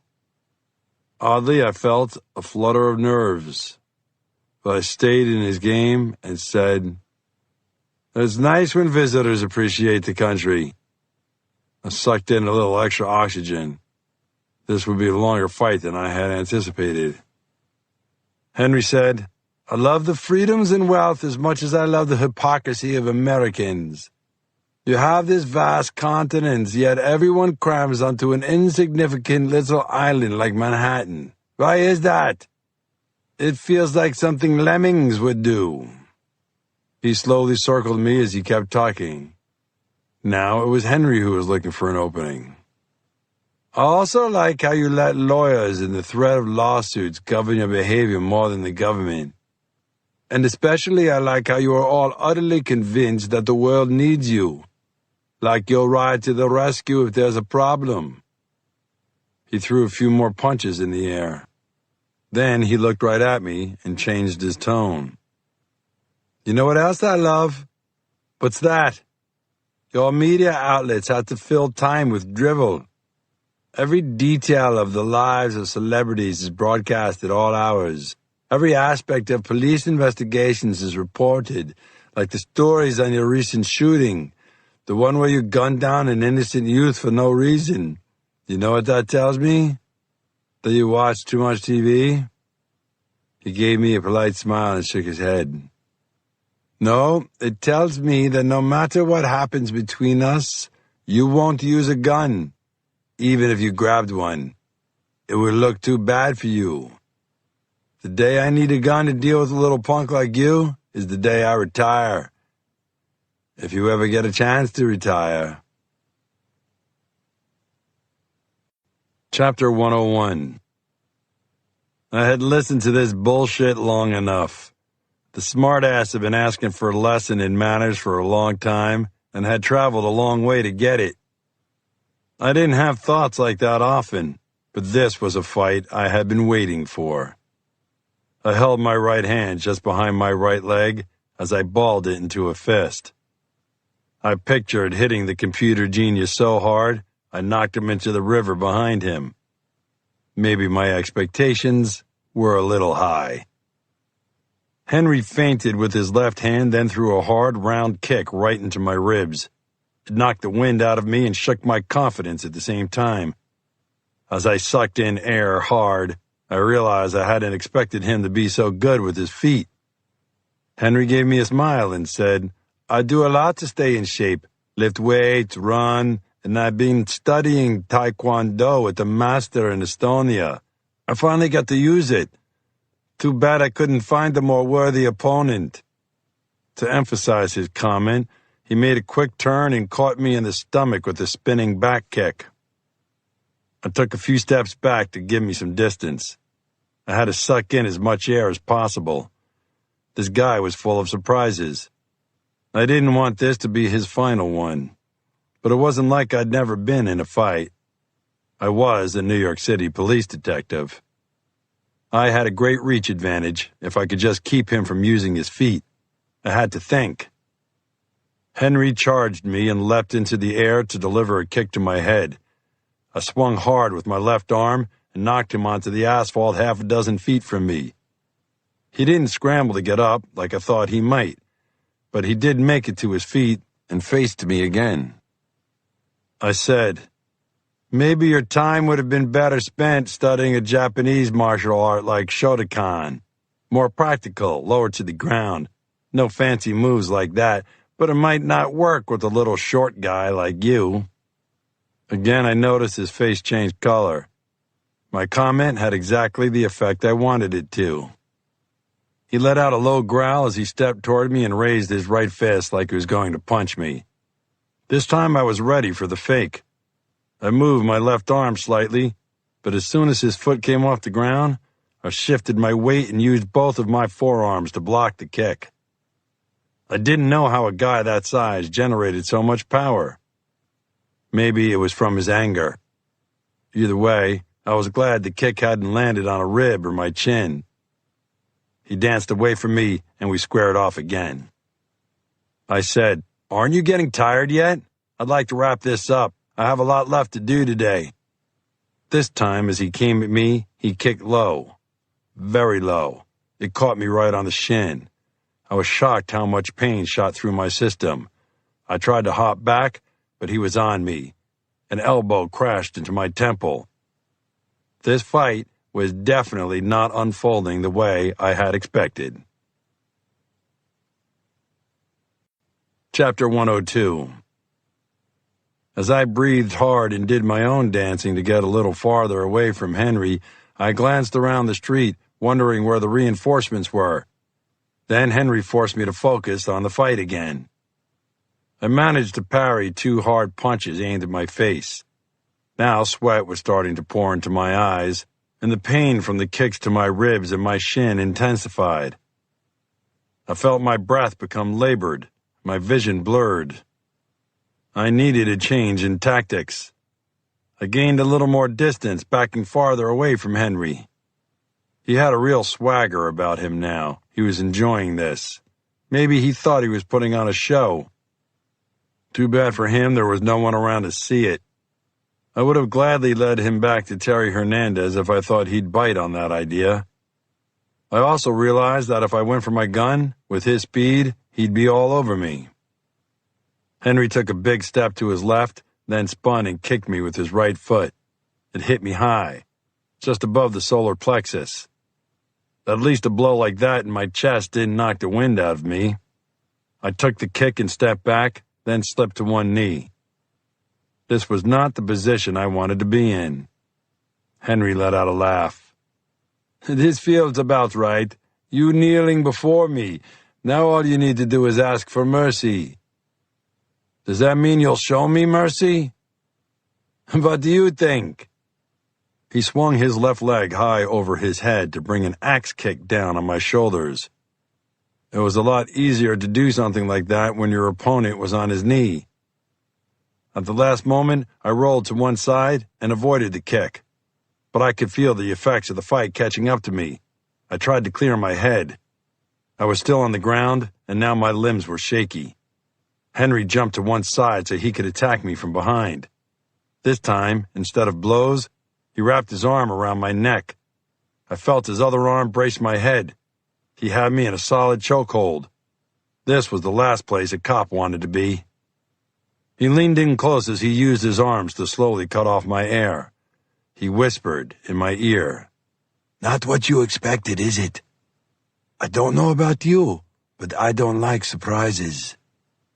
That's when I reverted to what we like to call non-conventional street tactics. It really wasn't that hard either. As he shifted to get a better position on his choke, his groin ended up next to my shoulder. I wasted no time in making a fist and punching him in the balls as hard as I could. I could tell by the way he released me instantly and the sound he made that I had been right on target. I rose to my feet as he staggered back, holding his crotch the entire way. He worked hard to shake off the blow. I used the time to catch my breath. He came at me again, only this time much slower. I blocked a right cross and while he was close to me, I head-butted him in the face. I felt his nose shatter. I'd caught him with the top of my forehead, just the way you're supposed to. He staggered back. His eyes weren't focused. After 3 steps, he flopped onto the ground, then laid down like he needed a nap. I resisted the urge to kick him while he was on the ground, but I wasn't a big enough man to resist standing over him with my hands on my knees so we were looking at each other and saying, "I guess all those brains couldn't cushion a good headbutt. You're under arrest." Terry Hernandez led her dazed prisoner over to me. She held 2 of his interlocked fingers on his head, an old trick for holding people if you didn't have handcuffs close by. She said, "You okay?" All I could do was nod. Terry said, "He wasn't a bad fighter. Clearly, he was never a street fighter." I couldn't even answer verbally. I just nodded. 3 cars turned from Vernon Boulevard and came in a line down the street, then angled in different directions as they stopped, blocking off the street completely. I knew it was Harry Grissom and the rest of our squad. I was happy to sit with my prisoner and let my colleagues handle the rest. Chapter 103. I brushed myself off and wiped some blood from my nose. 2 junior detectives took custody of Henry. One of them checked his eyes and made sure he was fully conscious and coherent. When the detective nodded, the other detective said, "Do you speak English?" When Henry didn't answer, the detective repeated the question in a much louder voice. Somehow NYPD personnel viewed that as a universal language. This time, Henry nodded as he stared at the ground. A few drops of blood leaked from a cut on his lip. The detective immediately said, "You have the right to remain silent." I tuned out the rest of the Miranda warning as Harry Grissom joined me and put an arm around my shoulders. As we started to walk away from Henry and the 2 detectives, I had to say to Harry, "Just a little late, huh, Harry?" The lieutenant laughed. "I'll admit the move to Queens threw us off. I can't believe I let you talk me into this crazy plan. You and Hernandez could have been killed. And we could be killed every day. The plan worked. That's what's important. But thank God your brainiac kid knew about cloned phones. The GPS unit in your pocket worked pretty well. At least now we can let Natalie London out of protective custody and give her back her phone. The mayor should be thrilled." I shook my head. The mayor was nothing like I expected him to be, but I don't give a damn if he's thrilled or not. Turns out, I didn't do this for him. Natalie's a sweet kid. She's got a bright future. I'm just glad she didn't waste it on an asshole like Henry. A few minutes later, as the 2 detectives were about to transport Henry to booking, I couldn't resist taking a moment to chat with my Estonian friend. I opened the rear door and kneeled down so I could look in on the handcuffed computer genius. He looked beaten, with his hands secured behind him, sitting in the back of a Crown Vic with a plexiglass shield separating the front seat from the rear. He surprised me by speaking first. He said, "I underestimated you." I said, "And I overestimated you. Let's call it even." "What now?" "You'll face a slew of federal charges, and then we'll throw in the attempted murder, plus all the murders you've ordered. So I wouldn't plan any exotic trips. You're going to be occupied for a good, long time." Henry smiled. "I'm glad you feel satisfied. I hope it lasts." "What's that supposed to mean?" "You've made a huge mistake. It's funny that you think I'll be in prison for a long time. Last I checked, prisons had computers. I still have friends. I have more money than you can comprehend. I won't be out of circulation long. Should I be scared? I don't feel it right now." "You will. Trust me. No one will keep me locked up for very long." I patted him on the shoulder. "You keep those positive thoughts. Frankly, it's a nice change from the 'I'm innocent' excuse I usually hear." I shut the door and watched the car pull away. Chapter 104. A couple of days later, when I walked into the mayor's office, I still carried a few cuts on my face and a black eye. That's what was obvious. I also had a cracked rib and a broken finger.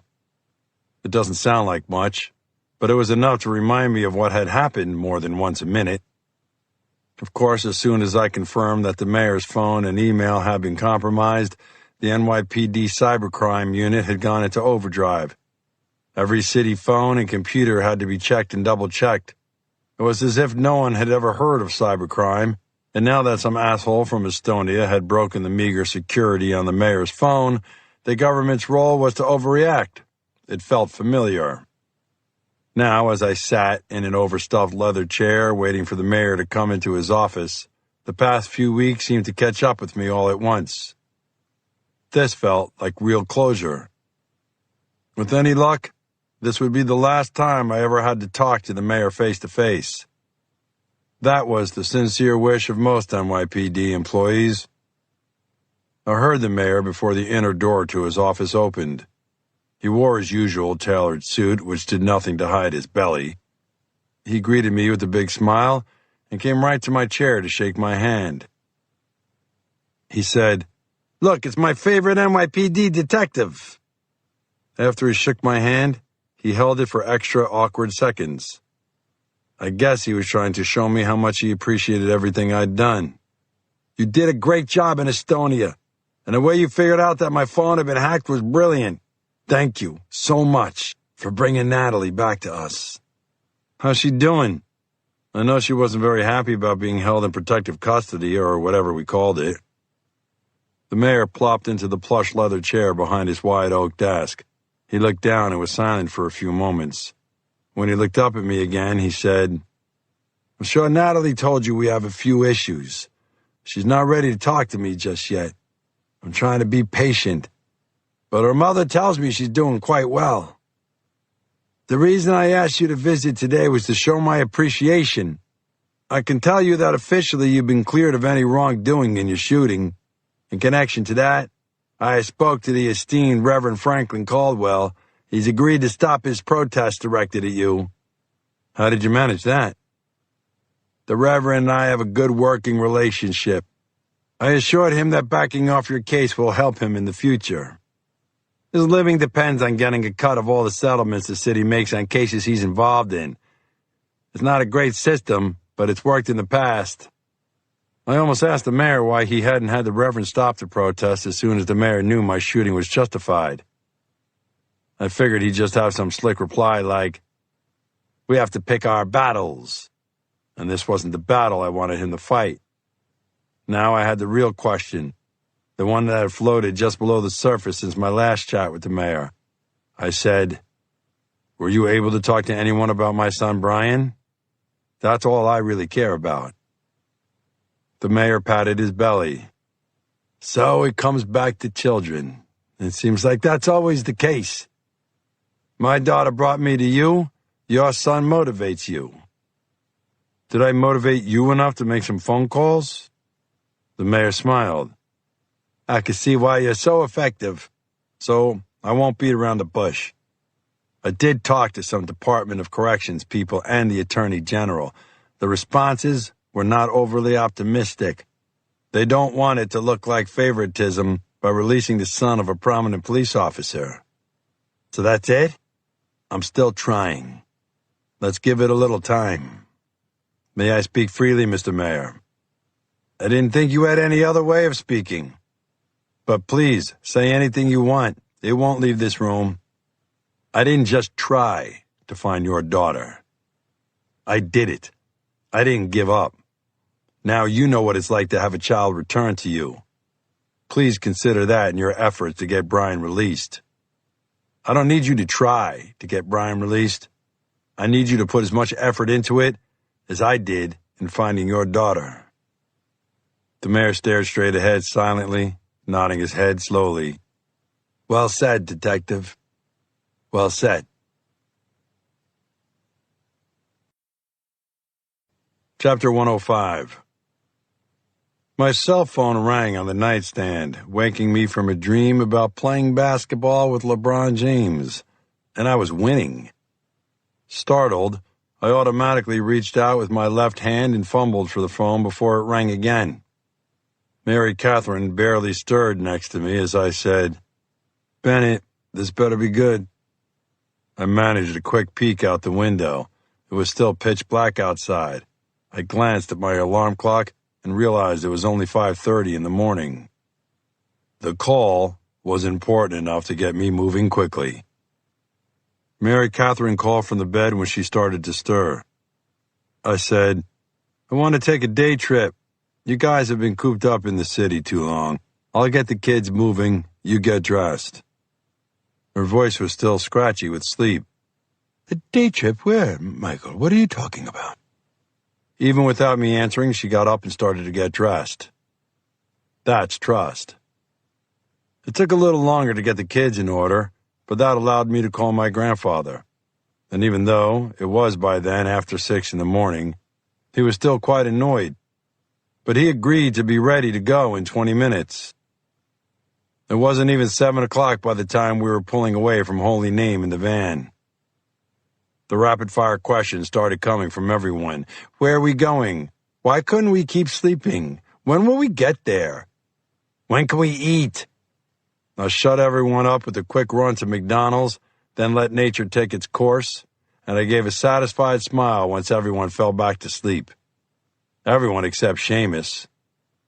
And he was smart enough to not ask any questions. A little over an hour and a half after we'd eaten, about half the kids woke up. Jane, my second oldest daughter, looked out the window of the van and said, "Isn't this the way to Fishkill?" Trent said, "Where the prison is?" Fiona, with a higher pitch of excitement in her voice, said, "Oh, we're going to visit Brian, right?" I smiled and said, "Do I ever have some bright kids?" Now everyone was awake, and excitement rippled through the van. There were no more complaints now that they all knew the reason we'd gotten moving so early. But the real surprise for my family was yet to come. They knew the drill: go into the prison, check in, wait, move to the visiting area, wait, get to see Brian. Today the drill was thrown off. We were immediately led to a community room with no guards, partitions, or closed-circuit telephones. There were more questions, but everyone filed into the room dutifully. That's why, when a door on the other side of the room opened, everyone just stood in shock. 3 corrections officers entered the room, followed by Brian. He was wearing jeans and a collared shirt, holding a duffel bag crammed with everything he owned. Mary Catherine said, "What's this?" Brian dropped his bag and ran right to me for a big hug. All I could manage to say as the weight of my grown son pushed me back onto a couch was, "Brian's coming home." I would have given more explanation, but I started to cry. Before I could be self-conscious about crying in front of corrections officers, everyone in my family started to cry, and they piled on me and Brian. My glimpse of the corrections officers told me they liked the happy scene. They all smiled and clapped. My grandfather had to sit at the end of the couch just to catch his breath. The combination of excitement and joy had worn out the old man. Seamus asked, "How did this happen? It has to be the hand of God." I couldn't speak with everyone piled on top of me, but it was better that way, because Brian was released with the help of God. That's the only way I could view it. God helped me find Natalie and rescue her. He certainly protected us during our escape, and that led the mayor to work extra hard and push for Brian's release. The mayor's pressure and the work Brian had done on a drug case against a cartel had led to an early parole. Part of it might have been the failure of the Department of Corrections to keep Brian safe when he was attacked by cartel members last year, but it didn't matter. Only one thing mattered at this moment. Brian was coming home. Chapter 106. Once we got Brian home, I took a few extra days off. It might have been the most joy-filled week of my life, and that includes the week before every Christmas as a kid. Brian was home and was still himself, although he was not the boy who'd left us. Prison could do crazy things to people. It can twist them and distort their view of reality, or cause a depression that never leaves. One of the common threads I'd seen among convicted felons was a victim mentality. It's counterintuitive but prevalent.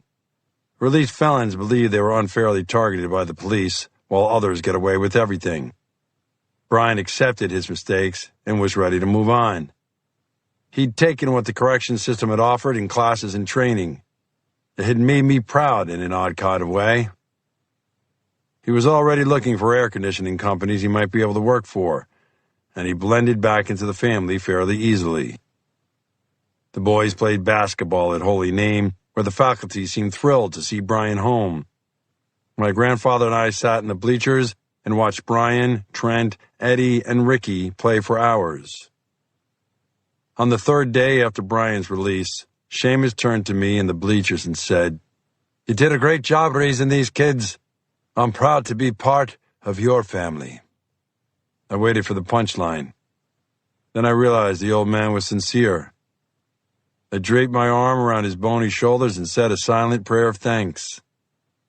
What else is there to do when you realize all the blessings God has given you? I went back to work a couple of days before I had intended to, but it was for a good reason. My informant Flash had gotten word to me that he might have found the suspect in the murder of the nurse and her daughter, the elusive Tite. Usually, a suspect like Tite would have some kind of record, and assault charge is common. Those kinds of charges always get pleaded down, but there would still be a record. But we had nothing on him, not in either police intelligence or arrest files. Flash told me he was supposed to meet Tite at Convent Garden on 151st Street up near Washington Heights, one of the places where Flash and I usually met. It was quiet and comfortable and, from a tactical standpoint, suitable for a quick arrest. Even though I had worked with Flash for a few years and I knew his real name was Evis Tolder, I didn't tell anyone else what was going on. Informants are notoriously unreliable, and I didn't want to waste anyone's time. I thought about calling Terry Hernandez, but if things went south, I didn't want her in the trick bag. She had a bright future ahead of her. I decided if I was able to grab Tite, I'd call her, and she could take the collar. The second reason, as important as the first, was my overwhelming need to be the cop who put cuffs on this killer. I thought back to the murder scene of the nurse and her daughter, with those giant holes the .45 slugs had made in their heads. I saw them at night when I started to fall asleep. I also remembered Tite goading the young man who'd robbed me. Without Tite, it would have been a simple robbery, and we both would have walked away. As soon as I met Flash, he said, "Did you bring the 2K for the pills he wants to sell?" "Nice try. This is not a dope case. We don't have to do any kind of deal. As soon as I see him, I'm going to grab him. That's the end of this caper today. Understood?" Flash looked troubled. Finally, he said, "Then you'll throw some cash my way afterward." I said, "Have I ever stiffed you on information you gave me?" That seemed to satisfy my informant. He told me everything he'd done to find Tite. It wasn't much. He had been lucky and had met the pill addict at a Narcotics Anonymous meeting. Now he was supposed to buy a few $1,000s worth of pills from Tite. Once we got to Convent Garden, I made Flash wait at the far end of the park. No one was inside the fence, and I was able to sit on a bench across the park without being seen easily. I ran through the drill in my head quickly. Once I grabbed Tite, I could charge him with attempted robbery. I could articulate how he had been part of the robbery with RJ and had fled after the shooting. Then, Terry Hernandez would have to tie him to the homicide. If he had his pistol on him, we could match the slugs. Otherwise, it might be up to DNA. I sat quietly, looking across the park until about 3:20. I wasn't worried that our target hadn't shown up yet. He was working on DST, Doper Standard Time. Addicts rarely stuck to schedules. It was one of the things that made it so hard to work in the narcotics unit. Then I looked up, and he was there. Standing by the entrance to the park, the tall black man was all shakes and jitters. The time since the murder had not been kind to him. A threadbare coat over ripped sweatpants hardly made the profession of drug dealer look glamorous. His eyes darted in every direction, and he never stopped moving. He noticed Flash and began shambling toward him. I immediately stood up and started to stroll through the park, headed in the general direction of the two men. I had already told Flash to just walk away once I showed up. No chit-chat, no staying to watch, just leave the area. It was the safest thing to do. And that way, I didn't have to worry about Flash getting hurt.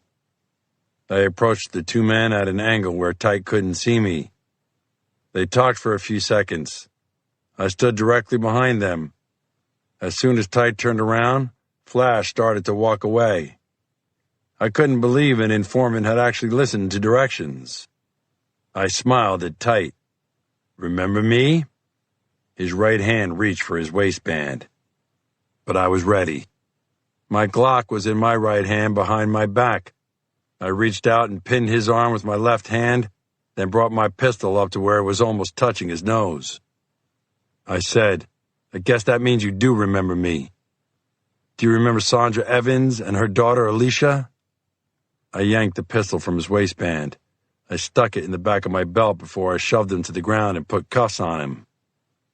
When he was securely in custody, I carefully pulled the pistol from my back. It was the same Colt .45 I had seen the day I was in the shooting.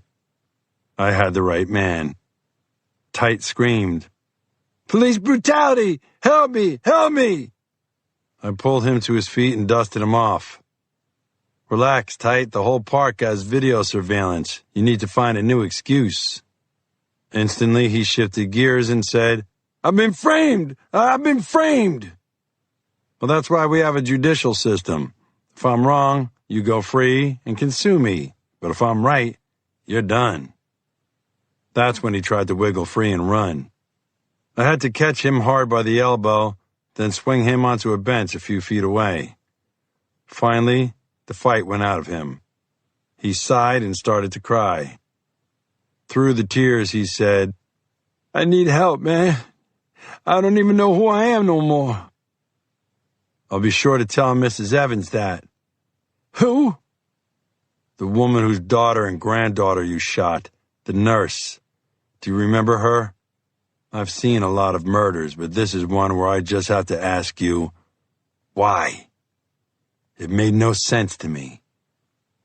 He sat there staring straight ahead into the park, deep in thought. Finally, he turned his head to look at me and said, She had access to pills. I said, Excuse me? Tite said, She was the nurse in charge of securing the painkillers and such. I thought she could load me up. She didn't like the idea of doing something like that. So you killed her and her daughter? He hung his head and said, I don't remember it so clearly. I don't remember nothing so clearly. And I don't really care. I don't care if you shoot me right here, take me to jail, or let me go. Nothing matters no more. It may not matter to you, but it matters a lot to the Evans family. And they're going to be happy to see you behind bars. Good. Make those people happy for a few minutes seeing me behind bars. I'm sure that's what everyone will say about you, that he just wanted to make the world a better place. I walked him through the park in handcuffs. I called Terry Hernandez and told her to meet me in front of the Manhattan North Homicide Building. I wanted to dump this mope and get on with my real life. There were 10 kids at home waiting to see me.